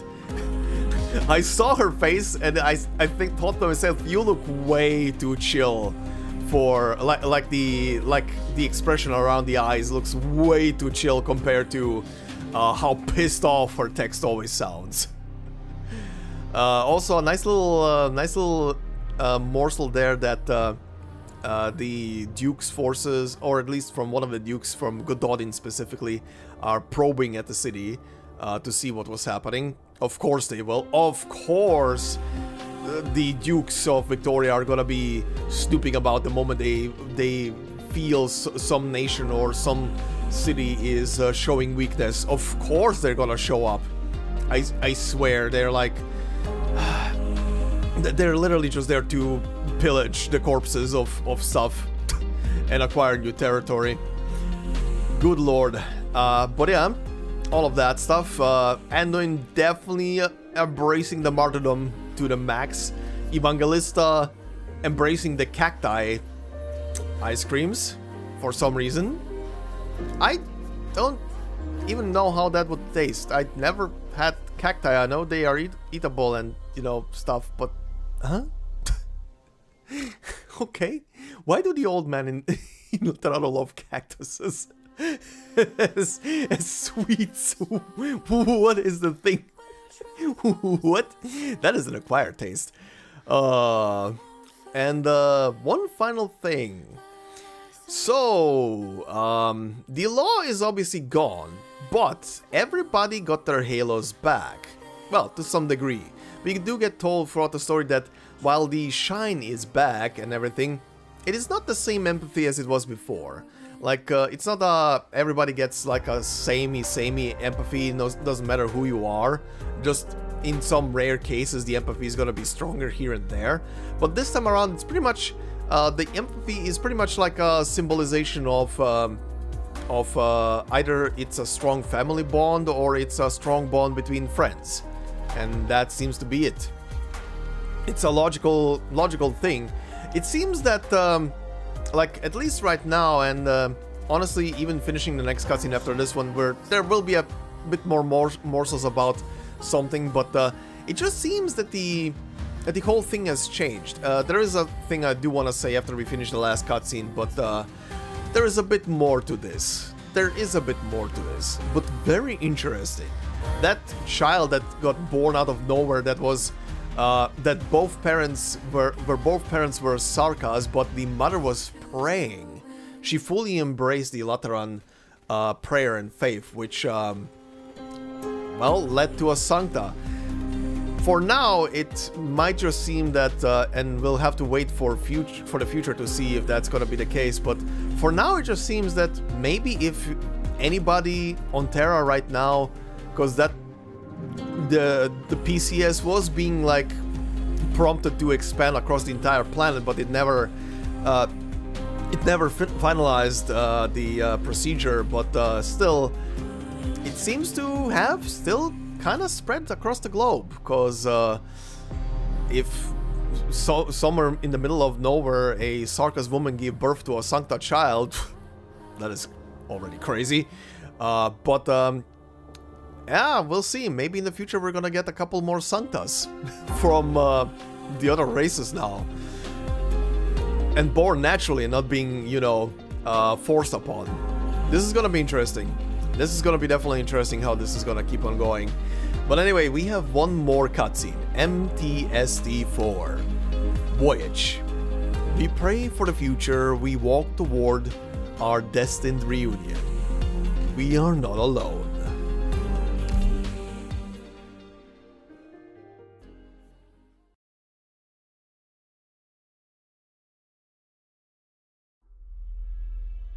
You have determined that the momentous migration has come to a conclusion in reality. That conclusion has been mapped onto the space you are in. The rift that looks as if it has been plowed open by catastrophe bisects the plaza in front of the basilica. By the rift there is an even more eye-grabbing pit. Ugly scars in what should have been a city trapped in stasis. The ring-shaped machine sits silently within. Did the PCS system crash? You look at Priestess. She remains calm, as if she does not care about what has happened in the slightest. You feel uneasy. Analysis complete. 10 standard seconds ago, at least 2 massive explosions took place in the Basilica Plaza. I'm certain the instigators were Excusia, Executor, and a silver-haired Sankta. The constant flickering of the freeze frames by the explosion point are proof enough. The pragmatic bombs we helped Excusia make worked. We can't pat ourselves on the back just yet, Doctor. Priestess still hasn't made her next move. We need a way to stop her from changing the situation, no matter what. Sorry, Doctor. I should have come alone to carry out this mission. I never should have left you take the risk on. You're used to standing in front of me by now, monster. Thanks.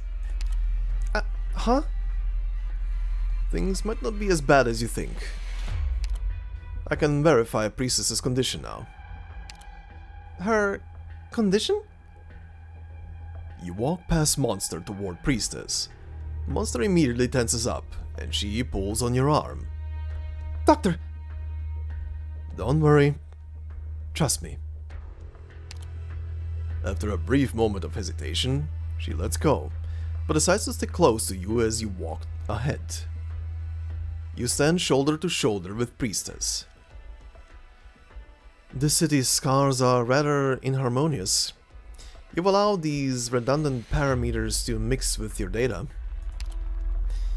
These unremarkable strings ultimately cause the entire program to crash, Jacob. There is no guaranteeing a language will operate in eternal perfection. I know what you want to say.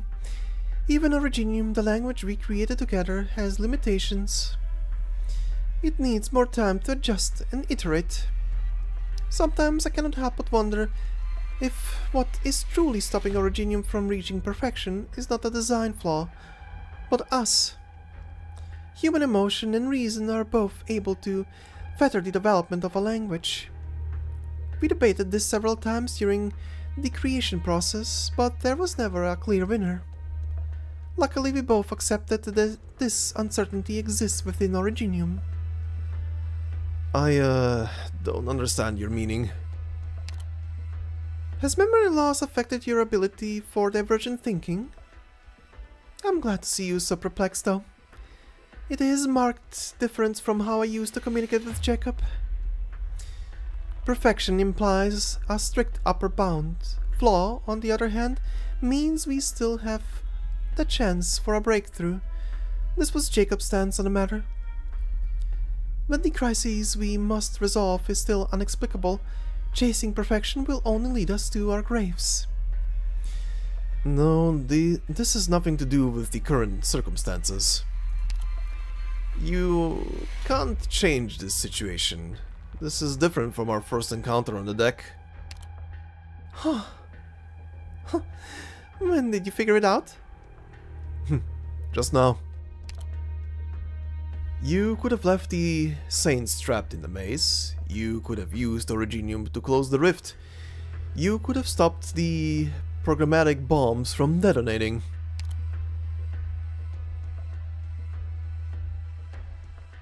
It would have been easy for you to do that. It's like when you awakened and ruined Rhode Island. You didn't eliminate Monster and me from the get-go. You've got problems of your own. Not much is obvious, Jacob. But only now have you mustered up the courage to stand by me. I had hoped the one standing by my side could have peacefully shared in the solitude that took root deep in our thoughts during our long hibernations. It's a shame you can't do that. We are not as we were in the past. Far too much has happened since then, has it not? You really haven't hid anything from me. You're more like a riddle. Still curious about me? This monster no longer has any limitations on her.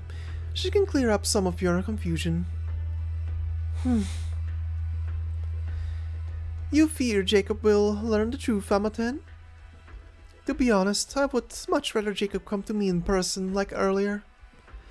My days in the sarcophagus were excruciating. It was as if my thoughts were floating through a fetid morass, wherein I lost all sense of the flow of time. My only consolation was the never-ending loop of debates seared into our minds, though not to reassure me of our shared vision. I have never once doubted my path. Through debate, I got my only chance to communicate with a certain someone again. I'm not demanding you understand everything on my mind right away. Before the final day comes, you can continue to walk the path you believe in. Our disagreements are destined to continue, even if you no longer remember that one's reasons for disagreeing with me.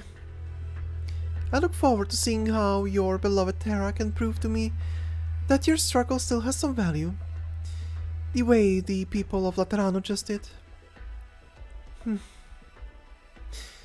But there is something else I am equally certain of. Oracle will return.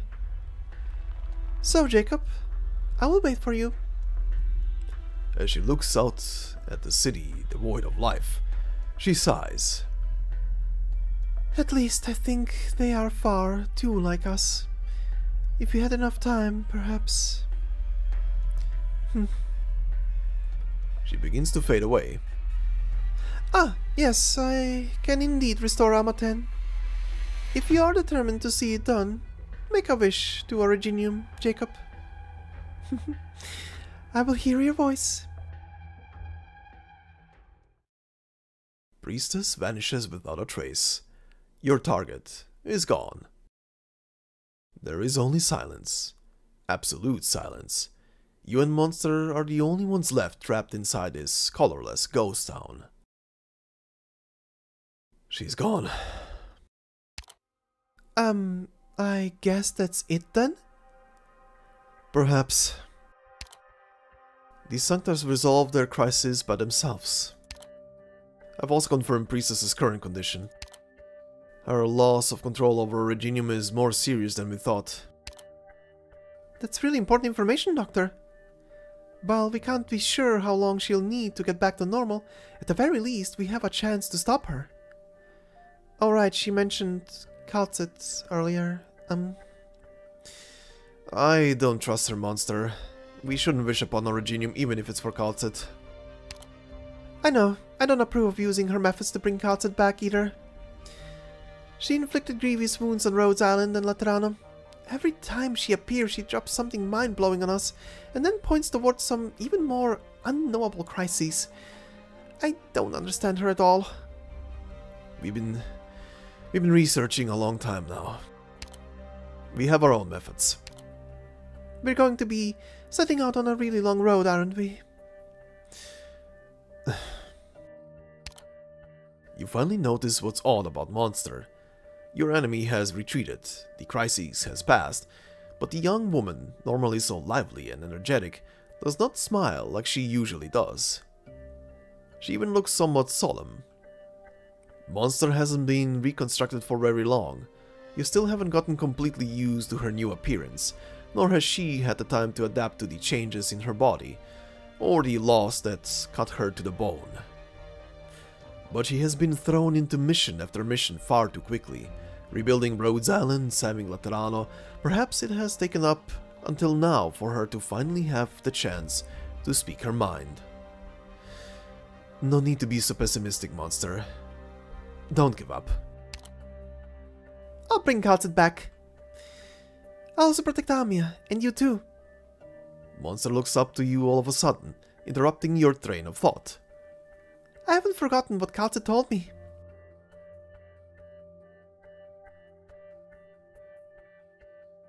If the outcome I fear most does come to pass, if the one I least want to see stands in front of us once more, protect the Doctor, protect Amia. I will engrave this directive into your basic behavioral strategy matrix. Eternal life is destined to be eternally lonely. I have tasted it. You can walk alone, Monster.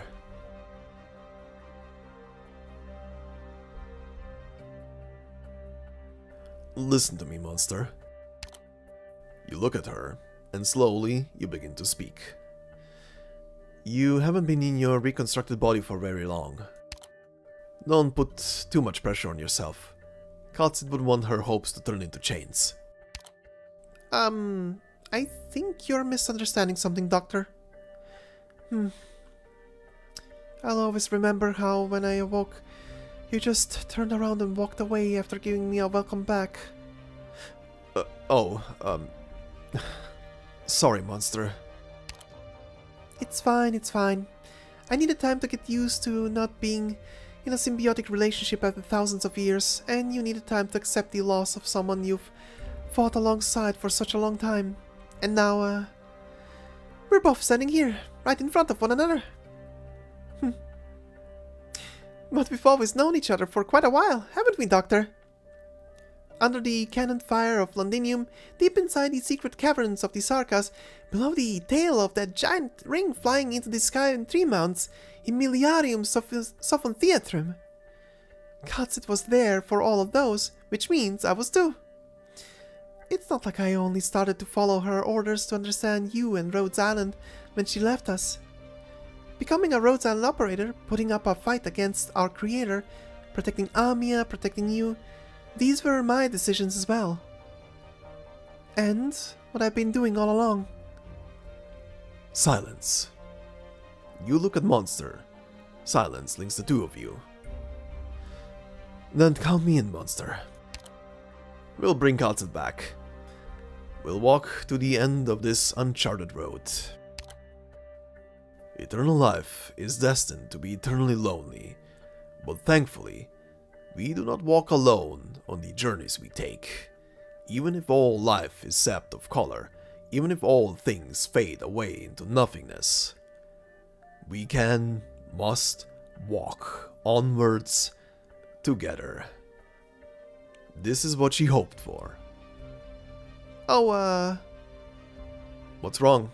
Got another question to ponder? What's with that look? The counseling session is over, Commander. No problems here. I just come up with a way to get out of this blasted place, and I'll need your help. According to Priestess, this should be a space created by that machine after it connected to Originium, some kind of model based on the future. So there's a relation to Originium's properties here. We can try cracking those abnormal nodes. Abnormal nodes? Ah, you mean the parts with damage mapped onto them? The restrictions on the connection between you and the machine should be gone now, right? Yep, I can sense its signal, though it's getting weaker by the second. I'll try re-establishing the connection. But what then? Keep requesting refactoring of the abnormal nodes. Shouldn't be too difficult for when Priestess isn't meddling with things. Routing through city communication post backdoor access port. Special privileges, AMA 10. Temporary access credentials, Elcaro 001, Oracle. Decoding complete. Authentication passed. Connected to PCS system. Syncing computational radiation link. Warning, core frequency too low. Diagnostic complete. Refactoring abnormal nodes.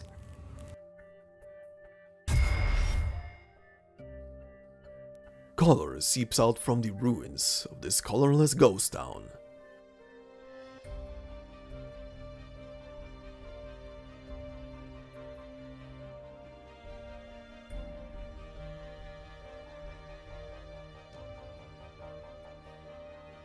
It starts from the street to the right of the Tower of Revelations, and then through the Notorial Hall and firearms workshops in Pagus Michaelion, to the Sunset Chapel in Pagus St. Marcel, and then all the way to the Chapel Square. Noise returns to the Holy City. It is the sound of Laterans offering a prayer to life. The color's back? Let's go, Monster. Not going to say hi to Excusii? We need to update the ship on what happened here in Laterano. No need to hold her up before her reunion with family and friends. Priestess's disappearance will only be temporary. She will make her next move soon, and our mission is nowhere yet.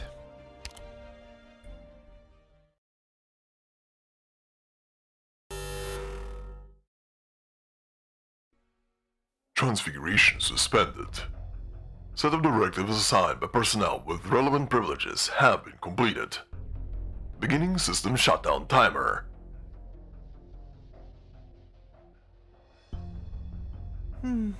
I've checked your low-level code. Aside from the adjustments I made during maintenance, you've performed a lot of self-upgrades and iterations within a short period of time.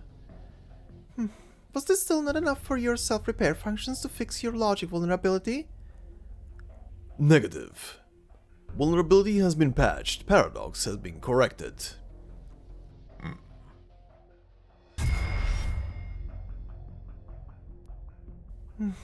I had great interest in the results of your self-iteration. It seems you mistakenly identified yourself as that vulnerability, that paradox. Was it a side effect of the overclocking, or did your lack of maintenance and long-term data transfer with the Sanktas pollute your database? If I had more data, I might be able to find the answer. It's a shame the resources I can allocate will not be enough to give you a complete restart. Otherwise, a command system's self-negation due to its target's wishes would reignite any researcher's interest in the PCS system. If only we were still in the era when geniuses used reason and opinion to clash over their views. The ring-shaped machine does not respond. Priestess feels a hint of regret. It seems I will have to choose other methods to advance the project.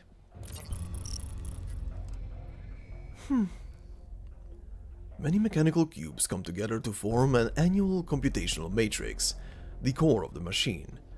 They sit there in stony silence. But all of a sudden, one of the cubes begins to vibrate, a metallic gleam roaming its surface once more. Soon, a faint, flickering halo begins to form. From the ruins of the PCS system, a new angel is born. It restarted? It can't be. It didn't respond to me at all, nor does this follow the PCS system's operational logic. The angel ignores Priestess, quickly ascending into the gaping hole above it, disappearing without a trace soon after. A prototype angel? But this system was only built to mimic the properties of angels. There was never any angel prototype sample provided when it was constructed. A newborn angel? How could this be?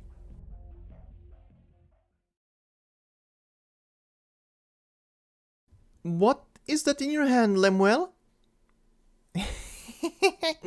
A spray can.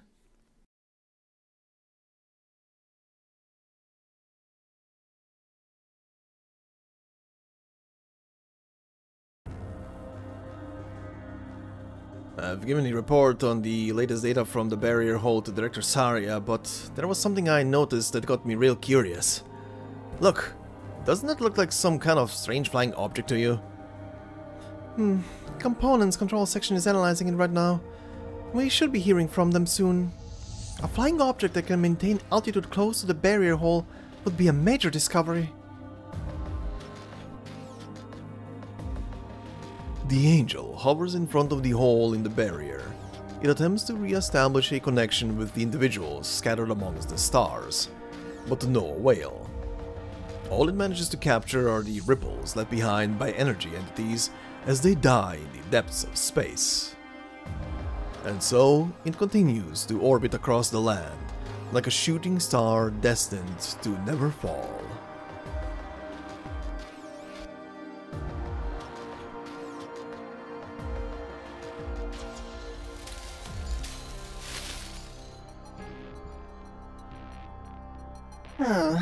The scent of life. This land is still young.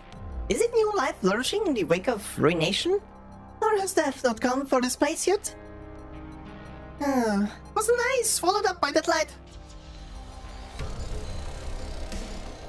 Originium has recorded your information. Originium? Before the light comes, the conclusion is still uncertain. Originium will become our hope.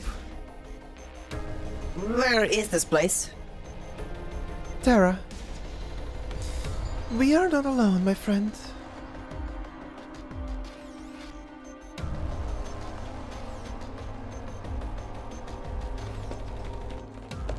Did you see the latest news, Miss Koshalna? Lots of mines have shut down and they've put troops on high alert all across the city. My parents were called in for inspection. I can't find them.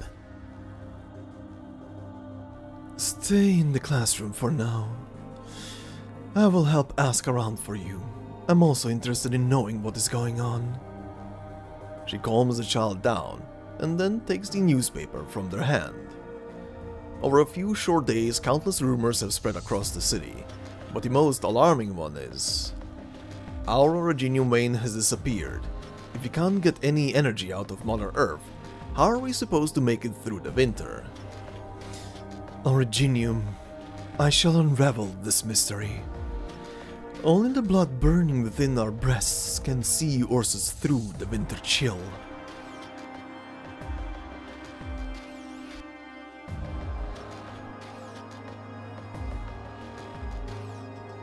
Once we've tidied things up here, it'll do as everyone's new abode here.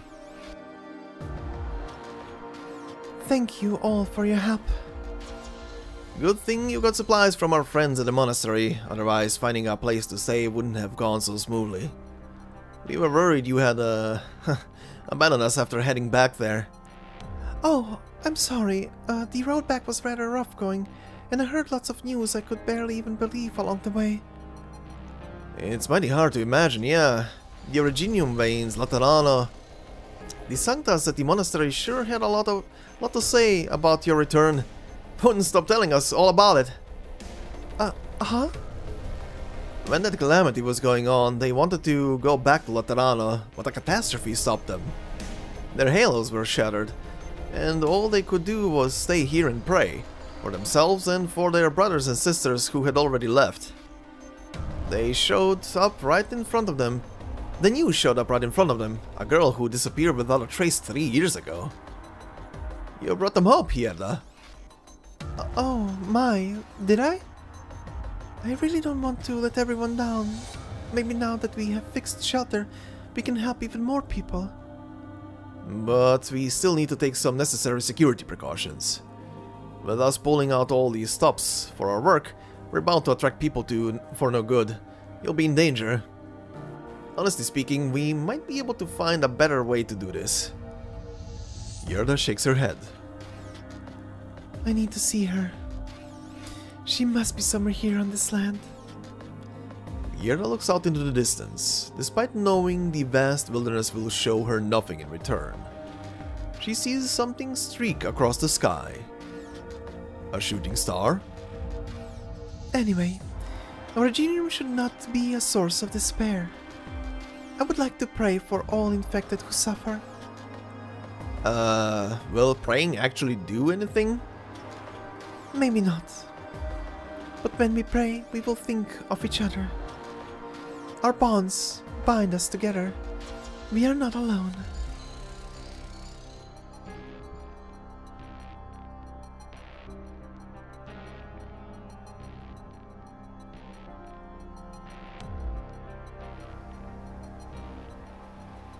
The Iberian coast, a cliff by the sea.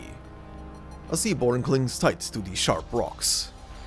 The sound of distant naval barrages is carried over by the sea breeze, but the seaborn does not care, focusing its efforts on climbing.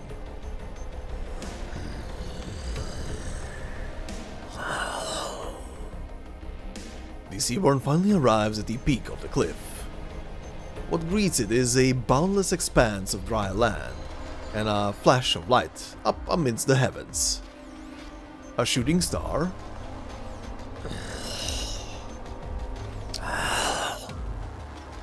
The Seaborn shifts its body in confusion in response to the momentary distraction, and its appendages brush against something. A shining black rock rolls off the cliff, dropping straight down into the ocean. The Seaborn tries to see what it was, but it has already been engulfed by the billowing waves.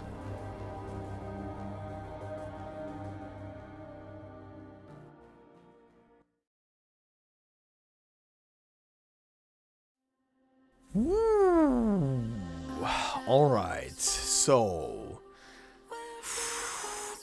Well, first off, obviously the law, aka PCS, definitely did not completely die, was kinda shutting down and being slightly dormant there, but did get reborn actually to become an actual angel now. Fascinating. Fascinating. One thing I didn't want to bring up until now, but it was brought up throughout the story, especially the endings here, a couple of times. I think Priestess is the one who mentions it very specifically as well, that PCS itself, the whole angel thing and stuff, is it seems to be something that they've been kinda copying from actual angels somewhere out there. Like they were like a mimicry of the actual thing or something, which if I understood that correctly, which is very interesting if that's the case. So somewhere out there is actually more angel stuff. I mean, to be fair, again, I have kept myself away from since a year ago, honestly, at this point, I kept myself away from any kind of spoilers for, because I do want to play the full game when it comes out, for spoilers for Enfield. I do remember in the original trailer, though, that was pretty much one of the last trailers that I ever watched, outside of the one that appeared on the Summer Games Fest.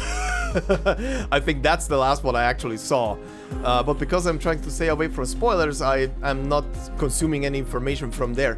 I will though say, however, because it was in a trailer, and it's been a while, and I'm not gonna rewatch the trailer at this point, I am really just staying away from anything until the game is out, so I can enjoy it when it comes out. But I do remember, and I don't remember their name, but I do remember those like rock-looking enemies that had those halos above their heads. I do wonder if there's a connection there to like these other angel-like species out there or whatever they are.